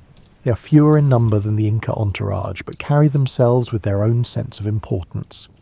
Their leader, whose name sounds like Pizarro, approaches with several companions. What happens in Cajamarca is not something easily told as a peaceful story. The fundamental misunderstandings between the two groups, the different assumptions about power and legitimacy, the ultimate outcome, all involve elements that are not gentle or sleep-friendly. But what matters for understanding the transformation that follows is recognizing that this encounter revealed profound differences in worldview. The Españols operated within a framework of religious mission and political expansion that made no sense to Inca observers. Their demands for submission seemed to come from nowhere, backed by no established relationship or reciprocal obligation. The Inca, for their part, represented an authority structure based on demonstrated administrative capacity, military success, and divine mandate that the Españols neither recognized nor understood. Each side was speaking past the other in fundamental ways. What followed transformed the political landscape of the Andes, but did not destroy the cultural and social systems that had developed over centuries. The roads continued to function. The terraces continued to produce food. The vertical exchange networks continued to operate. The people who lived in communities across the empire continued their daily lives. You find yourself travelling the same roads months after the political upheaval in Cajamarca. The stones beneath your feet are unchanged. The tambos still provide rest and supplies. The chasqui still run their relay routes, though now they sometimes carry messages for new authorities as well as traditional administrators. The Espanols quickly discovered that they could not simply replace the existing administrative system. The empire was too complex, too geographically dispersed, too dependent on specialised knowledge. They needed the roads, they needed the storage systems, they needed the records kept in Quapus. They needed people who understood how everything worked. Many local administrators found themselves continuing to perform similar functions under new nominal leadership. The collection and redistribution of goods continued. The organisation of Mitter labour continued, though sometimes directed toward different projects. The maintenance of infrastructure continued. You watch this adaptation happening in a regional administrative centre. The building is the same. The record keepers still maintain their quipus. The storage rooms still hold emergency food supplies. But now Espanyol's administrators appear periodically to observe and make demands. The Espanyol bring their own systems of record keeping. They make marks on paper using feathers dipped in dark liquid. They seem to trust these marks more than they trust quipus, which frustrates the local record keepers who know their system is more reliable. Gradually, some local people learn to read and write in the Espanyol system. This becomes a valuable skill that creates new opportunities. These individuals can serve as bridges between the two administrative cultures. The road system becomes more important than ever. The Espanyol use it extensively to move between the highland cities and the coast. They establish their own rest stations alongside the traditional tambos. The traffic on the roads actually increases. You encounter an Espanyol traveller struggling with altitude sickness at a high pass. The thin air affects newcomers severely. Local people offer coca leaves, which help with the symptoms. The Espanyol accepts gratefully, then asks questions about the plant and its uses. This pattern of adaptation and learning goes both ways. The Espanyol need to understand local conditions to function. Local people need to understand the new political reality to navigate it successfully. Neither side can simply ignore the other. Agricultural systems continue with relatively little disruption. The terraces still need maintenance. Crops still need planting at appropriate times. The varieties of potatoes and quinoa that sustain the empire remain productive. Farmers continue applying knowledge accumulated over generations. The Espanyol show great interest in certain crops. Potatoes are a revelation to them. This plant that thrives at high altitude, that can be stored for long periods, that produces reliable yields, seems almost miraculous. They begin sending samples back across the ocean to their homeland. Similarly, maize impresses them. The variety of colours and uses surprises Espanyol observers. They had not imagined that a grain could be so diverse and adaptable. They write descriptions in their marking system, trying to capture what they are learning. The Espanyol bring their own plants and animals. Wheat begins to be cultivated in suitable valleys. Barley finds a niche at certain elevations. Cattle and sheep are introduced, adding to the existing herds of llamas and alpacas. You watch this biological mixing with interest. The sheep seem to do well in highland pastures. Their wool is different from alpaca wool, coarser but abundant. Local herders begin to learn about managing these new animals. Fruit trees from Europe are planted in appropriate climates. Some thrive, some struggle. The olive trees that the Espanyol plant with such hope mostly fail in these conditions. But peaches and apples find favourable environments and begin to spread. The vertical archipelago system adapts to include these new elements.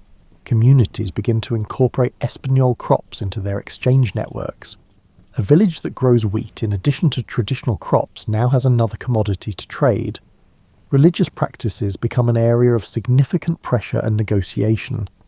The Espanyol bring their Christianity and want local people to adopt it. But religious change happens unevenly and incompletely.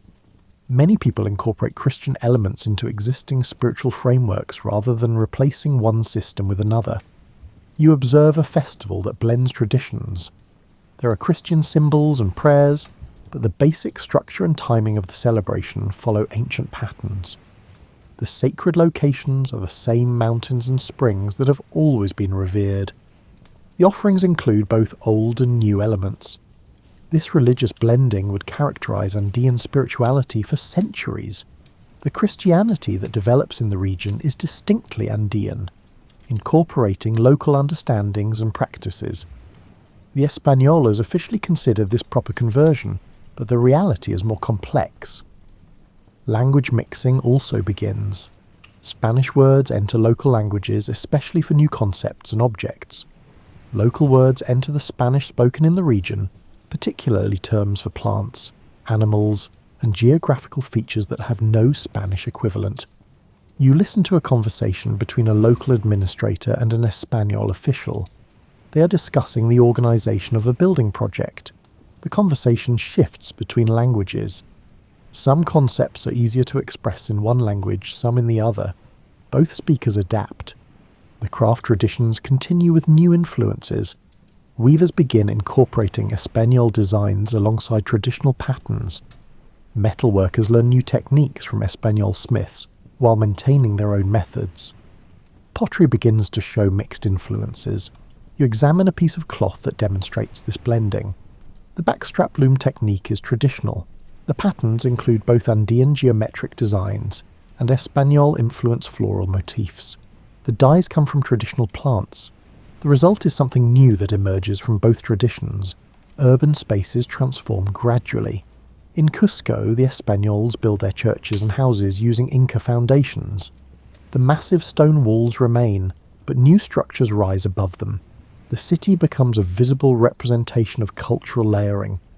Walking through these transformed streets, you see Inca stonework supporting Español architecture. Sometimes the contrast is stark, sometimes the integration is smooth. The city contains both histories simultaneously. The administrative divisions of the empire are partially maintained but also modified. Some traditional provinces continue as recognizable units under new names. Others are reorganized according to Español preferences. The result is a patchwork of old and new organizational logic. You work with a local Quipucamayok, who is trying to translate old records into the new marking system. The process is challenging. Some information translates easily. Other data loses nuance in the translation. He does his best to preserve the essential information while making it accessible to Español administrators. The Mita system continues but becomes more exploitative under Español direction. The reciprocal nature of the traditional system erodes. Communities still provide labour, but the benefits they receive in return diminish. This creates tension and hardship. Despite these problems, many elements of daily life remain surprisingly continuous. Families still gather for meals prepared using traditional methods. Children still learn agricultural techniques from their parents. Communities still organise collective labour for planting and harvest. You attend a community work party for planting potatoes. The process is exactly as it has been for generations. The foot plough breaks the soil. Hands place seeds. Songs coordinate the rhythm. The Españols have introduced many changes, but this pattern persists. You sit in a mountain village several generations after the initial encounters between the Inca and the Españols. The political structure has fully transformed into what is now called the Viceroyalty of Peru, but daily life in this village shows how much has persisted alongside what has changed. The houses are built using traditional techniques. Stone foundations support adobe walls. Thatched roofs shed rain effectively. The layout of the village follows ancient patterns, with houses clustered around communal spaces. But look closer, and you see new elements. Some houses have doors with metal hinges, a Español innovation. Few families have iron tools alongside traditional implements.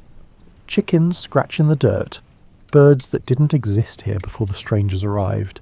The agricultural terraces on the hillside above the village are the same ones built generations ago. The maintenance continues as it always has, but now the crops include wheat, alongside traditional quinoa. Barley grows on terraces that once held only native grains. The communal labour that maintains these terraces still follows traditional patterns. Families work together, moving from plot to plot. The reciprocal obligations remain strong, but the songs they sing while working now mix Quechua and Spanish words. The melodies blend old and new. You walk to the village church, a building that stands where a traditional sacred site once was. The structure uses both Inca stonework and Espanol architectural elements. Inside, Christian imagery dominates, but you notice that the orientations and proportions echo older spiritual patterns. The festivals celebrated in the village throughout the year show similar blending. Christmas is observed, but the timing and some practices connect to the summer solstice celebrations that preceded it. Easter incorporates elements that relate to harvest timing. The religious calendar has become a fusion. You observe a village meeting about organising labour for a repair project on the irrigation system. The discussion happens partly in Quechua and partly in Spanish. The decision-making process follows traditional consensus-building methods. The project itself serves needs that have existed for centuries. The irrigation channels still carry water from mountain springs to the terraces. The same careful maintenance keeps them functioning. But some sections now include Espanol-style features. A stone bridge crosses one channel using an arched design that would have been unfamiliar to earlier generations. In the village market, which happens weekly, you see the continuing vertical exchange networks in action. People from lower elevations bring maize, peppers and fruits. Highlanders trade wool, freeze-dried potatoes and salt. The Espanols have added their own goods to this flow. Metal tools, glass beads and manufactured cloth from across the ocean circulate alongside traditional items. The language of the market reveals the cultural mixing. Vendors call out in a mixture of Quechua and Spanish. Numbers might be counted in either language depending on what is being discussed. Certain items have names in both languages, others only in one. You notice that some traditional weaving patterns have been preserved with remarkable accuracy across generations. A woman selling textiles shows you a design that matches exactly the patterns recorded in old pieces stored in community memory. The technique has been passed down without break, but other textiles show innovation and change. New colours have been achieved using Espanol dyes. New patterns have emerged that combine elements from both traditions. The art form continues to be vibrant and creative rather than merely preserving the past.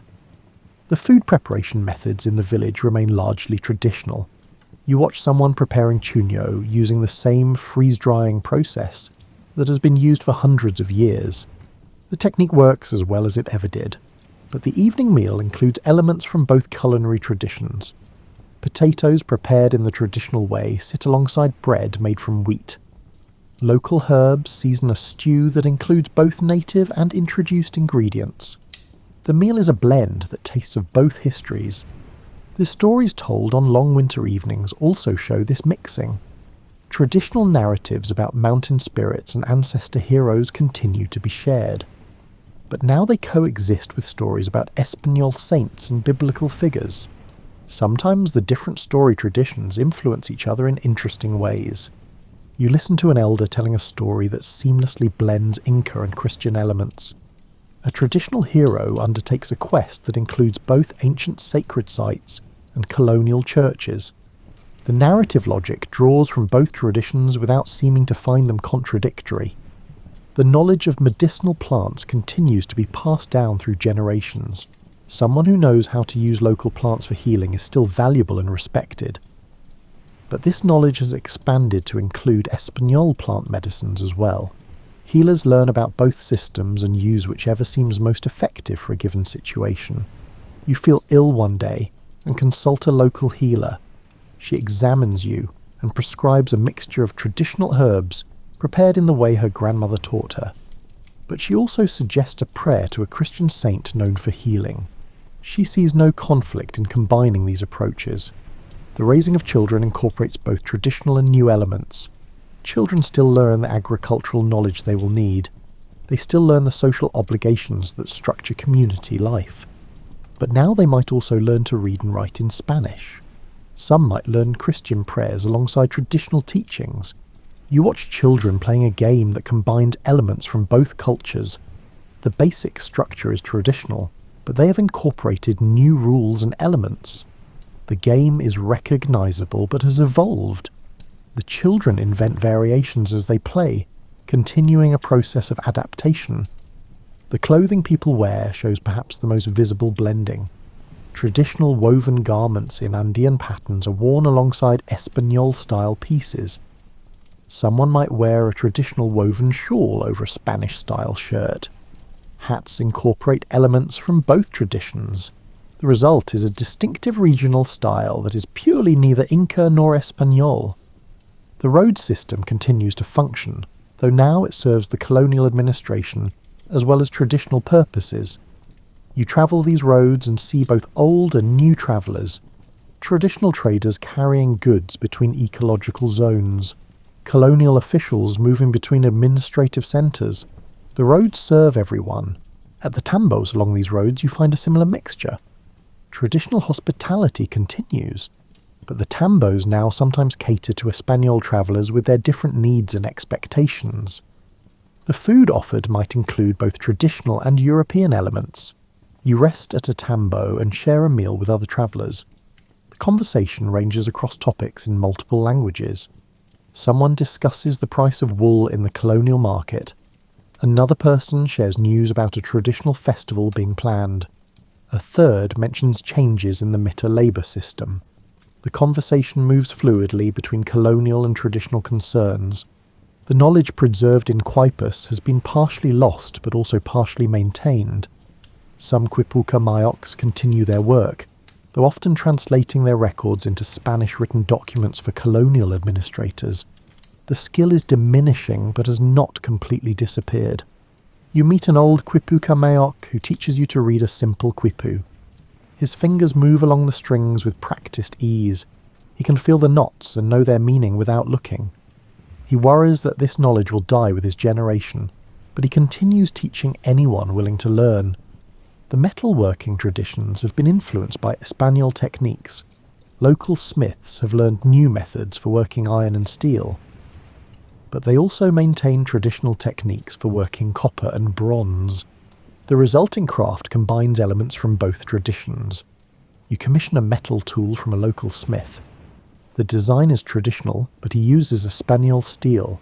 The handle incorporates traditional woodworking techniques. The finished product works better than either tradition alone could have produced. The astronomical knowledge that guided planting and festivals continues in modified form. People still observe the sun's movements and the appearance of stars, but now this knowledge exists alongside Christian calendar dates. The two systems are reconciled in practical ways. A farmer explains to you when to plant a particular crop. He references both the traditional solar observations his ancestors used and the Christian calendar dates recognised by colonial authorities. For him, both systems provide useful information. The political organisation of the village reflects colonial structures overlaid on traditional ones. There are colonial appointed officials, but there are also traditional community leaders. Decisions often require navigating both systems. This can be complicated, but people have learned to work within the dual structure. You attend a village council meeting where both colonial and traditional authorities are present.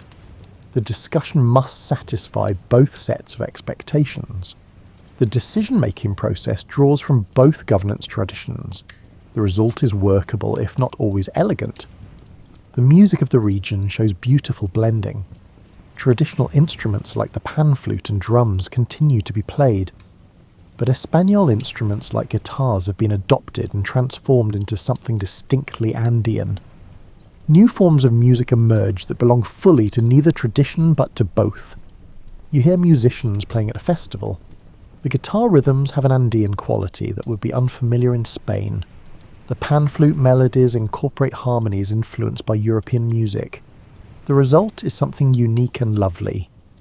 As evening settles over the village, you reflect on the complexity of cultural transformation. The Espanols brought change and disruption, but they did not and could not erase what existed before. The people of the Andes adapted, resisted, negotiated, and created something new from the collision of traditions. The terraces still climb the mountains, the roads still cross the landscape, the exchange networks still move goods between elevations. the people still plant and harvest, weave and build, celebrate and remember. The Inca Empire as a political entity transformed into something else, but Inca civilization continued in modified form. You fall asleep in a village house, the sounds of evening activity outside gradually quieting. The roof above you is thatched in the traditional way. The walls around you use ancient construction techniques. But the blanket covering you was woven on a Spanish-style floor loom using both Andean and European patterns. You're surrounded by the long blending of two worlds into something that belongs to both and to neither, something distinctly and wonderfully Andean. Morning light fills the valley once again. You wake and look out across terraces that have been producing food for hundreds of years and will continue for hundreds more. The mountains stand unchanged, their peaks catching the first sun as they have since long before humans walked these paths. The transformation of the Inca Empire after Spanish arrival was profound but not absolute. What emerged was neither purely Inca nor purely Spanish, but a rich blend that drew strength from both traditions. The roads that connected the empire became roads of the colonial period and later the Republic. The crops domesticated in these mountains spread across the world, while European plants found homes in Andean soil. The language spoken in these valleys today carries Quechua words alongside Spanish ones. The festivals celebrated mark both Christian and traditional calendars. The music played blends instruments and styles from different continents. The textiles woven combine ancient techniques with new designs. What survived was not a museum piece frozen in time, but a living culture that adapted while maintaining core elements of identity and practice. The people of the Andes remained people of the Andes even as their world transformed around them. They found ways to preserve what mattered while learning what proved useful. The story of the Inca Empire's transformation is ultimately a story of human resilience and creativity. It shows how culture persists not through rigid preservation, but through flexible adaptation. It demonstrates how knowledge passes between generations, even through periods of tremendous change. As you stand on an ancient road watching the sun rise over mountains that have witnessed countless such mornings, you understand that history is not a series of endings, but a flow of continuity and change. The Inca Empire transformed, but it never entirely disappeared. It lives on in the terraces that still feed people, in the words still spoken, in the patterns still woven, and in the mountains still revered. This is the entire story of transformation.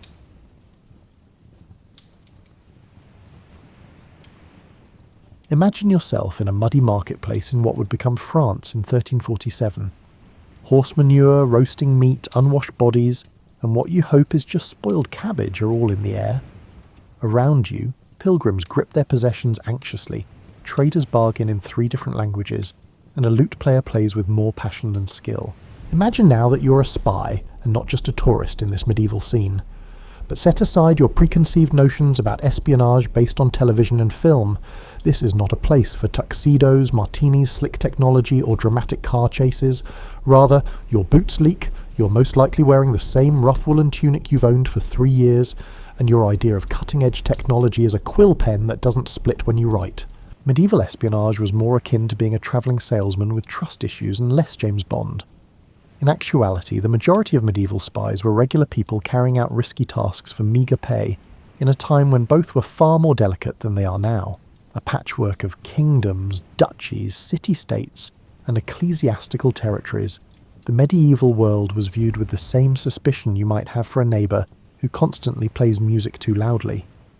Although information was powerful, it spread quickly, and obtaining it frequently required someone to travel hundreds of miles through areas where being caught asking the wrong questions could land one anywhere from incarceration to being stretched on a rack. Medieval rulers had to rely on human intelligence networks that functioned with the efficiency of a medieval postal service, meaning that letters arrived when they arrived, assuming they arrived at all, and often contained information that was already outdated by the time they reached their destination. This was in contrast to our modern world of instant communication and satellite surveillance. The individuals who became medieval spies were not chosen for their advanced degrees in international relations or recruited from prestigious academies. They were traders who could track troop movements, priests who could learn about noble families from confessions, servants who worked in high-profile homes and could listen in on conversations, and travellers of all stripes who could move between areas without drawing too much notice.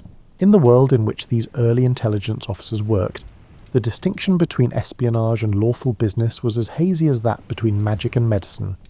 Military fortifications may also be noted by a merchant collecting information about trade routes. A pilgrim visiting places of worship might notice political unrest in other areas. Correspondence containing diplomatic secrets could be discovered by a scholar copying manuscripts in different monasteries. The work required a certain kind of courage, not the heroic heroism of combat glory, but the quiet bravery of someone who was prepared to lie convincingly, keep up a false identity for months at a time, and accept that being discovered could mean not just death, but a particularly unpleasant death that was preceded by intense interrogation about exactly what you knew and who you'd told. The majority of medieval spies were always aware that they were balancing on a tightrope over a very deep abyss. Their life and career could end in an instant if they say something inappropriate, act suspiciously, or are recognised by someone from a past assignment. It was a job that required psychological fortitude in addition to courage, which most people just lacked. There was very little truth to the romanticised portrayal of the enigmatic medieval spy, slinking through shadows and luring information from unwary nobles. The majority of espionage work involved living conditions that would make modern backpackers complain, pay scales that hardly covered basic survival needs, and long stretches of boredom interspersed with genuine terror.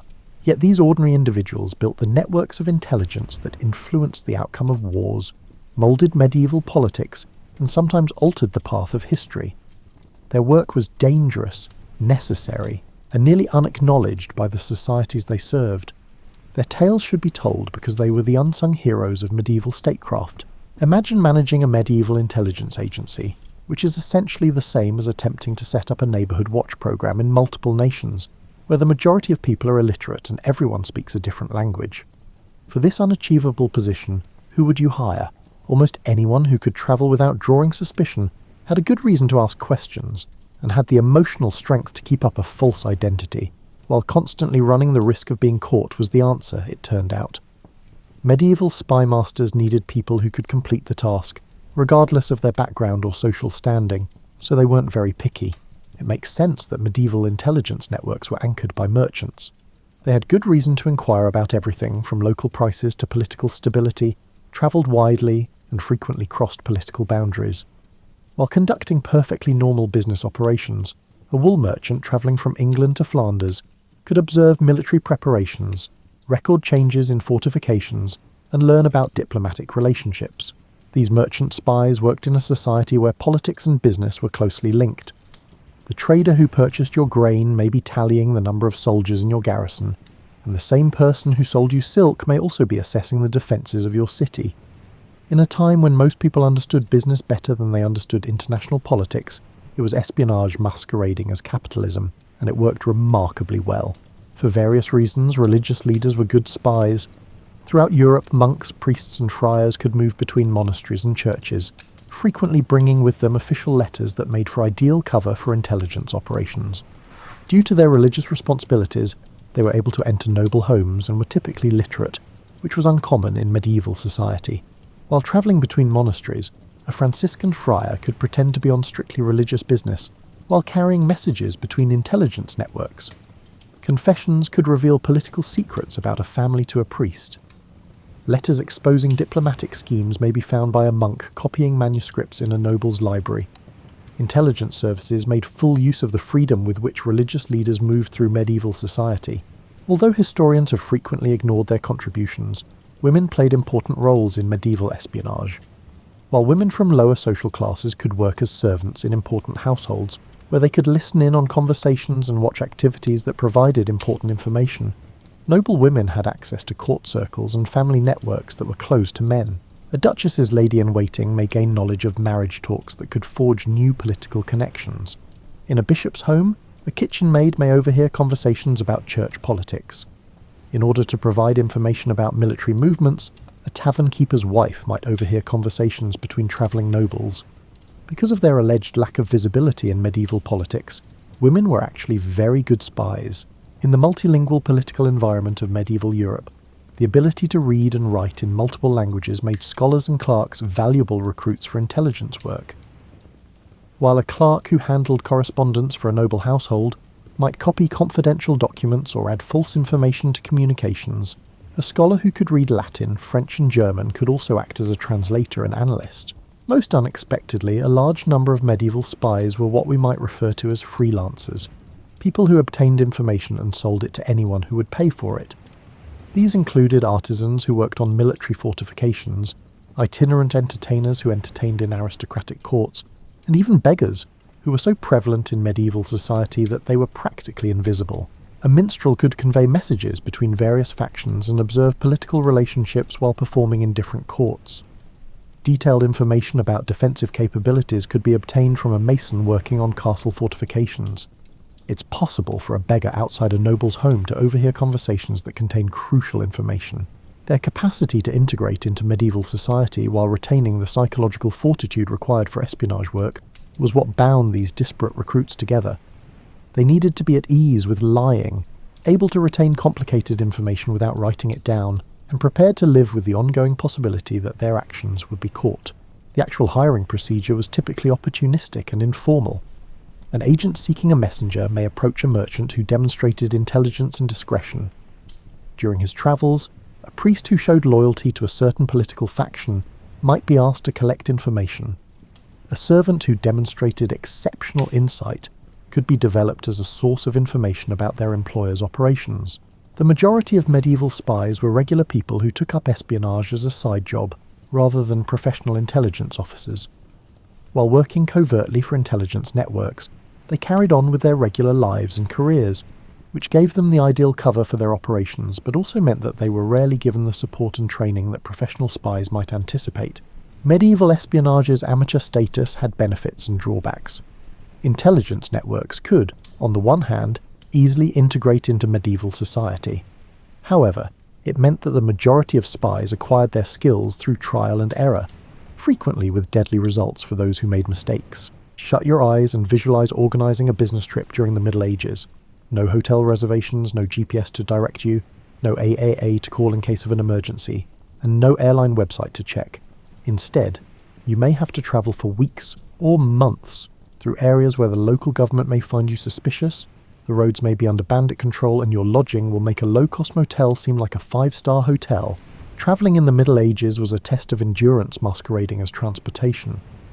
When roads did exist, they were frequently little more than dirt tracks that, in wet weather, became muddy quagmires and, in dry weather, dusty nightmares. After centuries of neglect, the well-known Roman roads that had once connected Europe were in disrepair, and the majority of medieval governments were more concerned with constructing castles than with keeping up with highway maintenance. Travelling was not only uncomfortable for a medieval spy, but it was also a continual risk management exercise. You might run into local officials who might insist on seeing documents you didn't have, fellow travellers who might recognise you from past assignments, or bandits who viewed travellers as mobile treasure chests every mile you travelled. Just getting from point A to point B could reveal your cover and put an end to your mission before it even started. Medieval spies had few options for transportation, and each had its own set of difficulties. It was inexpensive but slow to walk, and you were exposed to the weather, bandits, and the inquisitive questions of everyone you met. An individual travelling alone on foot was either extremely impoverished, extremely desperate, or extremely suspicious, all of which are not suitable cover identities for intelligence operations. Although they offered speed and a certain level of social respectability, horses also came with high maintenance, feeding, and cost. Since a good horse was an expensive investment, losing one to disease, accident, or thieves could leave a spy stranded far from home and unable to finish their mission. Additionally, horses required food, water, and rest, which meant making frequent stops at locations where inquisitive innkeepers might awkwardly inquire about your destination and line of work.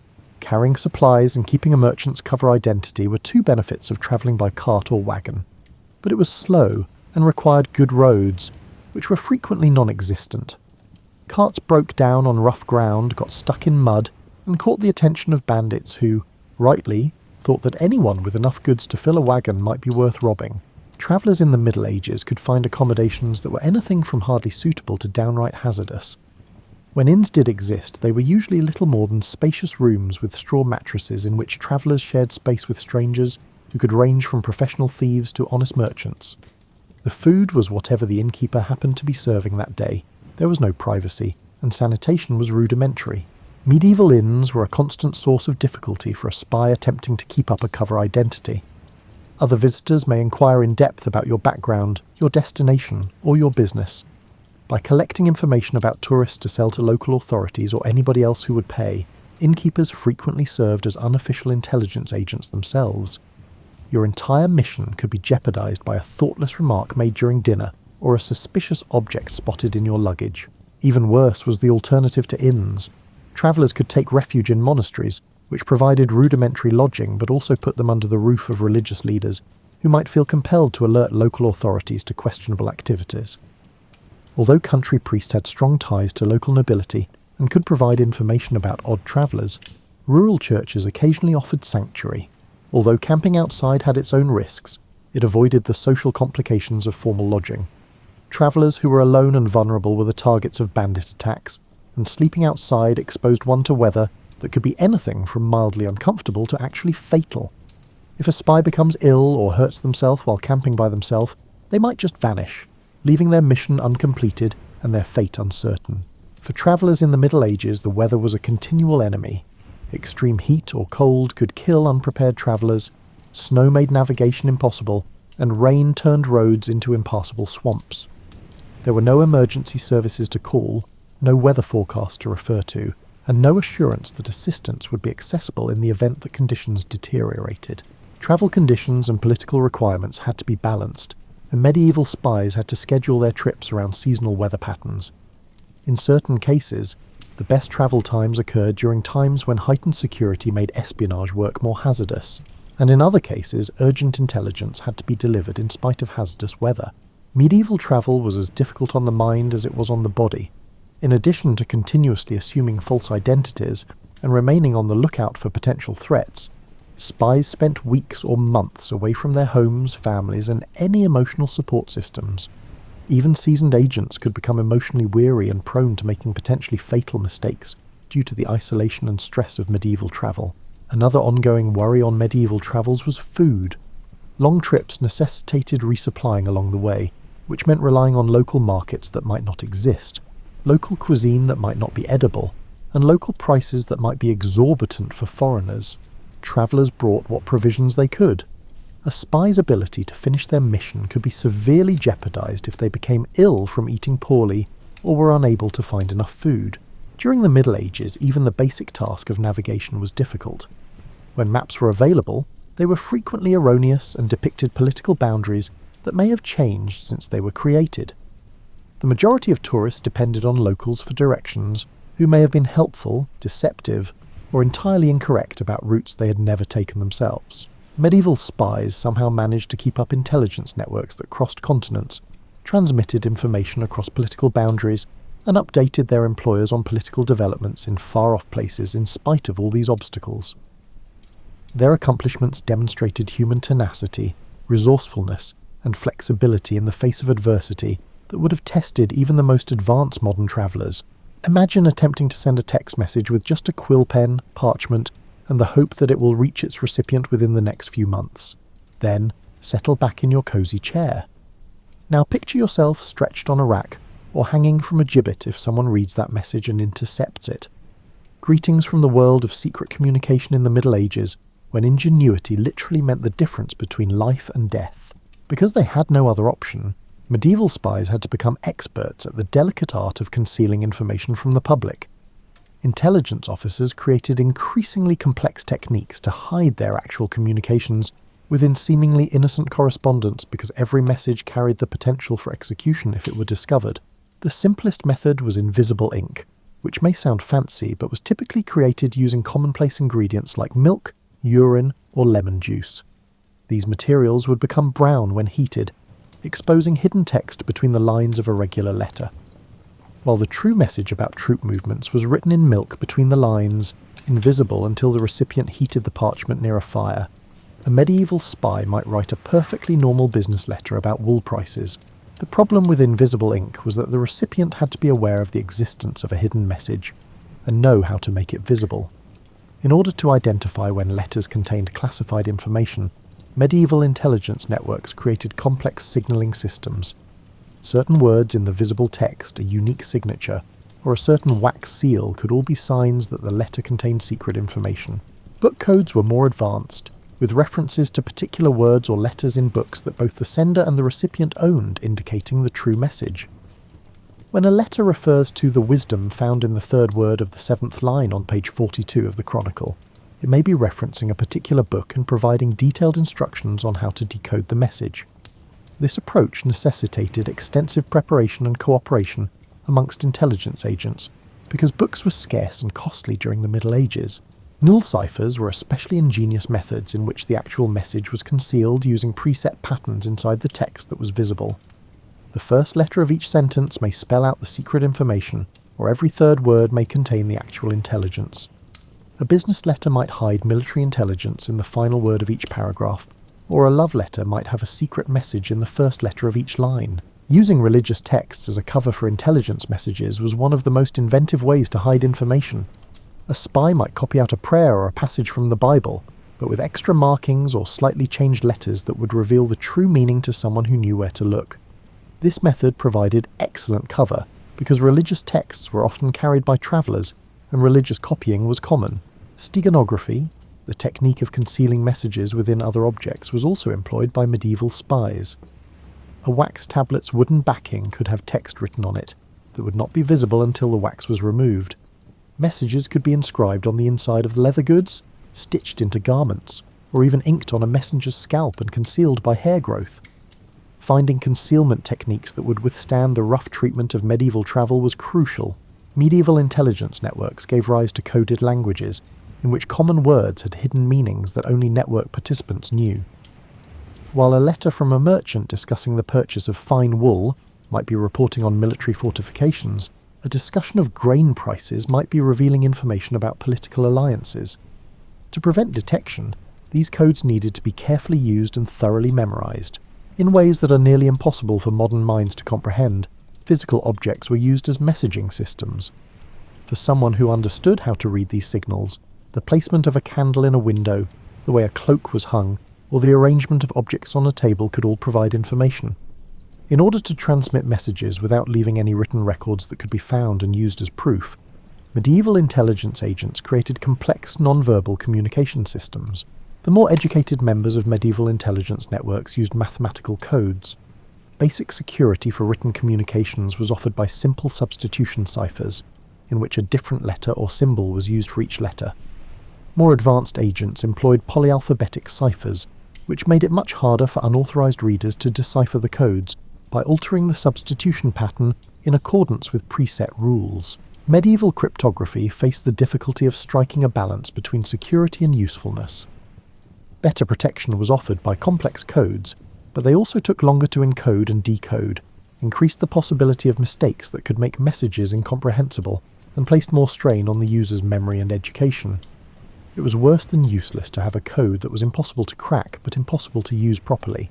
The issue of key distribution, or making sure that senders and recipients had the data required to encode and decode messages, was another challenge faced by medieval intelligence networks.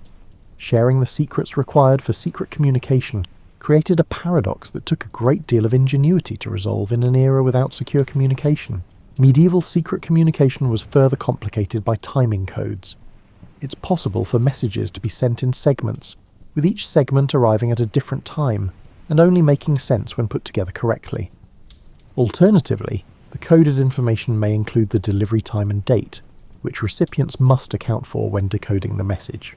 Working with secret messages put a lot of psychological strain on employees. A single encoding error could give the intended recipient no meaning at all. An entire intelligence network could be exposed by a mistaken concealment.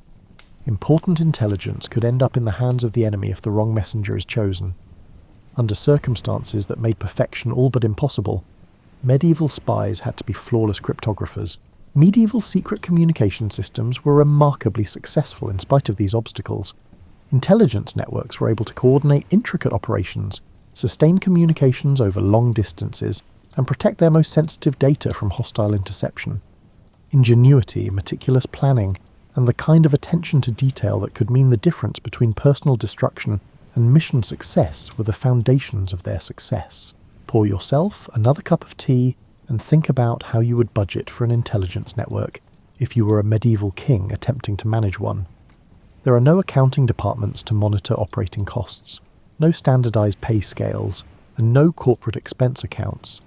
Instead, you're dealing with a shadow economy where your most critical employees are unable to provide receipts, and where, in order to protect all parties, payment must frequently be disguised as something completely different. The financial theories used in medieval espionage would make modern accountants shudder. Generally speaking, spies received erratic compensation that varied greatly based on the value of the information they provided, the risk of their missions, and the financial standing of their employers. It was the pinnacle of freelancing, with no job security and retirement planning, limited to wishing you lived long enough to retire. Medieval spies were typically paid a combination of bonuses for certain pieces of valuable intelligence and regular stipends for continuing agents. To keep him loyal, a merchant who frequently covered political events in the cities he visited might get a small annual payment. For more significant information, he might get larger sums. Maintaining credible justifications for these financial transactions was a challenge for both the spy and the spymaster. As alluring as that image may be for Hollywood, money couldn't just be handed over in dim alleyways. Payments had to be made under false pretenses that would pass muster if they were caught. A spy may be compensated by inflated prices for goods they purportedly sold to their handler, loans that were never meant to be paid back, or winnings from gambling that were actually intelligence payments. The practical realities of medieval life complicated the cost structure of medieval espionage. In order to maintain their cover identities and obtain information, spies had to pay for their own travel, lodging, and the various bribes and gifts they would need. In order to keep their credibility, a spy masquerading as a merchant might have to genuinely buy and sell goods, which would require them to invest money in inventory, in the hopes that their trading operations would generate enough revenue to fund their intelligence operations. Medieval spies faced especially high travel costs. A spy's earnings from intelligence work could easily be outweighed by the costs of horses, food, lodging, and the numerous fees and tolls associated with medieval travel. It's likely that many medieval spies lost money on their operations, either accepting a lesser standard of living than they could have obtained through legal employment, or funding their espionage efforts with other sources of income. For medieval spies, financial planning was practically impossible due to the erratic nature of intelligence work. After months of collecting information for free, a spy may be paid handsomely for a particularly useful piece of intelligence. The ability to maintain a cover identity even in times of financial hardship, and significant personal financial management skills were necessary in this feast or famine economy. Currency exchange issues that did not exist for contemporary international operations were another issue that medieval intelligence networks had to handle. Exchange rates varied according to political ties and the availability of precious metals, and different regions used different coins with varying weight and purity requirements. A spy who worked in several different areas had to be able to handle the intricate financial aspects of medieval trade while also working as an intelligence officer and a currency trader. Medieval spies who were able to combine their intelligence work with legal business ventures that offered both cover and extra cash were frequently the most successful. Carefully selecting trade routes allowed a merchant spy to conduct lucrative business that financed their intelligence operations while simultaneously obtaining useful intelligence. A scholar spy could obtain information about political connections and get paid for writing services by copying manuscripts for aristocrats. Because they had fewer economic options than men, women who worked in medieval intelligence faced unique financial difficulties. In a noble home, a female spy might serve as a servant, earning a meagre salary while obtaining intelligence, but medieval social norms limited her options for career progression or other employment. Because they frequently had to depend more on their handlers for financial support, female spies were more susceptible to abuse. For many agents, regular banking relationships were impossible due to the security requirements of medieval espionage. Operating under a false identity prevented a spy from keeping accounts under their real name, and from having financial records that could be used to expose their intelligence operations.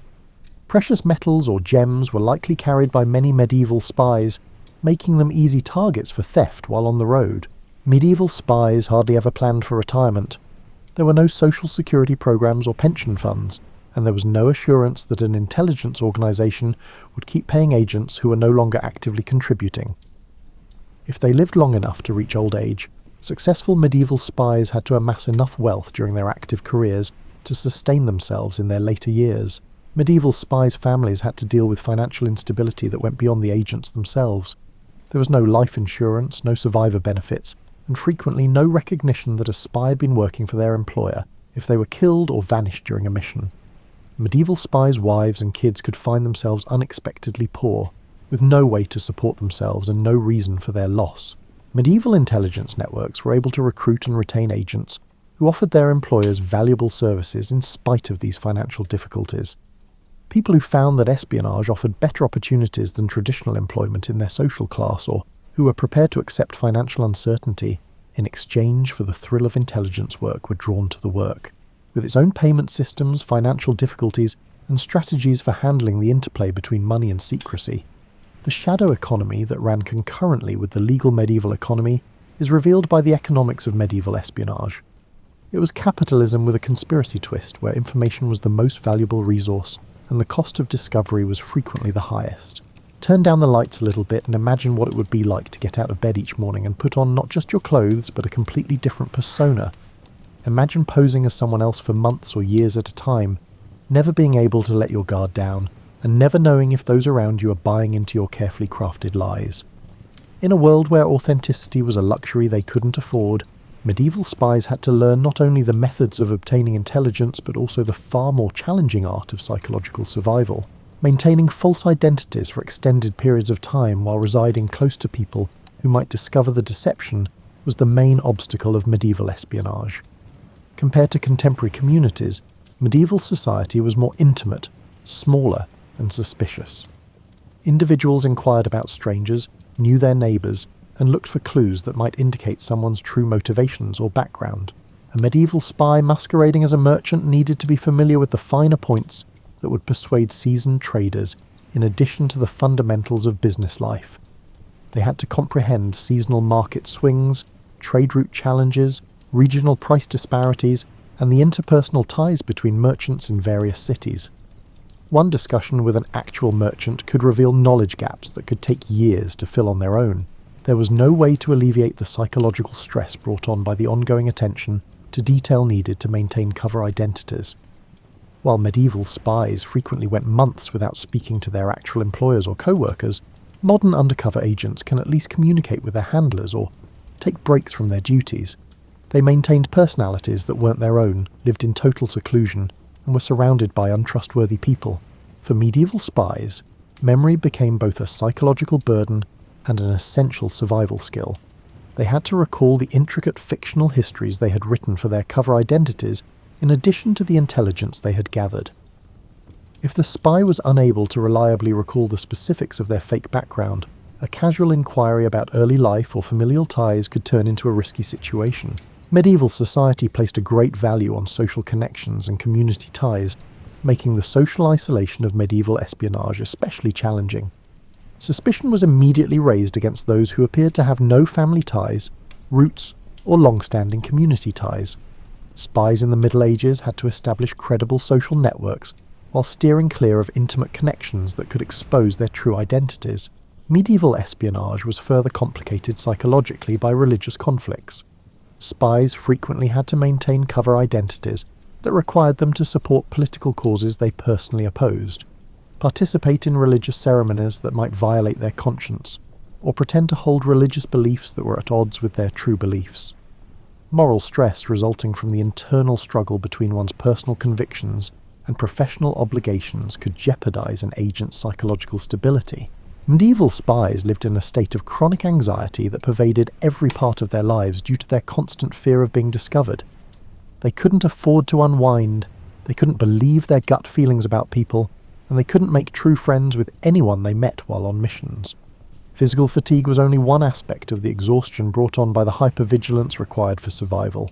The moral ambiguity and guilt of their work were other issues that medieval spies had to cope with. In order to obtain intelligence, they frequently had to lie to people they thought were their friends, betray the confidence of those who had been kind to them, or support military and political initiatives that could endanger innocent people. Over time, the psychological toll of these ethical concessions mounted, resulting in internal strife that might be just as damaging as outside dangers. Medieval espionage's mental health issues were especially severe because of the inability to get support or assistance when experiencing psychological issues. When missions became too much to handle, there were no supervisors to offer support, no colleagues to confide in, and no counsellors to consult. In order to maintain complete operational security, medieval spies had to create their own coping strategies. Medieval espionage put a tremendous strain on family relationships. Married spies were required to lie to their wives about their whereabouts, activities, and frequently their core values and allegiances. Medieval spies had fathers or mothers who were mysteriously evasive about their work and often absent. The most significant interpersonal relationships in an agent's life were tainted by the secrecy required for operational security. After completing intelligence missions, returning to normal life was frequently just as psychologically taxing as the actual espionage work. In addition to readjusting to their true identities, medieval spies had to make amends with emotionally distant family members and friends and somehow cope with months or years of deceit and seclusion without being able to talk about their experiences with others. Because of the ongoing danger, the psychological strain of assuming false identities, and the moral dilemmas that came with their job, some medieval spies most likely experienced what is now known as post-traumatic stress disorder.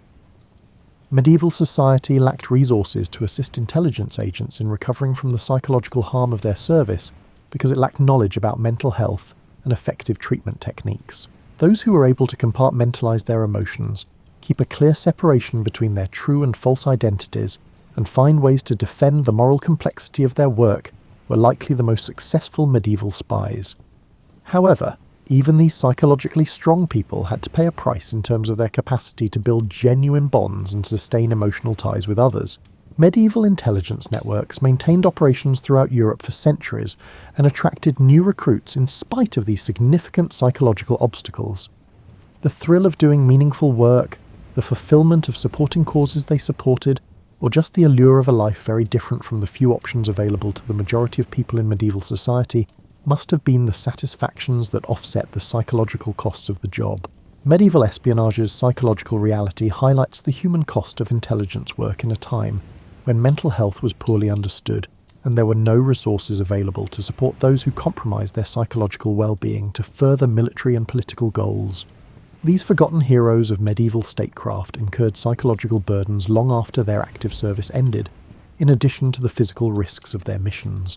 Now, let's take a step back and examine the larger picture, much like when you examine a medieval tapestry, where individual threads come together to form patterns that are not visible when you concentrate on any one of them. Without computers, phones, or any other communication technology that we now consider necessary for organizing large-scale operations, medieval intelligence networks were organizational marvels. Rather, they depended on human memory, interpersonal connections, and trust structures that were both necessary and brittle. Imagine attempting to manage a contemporary business with only handwritten letters that take weeks to deliver, in-person meetings that require days or weeks of travel to set up, and staff members who are unable to accept their position. When medieval spy masters established intelligence networks that crossed continents and impacted the results of wars, succession disputes, and diplomatic negotiations, they essentially achieved that. Although they didn't call it that, the cell structure served as the cornerstone of medieval intelligence networks. Agents collaborated in small groups, each with a limited understanding of the larger network. The identity of 2 or 3 other agents may be known to a merchant spy in one city, but they would have no knowledge of intelligence activities in other areas. In the event that a single agent was apprehended and interrogated, the network was shielded by this division. Medieval intelligence networks relied on complex networks of cutouts and intermediaries to facilitate communication between various components. A spy in London might give information to a merchant, who would then give it to a monk in Dover, who would then include it in a letter to a monastery in Calais. From there, another monk would extract the information and give it to a local agent, who would then deliver it to a French nobleman who was working for English interests. Because everyone in this chain was only familiar with their close associates, ignorance provided security. The authentication problem, or how to confirm that information was authentic and that agents were who they said they were, was a challenge for medieval intelligence networks. To enable agents to recognize one another and verify their legitimacy, they created systems of codes, passwords, and recognition signals. Agents who had never met before could authenticate each other using a unique letter-signing style, a phrase incorporated into conversation, or a distinctive piece of clothing. Without official schools or training programs, new agents had to be recruited and trained. Potential recruits were found by seasoned agents, who then gradually exposed them to intelligence work and offered unofficial apprenticeships that allowed them to gain the skills they needed through hands-on experience. Before taking on more difficult tasks requiring advanced tradecraft, a new recruit may start out carrying simple messages and work their way up to gathering basic information. Medieval intelligence networks faced ongoing quality control challenges. Multiple sources had to be used to confirm information, and because medieval communication was slow, this could take weeks or months. False information may have already affected significant choices or military operations by the time it was discovered and fixed. In order to assess the credibility of sources and information, medieval spy masters had to cultivate their intuition. Medieval intelligence networks needed to be funded creatively to avoid drawing the attention of adversarial authorities. Without leaving visible paper trails, money had to be transferred between various territories and exchanged between currencies. Trade profits were used to fund espionage activities, and legitimate companies, places of worship, and merchant enterprises frequently functioned as fronts for intelligence funding. In addition, medieval intelligence networks had to coordinate intricate operations involving numerous agents in various locations while maintaining operational security. Coordination between agents in multiple cities may be necessary for a plan to obtain intelligence on an enemy's military preparations, and timing is crucial to its success. However, coordinating these activities necessitated communication that, if intercepted, might jeopardize the network as a whole. Medieval intelligence networks were both strong and weak due to their inherent redundancy. The same information could be gathered by multiple agents, which would increase the likelihood that someone would notice unusual interest in certain topics, while also providing verification. In order to ensure that vital information would reach its destination, even in the event that some channels were compromised, networks frequently maintained parallel channels for important intelligence. Because of the potential for allies to suddenly turn into enemies, medieval intelligence networks had to adjust to shifting political conditions. After a political marriage, a succession crisis, or a change in diplomatic ties, an agent who had spent years cultivating sources in a certain court may find themselves operating in hostile territory.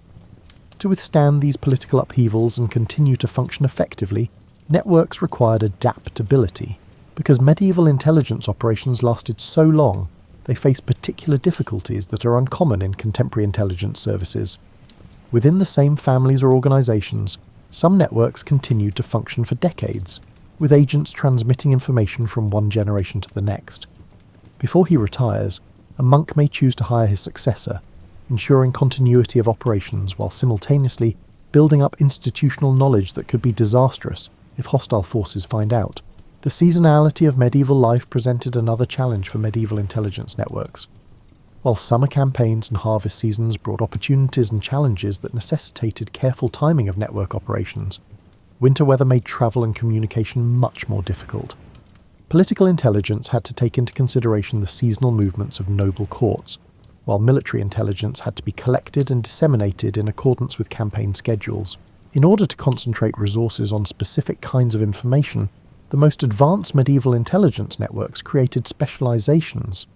Some networks kept agents close to military headquarters and key fortifications in order to focus on military intelligence. Others developed sources in aristocratic courts and places of worship in order to concentrate on political intelligence. Economic intelligence networks monitored resource availability, currency fluctuations, and trade trends. Despite not having the formal safeguards that contemporary intelligence services do, medieval networks were constantly concerned about counterintelligence. Because their adversaries were also conducting intelligence operations, medieval spies had to be on the lookout for any indication that their own actions were being watched. As agents grew wary of one another, the paranoia required for survival in this setting could demolish networks from within.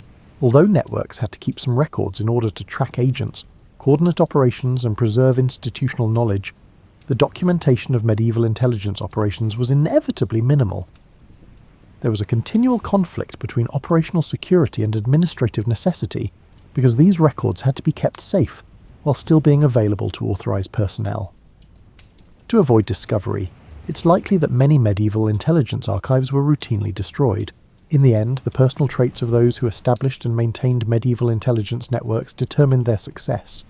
Spy masters had to be able to inspire loyalty while keeping the secrecy that made such loyalty dangerous, diplomatic skills with brutal pragmatism, and strategic thinking with meticulous attention to detail. Those in charge of the most successful medieval intelligence operations were most likely those who were aware of both the potential and constraints of human nature. Breathe deeply and prepare yourself for what may be the most sobering portion of our medieval espionage adventure. Although we have discussed the achievements and innovations of medieval intelligence work, the truth is that many operations were a complete failure, frequently with immediate, severe and long-lasting effects on those involved. In the high-stakes world of medieval espionage, failure frequently resulted in torture, execution, and the dismantling of entire intelligence networks, in addition to professional humiliation or career setbacks. Months or years of meticulous network building could be undone by the discovery of a single spy. Even the most committed agents had a limit to how much suffering they could take before disclosing what they knew, and medieval interrogation techniques were intended to elicit information regardless of the subject's willingness to cooperate. A captured spy could jeopardize the identities and whereabouts of dozens of other agents, in addition to their own mission. The human propensity to grow accustomed to successful routines was one of the most frequent reasons why medieval espionage efforts failed. After years of using the same contact methods, travel routes, and cover story, an agent may become predictable enough for enemy counterintelligence to recognize and follow. Complacency was fostered by success, and complacency resulted in potentially lethal carelessness. When compromised, the authentication mechanisms that safeguarded medieval intelligence networks might also turn into a vulnerability. Enemy agents could infiltrate a network and feed false information while identifying legitimate agents if they learned the codes, passwords, or recognition signals that the network uses.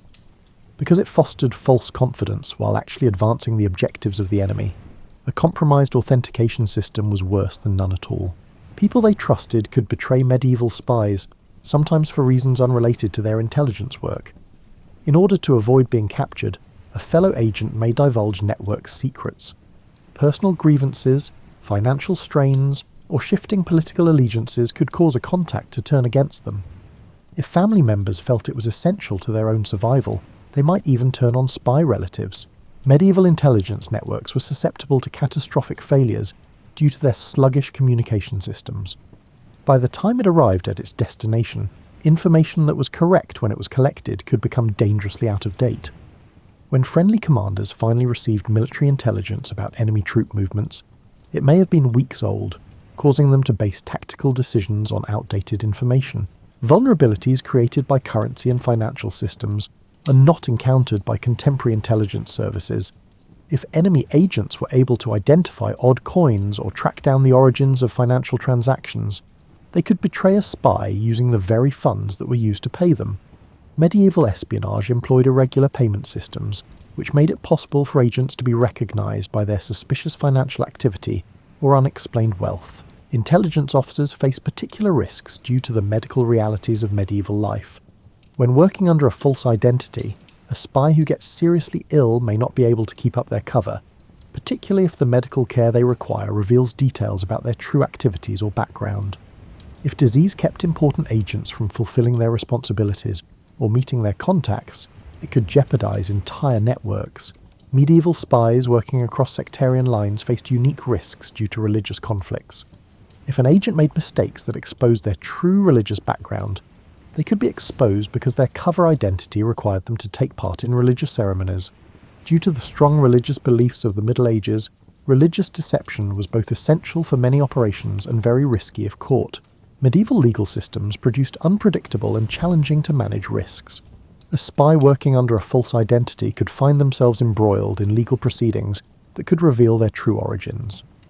Local regulations pertaining to travel, business, or religion could present unforeseen challenges that compelled agents to divulge more personal information than was safe. Agents or their handlers had no control over how weather and natural disasters could ruin meticulously planned intelligence operations. A spy may be forced to take an alternate route that exposes them to discovery if a bridge is washed out by flooding. Time-sensitive operations may be disrupted if scheduled meetings are impossible due to an exceptionally harsh winter. Over the course of long-term operations, spies developed personal relationships that could lead to both operational success and disastrous failure.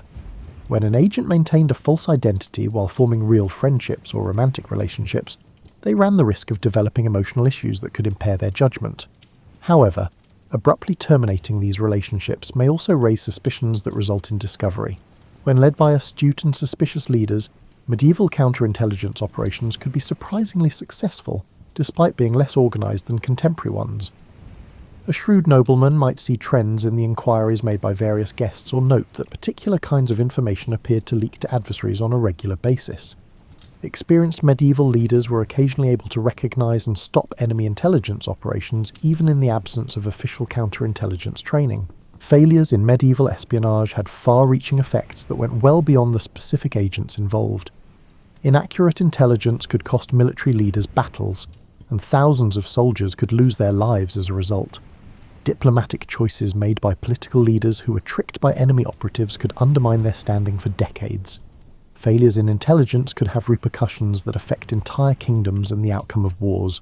Most tragically, failed medieval spies frequently suffered alongside their families and associates. The associates of spies who were caught may have been punished for their involvement in intelligence operations alone, as medieval justice did not always distinguish between major offenders and their families.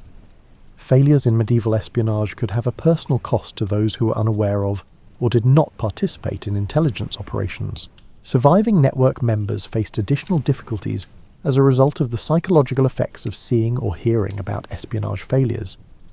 Agents who were aware that their co-workers had been taken prisoner and subjected to torture had to carry on with their own perilous work while dealing with the trauma of knowing that they could suffer the same fate. In addition to their other psychological burdens, medieval spies also had to deal with the fear of failure. Medieval intelligence networks persisted in functioning and growing throughout the medieval era, in spite of these significant risks and frequent breakdowns. Despite being aware of the possible repercussions of failure, the individuals involved were strong enough to persevere, and the accomplishments were noteworthy enough to offset the expenses. Their contributions to medieval statecraft are all the more noteworthy for their bravery in the face of such dangers. Pour yourself another cup of tea and marvel at this. Medieval spies' desperate inventiveness in trying to solve impossible problems with whatever materials they could find led to some of the most brilliant technological advancements in human history, not from universities or royal workshops. These were not science fiction devices, but rather workable solutions developed by individuals who realized that staying one step ahead of their adversaries was essential to their survival. Though most of it would seem laughably archaic by today's standards, the medieval era saw some amazing advancements in what we might call espionage technology. However, medieval spies developed truly sophisticated and frequently remarkably effective tools and techniques within the limitations of medieval materials, science, and manufacturing capabilities. Spies pushed the limits of what could be done with pens, ink, and parchment, and writing technology was essential for intelligence operations during the Middle Ages. They created inks that, when heated or exposed to particular chemicals, could change colour, making messages appear or vanish as needed. Inks that were invisible until exposed to specific substances that only the intended recipient would know how to apply were made by some medieval spies. Another medieval invention that called for exceptional patience and skill was the production of microscopic text. In order to conceal entire intelligence reports in what seemed to be ornamental flourishes on common documents, spies learned to write messages so tiny that they were nearly imperceptible to the human eye. Only magnifying glasses, which were uncommon and costly during the Middle Ages, could read these messages. In the hands of medieval intelligence networks, sealing wax developed into a highly advanced security technology. In order to make it nearly impossible to detect tampering, spies developed methods for melting and resealing wax seals. They developed techniques for encoding confidential information into the wax itself and made unique seal designs with concealed elements that could confirm authenticity. By producing phony letters, official seals, and travel documents that could withstand close examination, medieval spies also made significant advances in the field of document forgery. This called for in-depth familiarity with the materials, methods, and administrative processes utilised in various regions in addition to artistic talent. A successful forger needed to be familiar with the writing styles, ink formulations, and paper-making procedures utilised in different administrative and court settings. Despite being archaic by today's standards, optical devices were crucial to medieval intelligence operations. Spies developed methods for using glass and crystal to magnify small text or images, made simple telescopes to observe activities in the distance, and used mirrors to send light signals over long distances. These optical advancements necessitated a thorough comprehension of medieval mirror-making and lens-grinding methods. Medieval spies were able to operate more effectively and with less chance of being caught thanks to the development of portable writing and message systems. They designed message containers that could be hidden in places where casual searchers wouldn't find them. They developed inks that could be quickly mixed from everyday materials, and they made writing kits that could be hidden inside everyday objects. Even though clock and timing technologies were still in their infancy during the Middle Ages, intelligence networks adopted them for security and coordination reasons. By using natural phenomena like tide cycles, star positions, and shadow lengths to coordinate activities across multiple locations, spies created techniques for timing meetings and message deliveries that did not rely on mechanical clocks. As spies produced more precise and in-depth maps of regions, fortifications, and routes of travel, medieval cartography evolved into an intelligence tool. Militarily sensitive information, such as the locations of supply caches, defensive weaknesses, and secret routes, was frequently included on these maps. Making maps required knowledge of military engineering and strategic planning in addition to geography. Despite being constrained by medieval manufacturing capabilities, mechanical devices were surprisingly sophisticatedly modified for intelligence purposes. Spies made mechanical aids for scaling walls or getting around security measures, made lock-picking tools that looked like commonplace tools, and made secret compartments in everyday objects. Despite being founded on what is now regarded as primitive science, medieval intelligence practitioners possessed surprisingly sophisticated chemical knowledge. Spies knew how to make sabotage-related explosives, poisons that could be used covertly, and chemical tests that could detect tampered documents or materials. Technologies that could shield confidential documents from moisture, insects, theft, and accidental discovery were needed for the preservation and storage of intelligence data. Waterproof containers, hiding spots that could withstand building renovations, and storage systems that would keep data safe for years or decades, while still being available to authorized users, were all inventions of medieval spies. Medieval spies had to invent innovative ways to modify existing technologies in order to communicate over great distances. They established networks of human messengers who could transmit information more quickly than traditional commercial or diplomatic channels, employed trained birds to deliver messages, and devised systems of signal fires and mirror flashes for quick communication. Medieval spies were able to better conceal their activities and change their appearances thanks to technologies for disguise and concealment. Using the tools and resources available in medieval society, they created ways to alter their physical appearance, social standing, and perceived age. These disguises needed to be convincing enough to fool anyone who might come into contact with the spy on a regular basis over a long period of time. Medieval intelligence networks created authentication and verification systems that were incredibly difficult to forge and frequently cleverly straightforward. They developed physical tokens that were almost impossible to counterfeit, identification systems based on information that only authorized agents would know, and recognition protocols that could confirm identity without written records. The creation of information processing and analysis systems by medieval spies who lacked formal bureaucratic structures and computers may have been the most remarkable development. They produced systems for monitoring shifting political ties, techniques for integrating data from various sources, and analytical frameworks that could spot patterns and trends in intricate political circumstances. These technological advancements show how extraordinary creativity was driven by practical necessity in the field of medieval intelligence work. Medieval spies, operating under strict material and technological limitations, developed solutions that were sophisticated in their application, but often elegant in their simplicity. The intelligence technologies that would develop over centuries into the systems utilized by contemporary intelligence agencies were made possible by their innovations. Let's take a step back and track the unseen strands that link those mud-splattered medieval spies to the advanced intelligence operations of today as you approach the bottom of your cup and feel the soft pull of impending sleep. With the end of the medieval era, the methods, networks, and values they created did not vanish. Rather, they changed, adapted, and served as the cornerstone for intelligence operations that still influence our world today. The establishment of intelligence gathering as a crucial government function was the most fundamental legacy of medieval espionage. Initially considering spying a repugnant necessity, medieval rulers eventually realized that information was just as crucial to preserving political power as armies. As a result of this acknowledgement, permanent intelligence organizations were established, which later developed into the national intelligence services of contemporary nations. Medieval intelligence networks created recruitment guidelines that set trends that are still used by contemporary organizations. Intelligence recruitment still heavily favors those who could travel without suspicion, who naturally ask questions, and who have the psychological fortitude to keep up false identities. The most successful spies, as demonstrated by medieval spies, are frequently those who can blend in with the general population. The foundation for contemporary intelligence communications was established by medieval advances in secure communication and cryptography. The complex encryption systems that safeguard contemporary intelligence communications were developed from the codes and ciphers created by medieval networks.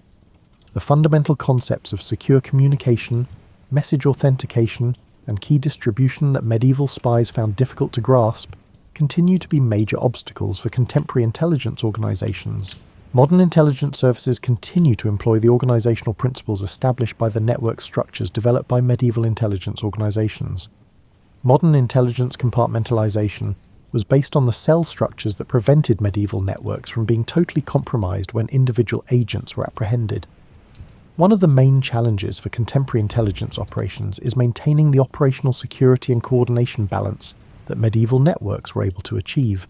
The fundamentals of contemporary defensive intelligence work were established by the counterintelligence awareness that medieval spies developed in reaction to enemy intelligence activities. Modern counterintelligence doctrines, which assume hostile intelligence services are continuously attempting to compromise friendly operations, are based on the medieval understanding that intelligence services must defend themselves against deception and penetration. Modern forensic methods for examining intelligence materials are the result of medieval advancements in document analysis and verification. Modern intelligence analysis techniques, which employ technology but adhere to similar logical principles, evolved from the abilities that medieval spies developed for identifying forged documents, evaluating writing styles, and confirming the reliability of information sources. Modern knowledge of intelligence operations incorporates the psychological understanding of human motivation, deceit, and loyalty that medieval intelligence practitioners acquired. Medieval spies acquired skills in motivating agents, evaluating the credibility of sources and preserving operational security while fostering fruitful collaborations. These realizations continue to be essential to contemporary human intelligence activities. Medieval networks' successful integration of military and diplomatic operations with intelligence work created models that contemporary governments continue to adhere to. The effective coordination of military action, diplomacy, and intelligence was a lesson learned by medieval rulers that is still applicable to contemporary national security strategy. Modern intelligence funding and financial management have their roots in the economic principles that guided medieval intelligence operations. Just as it was for medieval spy masters attempting to pay agents covertly, the problem of financing covert operations without leaving audit trails that hostile services could use is still present today. Modern intelligence services are still confronted with the moral and legal dilemmas brought up by medieval espionage operations. Modern democratic societies must strike a balance between security requirements, legal restrictions, and ethical principles. Medieval societies grappled with the conflict between the practical necessity of intelligence work and traditional moral and legal principles. Modern intelligence technology development is characterized by patterns of adaptation and creativity that were established by the technological innovations pioneered by medieval intelligence networks. In the same way that contemporary intelligence agencies modify commercial technologies for security applications, medieval spies who modified civilian technologies for intelligence purposes started a tradition. Medieval intelligence work's global scope set the stage for contemporary intelligence competition and collaboration. Cross-political medieval intelligence networks created models for state-to-state intelligence cooperation and competition that still have an impact on contemporary international intelligence cooperation. Literature, entertainment, and the general public's perception of intelligence work all reflect the cultural influence of medieval espionage and continue to shape how contemporary societies view spies and intelligence organizations. The way intelligence work is portrayed and understood in popular culture is still influenced by the narrative patterns created by medieval tales of spies and secret agents. The value of historical analysis for contemporary intelligence work was established by the institutional memory that medieval intelligence networks preserved. Medieval practitioners set the standard for contemporary intelligence services that preserve historical records and analyse past operations to enhance present performance by learning from the successes and failures of earlier operations. Most significantly, medieval espionage showed that, at its core, intelligence work is not about technology or institutional frameworks, but rather about human relationships and psychology. The success or failure of medieval spies was determined by their capacity to comprehend and influence human behaviour, a skill that is essential to intelligence operations even with all of the modern era's technological advancements. Modern intelligence services are still influenced by the moral and professional standards set by the bravery and commitment of medieval intelligence agents.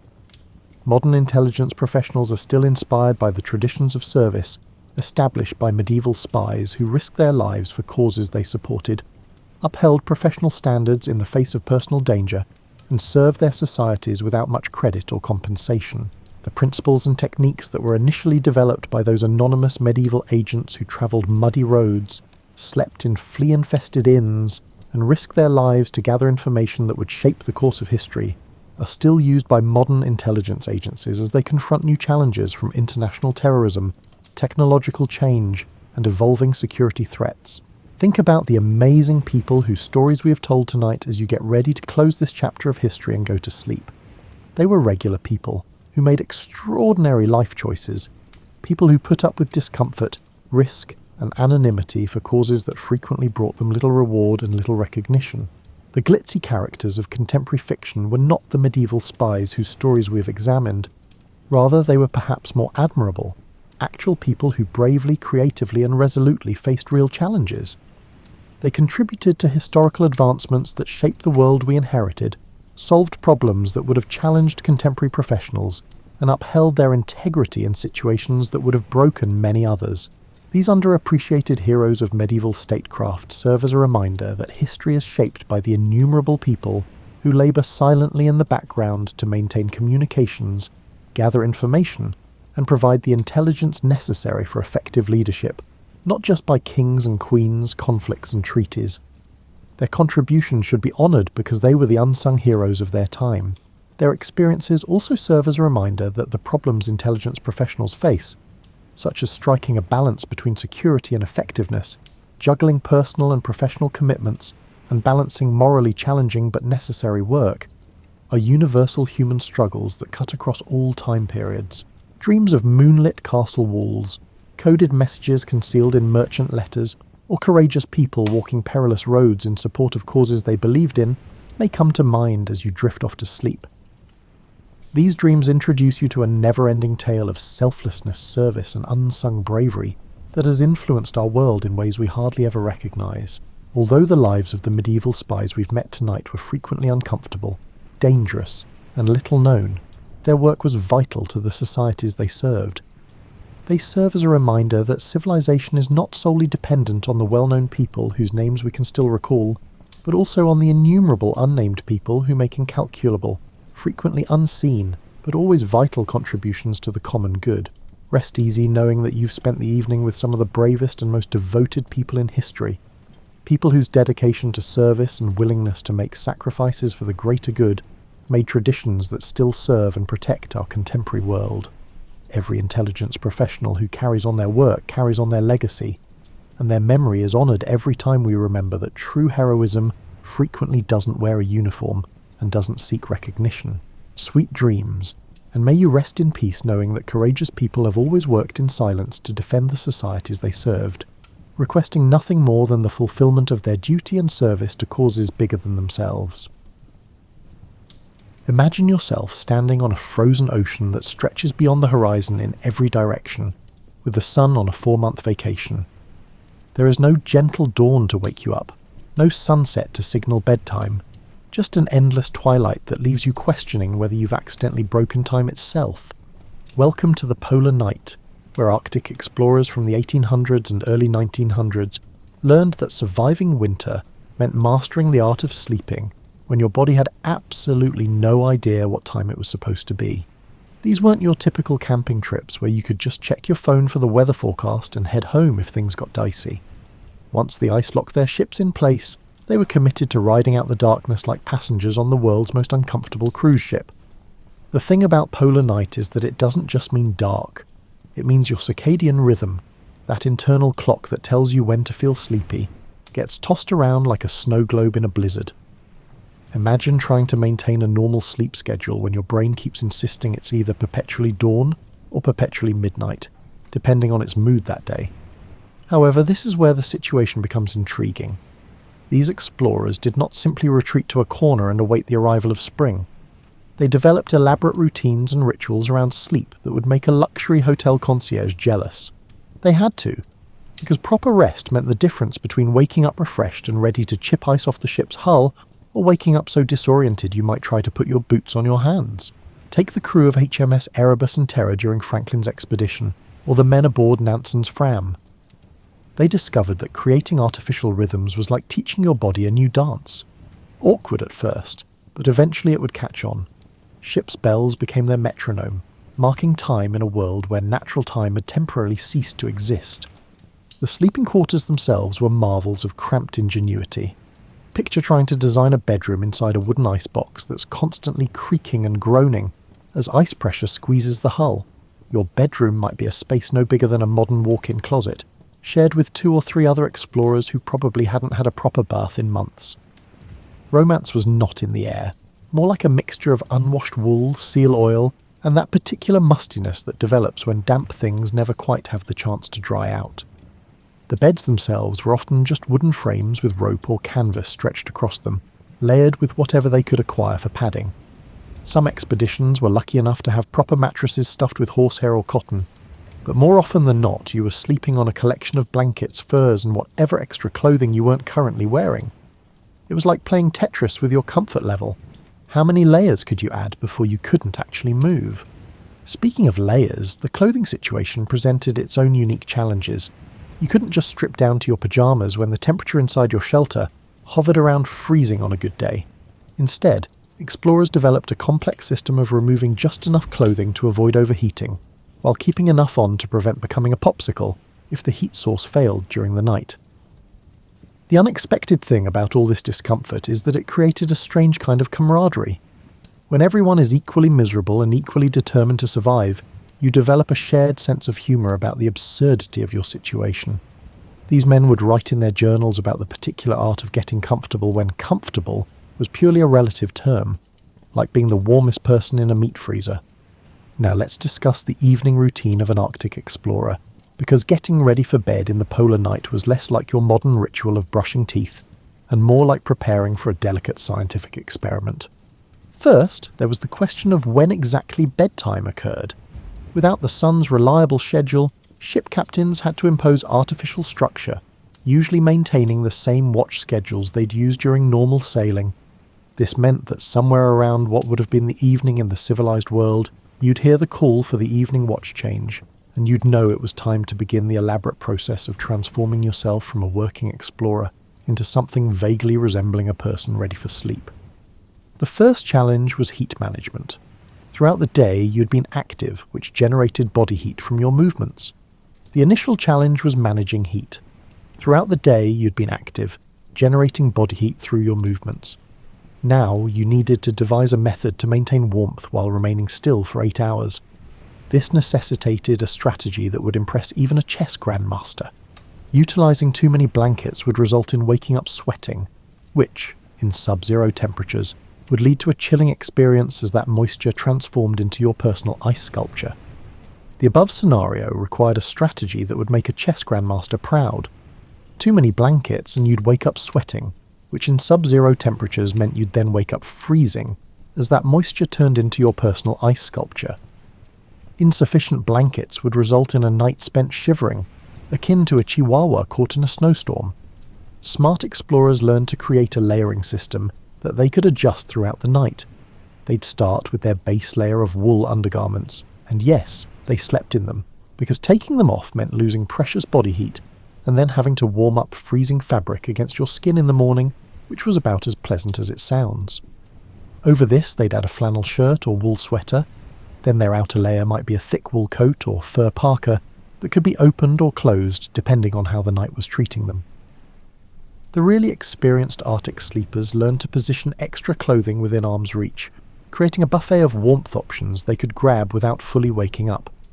Then came the delicate art of sharing body heat without driving your bunkmates absolutely insane. In the smaller shelters and ships, you might be sleeping close enough to your companions that you could hear every snore, every toss and turn, and every muttered dream about warm beds back home. Some explorers became legendary for their ability to sleep through anything, a skill that probably saved more friendships than any amount of good intentions. The bedding situation itself was like solving a daily puzzle. Fur sleeping bags, when available, were prized possessions. Reindeer hide was particularly coveted because it provided insulation even when damp, and staying dry was often more of a hope than a reality. But most expeditions had to make do with wool blankets, which worked well until they got wet, at which point they became about as useful for warmth as a wet towel. Some clever explorers figured out that creating a small tent within their larger shelter could trap their body heat more effectively. They'd rig up canvas or extra blankets to create a personal cocoon, like building a fort as a child, except this fort might literally save your life. The mental preparation for sleep was just as important as the physical preparation. You had to train your mind to ignore the constant sounds of the ice, the grinding, cracking and groaning that could sound like the world was slowly tearing itself apart just outside your thin walls. Experienced Arctic explorers learned to consider these sounds almost comforting, like a very strange form of white noise that meant the ice was moving, but not necessarily threatening their immediate survival. Here's something that might surprise you. Eating in the Arctic wasn't just about staying fed, it was about staying sane. When you're trapped in endless darkness with the same handful of people for months on end, mealtime becomes the highlight of your day, your entertainment, your social hour, and occasionally your only reminder that you're still part of the human race. But let's start with the practical side, because Arctic nutrition was like trying to fuel a car with whatever you could find in your garage. These explorers needed massive amounts of calories to keep their bodies generating heat, but they were working with preserved foods that had been packed months or even years earlier, back when someone was optimistically assuming they'd still be edible by the time they were needed. The staples included items such as salt pork, hardtack and pemmican, an incredibly nutritious and appetizing combination of dried meat, fat and berries. Imagine trying to get excited about dinner when your options are leathery meat brick or crackers that require soaking in hot water before they won't break your teeth. But here's where human ingenuity kicks in. These men became surprisingly creative with their limited ingredients. Ship's cooks, who were often just regular crew members with slightly more enthusiasm for not poisoning everyone, learned to stretch their supplies with elaborate stews and soups that could make a small piece of preserved meat feel like a feast when padded out with whatever vegetables they'd managed to keep from freezing solid. The preservation methods themselves were fascinating and slightly terrifying. Before refrigeration, they relied on salt, smoking, and the Arctic's natural freezer temperatures to keep food safe. This meant that opening a barrel of salt pork was like unwrapping a present. I never knew whether I would find perfectly preserved meat or something that had developed its own ecosystem during the journey. Fresh food became the subject of dreams and intricate planning. Some expeditions brought live animals, chickens, pigs, even cows, which provided fresh eggs, milk, or meat for as long as they could be kept alive in the freezing conditions. But keeping livestock alive in the Arctic was like trying to run a farm inside a freezer, and it required constant attention and creativity. Hunting became both a necessity and a psychological lifeline. Fresh seal, walrus, or polar bear meat wasn't just nutrition, it was proof that you could still interact with the world beyond your floating ice prison. The taste of fresh meat after weeks of preserved rations was apparently transformative, akin to discovering colour after living in a world of black and white. The cooking facilities ranged from ingenious to barely functional. Small expeditions might have just a single oil lamp or alcohol stove that served double duty for cooking and heating. Larger ships were equipped with functional galley stoves, but maintaining their fuel supply required constant balancing between maintaining warmth and ensuring sufficient energy to prepare hot meals. Hot beverages became almost sacred. Tea, coffee and hot chocolate weren't just drinks, they were liquid comfort, warmth you could hold in your hands and feel spreading through your chest. Many explorers wrote about the ritual of their morning hot drink with an almost religious reverence, describing how that first sip could transform their mood and energy for the entire day. Water itself was often an adventure. You couldn't just turn on a tap, you had to melt ice or snow, which sounds simple until you realise that snow can contain all sorts of interesting things. From wind-blown dirt to organic matter you'd rather not think about too hard. Some expeditions set up elaborate systems for collecting and melting clean ice, while others just grabbed whatever was handy and hoped for the best. Mealtime in the Arctic wasn't just about nutrition, it was about maintaining your humanity in a place that seemed designed to strip it away. When you're living in a space smaller than most modern apartments with a group of men who haven't had privacy in months, sharing food becomes a delicate social dance that could make or break the expedition's morale. The dinner hour was often the only time when the entire crew would gather in one place, creating a temporary sense of community that helped combat the isolation and claustrophobia of their situation. Picture trying to have a civilized conversation while balancing a tin plate on your lap, sitting on a wooden crate in a room that's swaying slightly as the ice shifts around your ship, with the temperature just warm enough that your breath doesn't fog but cold enough that your food starts cooling the moment it hits your plate. But these men developed their own etiquette for these strange circumstances. There were unspoken rules about portion sharing, about who got first access to the warmest spot near the stove, and about how to politely ignore it when someone's table manners deteriorated under the stress of extreme conditions. The successful expeditions were often the ones where these social boundaries were respected, even when, especially when, everyone was tired, cold, and probably a little bit crazy. Some ship captains understood the importance of maintaining ceremony even in the wilderness. They'd insist on certain formalities, saying grace, waiting for everyone to be served before starting, attempting to maintain conversation that went beyond the day's work tasks. These small rituals helped preserve the feeling that they were still civilized human beings temporarily visiting the Arctic, rather than slowly transforming into something else entirely. The menu planning was often a source of both creativity and frustration. Cooks had to balance nutrition with morale, which meant sometimes using precious supplies to create special meals for holidays or celebrations. Christmas dinner in the Arctic was an exercise in making magic from mundane ingredients, transforming salt pork and hardtack into something that could at least remind everyone of home, even if it didn't actually taste like it. Trade and bartering became common within the crew. Someone might trade their ration of sugar for extra tobacco, or exchange a portion of their meat allocation for someone else's dried fruit. These small economies helped people feel like they still had some control over their circumstances, some ability to make choices about their daily experience. The conversation during meals ranged from practical discussions about the next day's work to elaborate storytelling sessions where crew members would share tales from their past adventures, their homes, and their plans for when they returned to civilization. These stories served multiple purposes. They were entertainment, they were a way to share knowledge and experience, and they were a method of keeping memories of the outside world alive during the long isolation. Some expeditions developed traditions around food that helped mark the passage of time. Special meals for Sundays, birthday celebrations with whatever small luxuries could be spared, and competitions to see who could create the most interesting dish from standard rations. These traditions created structure and anticipation in a world where every day could otherwise feel exactly the same. The clean-up after meals was its own challenge. Washing dishes when water has to be heated from ice and then disposed of carefully. You can't just dump dirty dishwater anywhere when you're trying to keep your living space sanitary, meant that every pot and plate represented a significant investment of time and fuel. Food storage became a constant concern and occasional source of drama. Supplies had to be carefully rationed and protected from both spoilage and the occasional crew member who might be tempted to help themselves to extra rations during a moment of weakness. The person in charge of the food supplies held one of the most important and sometimes most unpopular positions on the expedition. Let's get back to the sleeping situation, because the relationship between Arctic explorers and their beds was complicated, intimate, and often frustrating, like a romance novel written in a freezer. Your sleeping area wasn't just where you rested, it was your private space, your sanctuary, and sometimes your only escape from the constant company of your fellow explorers. The architecture of Arctic sleeping was an art form born from necessity. In larger expeditions with proper ships, you might have a hammock strung in the crew quarters, swaying gently with the movement of ice pressing against the hull.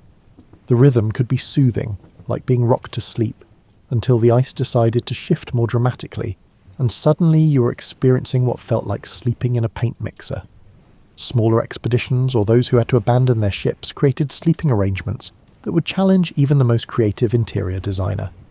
Snow houses, when properly built, could actually be quite cosy. The snow provided insulation, and body heat could warm the interior to almost comfortable temperatures. But almost comfortable, when you're talking about sleeping in a snow house, still means you're basically camping inside a very elaborate ice cube. The bedtime routine in these conditions required strategic thinking that would impress a military logistics officer. You had to time your preparation just right. Too early, and you'd lie awake in your confined space getting claustrophobic. Too late, and you'd be fumbling with frozen buckles and ties in the dark while your body heat disappeared into the Arctic air. Getting undressed for sleep was like performing a magic trick in reverse. You had to remove layers without losing the warmth those layers had been trapping, then quickly burrow into your sleeping arrangements before your body temperature could drop.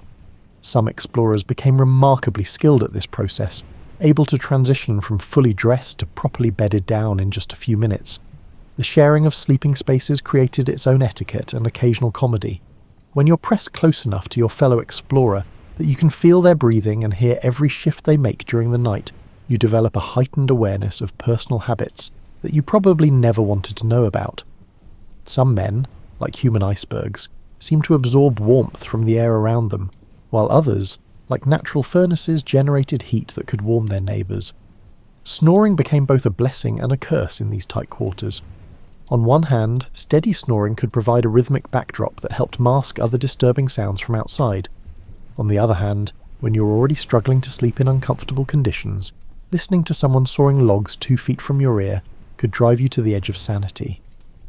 The dreams that came in Arctic sleep were often more vivid and strange than normal dreams, probably due to the combination of stress, unusual sleeping conditions and diet changes. Many explorers wrote about remarkably detailed dreams of home, of warm beds, of foods they missed, of summer days that felt impossibly distant. These dreams could be either a blessing, providing mental escape from their harsh reality, or torture, making the morning awakening even more difficult.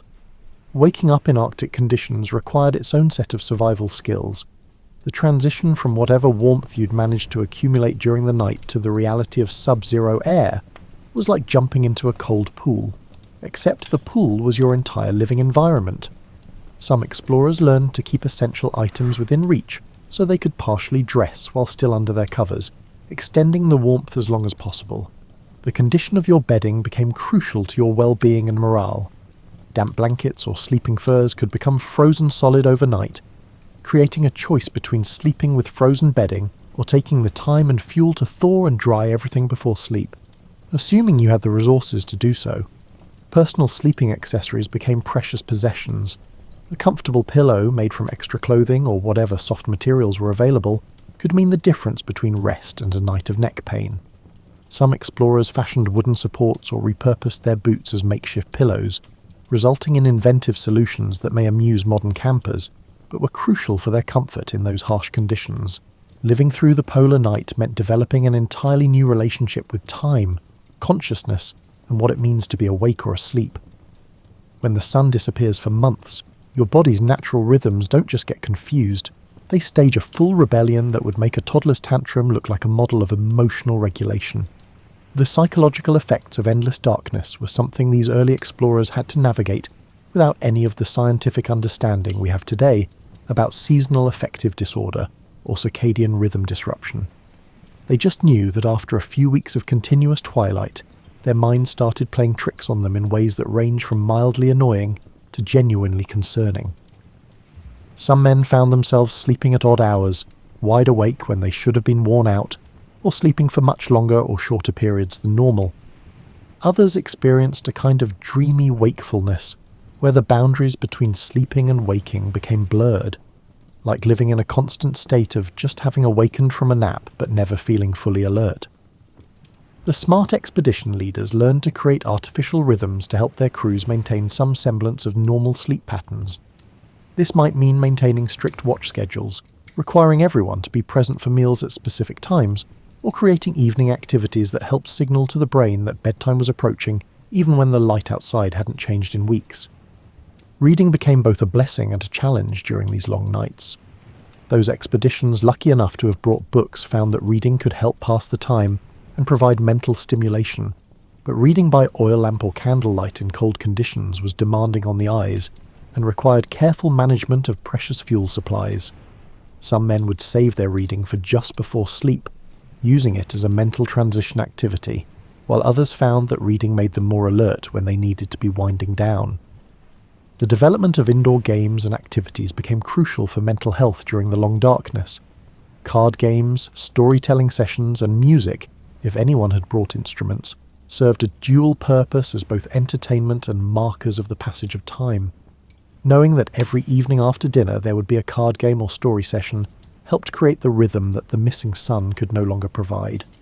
Personal hygiene during these extended periods became both more challenging and more important than you might expect. When you're living in close quarters with the same people for months, small issues can become major problems.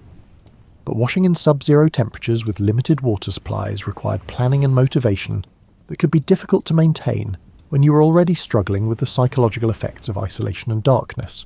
Some explorers found that maintaining small personal rituals helped them cope with the disorientation of endless night.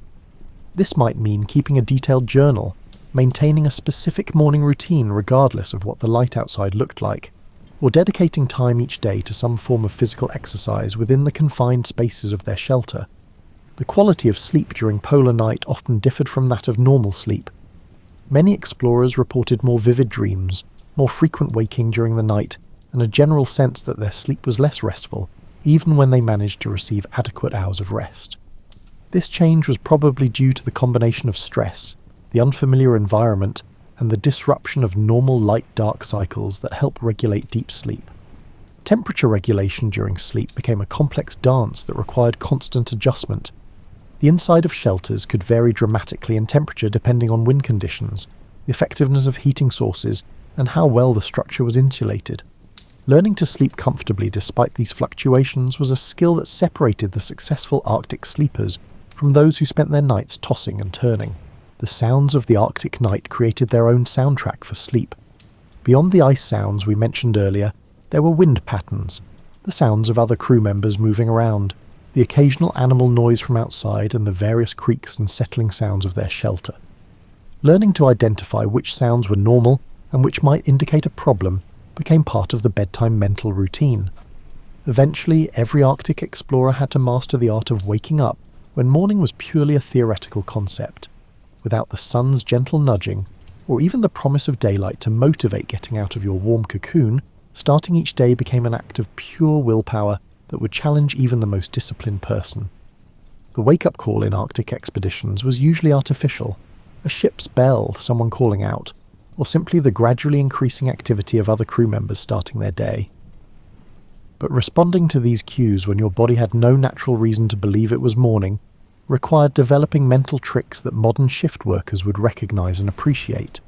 Smart explorers learned to prepare for morning the night before, laying out clothes in order, keeping essential items within easy reach, and most importantly, having a plan for the first few minutes after waking that would get them moving before the cold could fully register and convince them to burrow back under their covers for just 5 more minutes that could easily stretch into hours.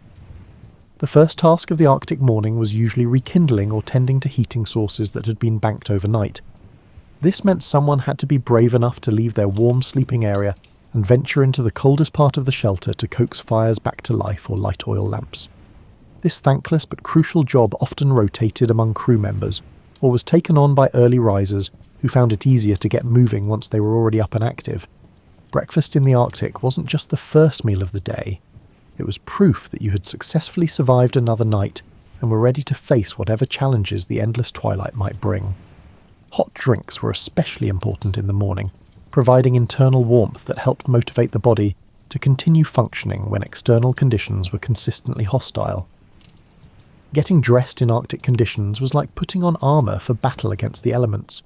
The process had to be done efficiently to avoid losing body heat, but also carefully to ensure that all layers were properly arranged and that nothing was forgotten.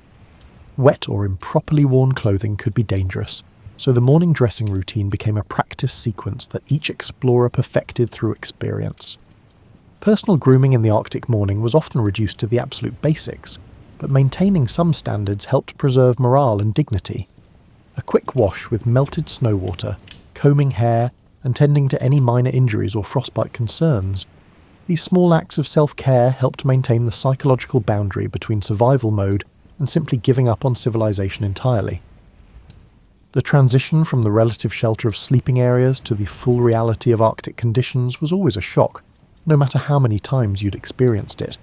Stepping outside for necessary tasks meant facing air that could literally take your breath away, wind that felt like it was trying to strip the warmth from your body, and a landscape that remained unforgivingly beautiful and hostile. But here's the remarkable thing about these Arctic explorers. They developed not just the skills to survive these conditions, but often a strange appreciation for the unique experience they were living. Many wrote about moments of unexpected beauty, the play of aurora across the sky during clear nights, the intricate patterns of ice formation, and the profound silence that could only be found in places far from civilization. As you settle into your own warm bed tonight, in a room with electric lights and central heating, with the promise of dawn just hours away, you can appreciate both how far we've come and how remarkable those early Arctic explorers truly were. They faced months of darkness and cold with nothing but wool, oil lamps and human determination. They turned survival into an art form and somehow managed to maintain their humanity in conditions that seemed designed to strip it away.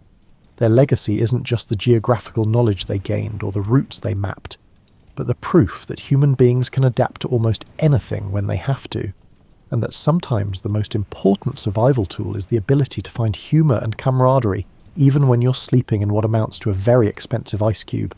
So as you drift off to sleep in your comfortable bed, perhaps you'll spare a thought for those brave souls who spent their nights in the endless Arctic darkness, sharing warmth and stories, and the simple comfort of knowing that morning would come eventually, even if the sun had temporarily forgotten how to rise.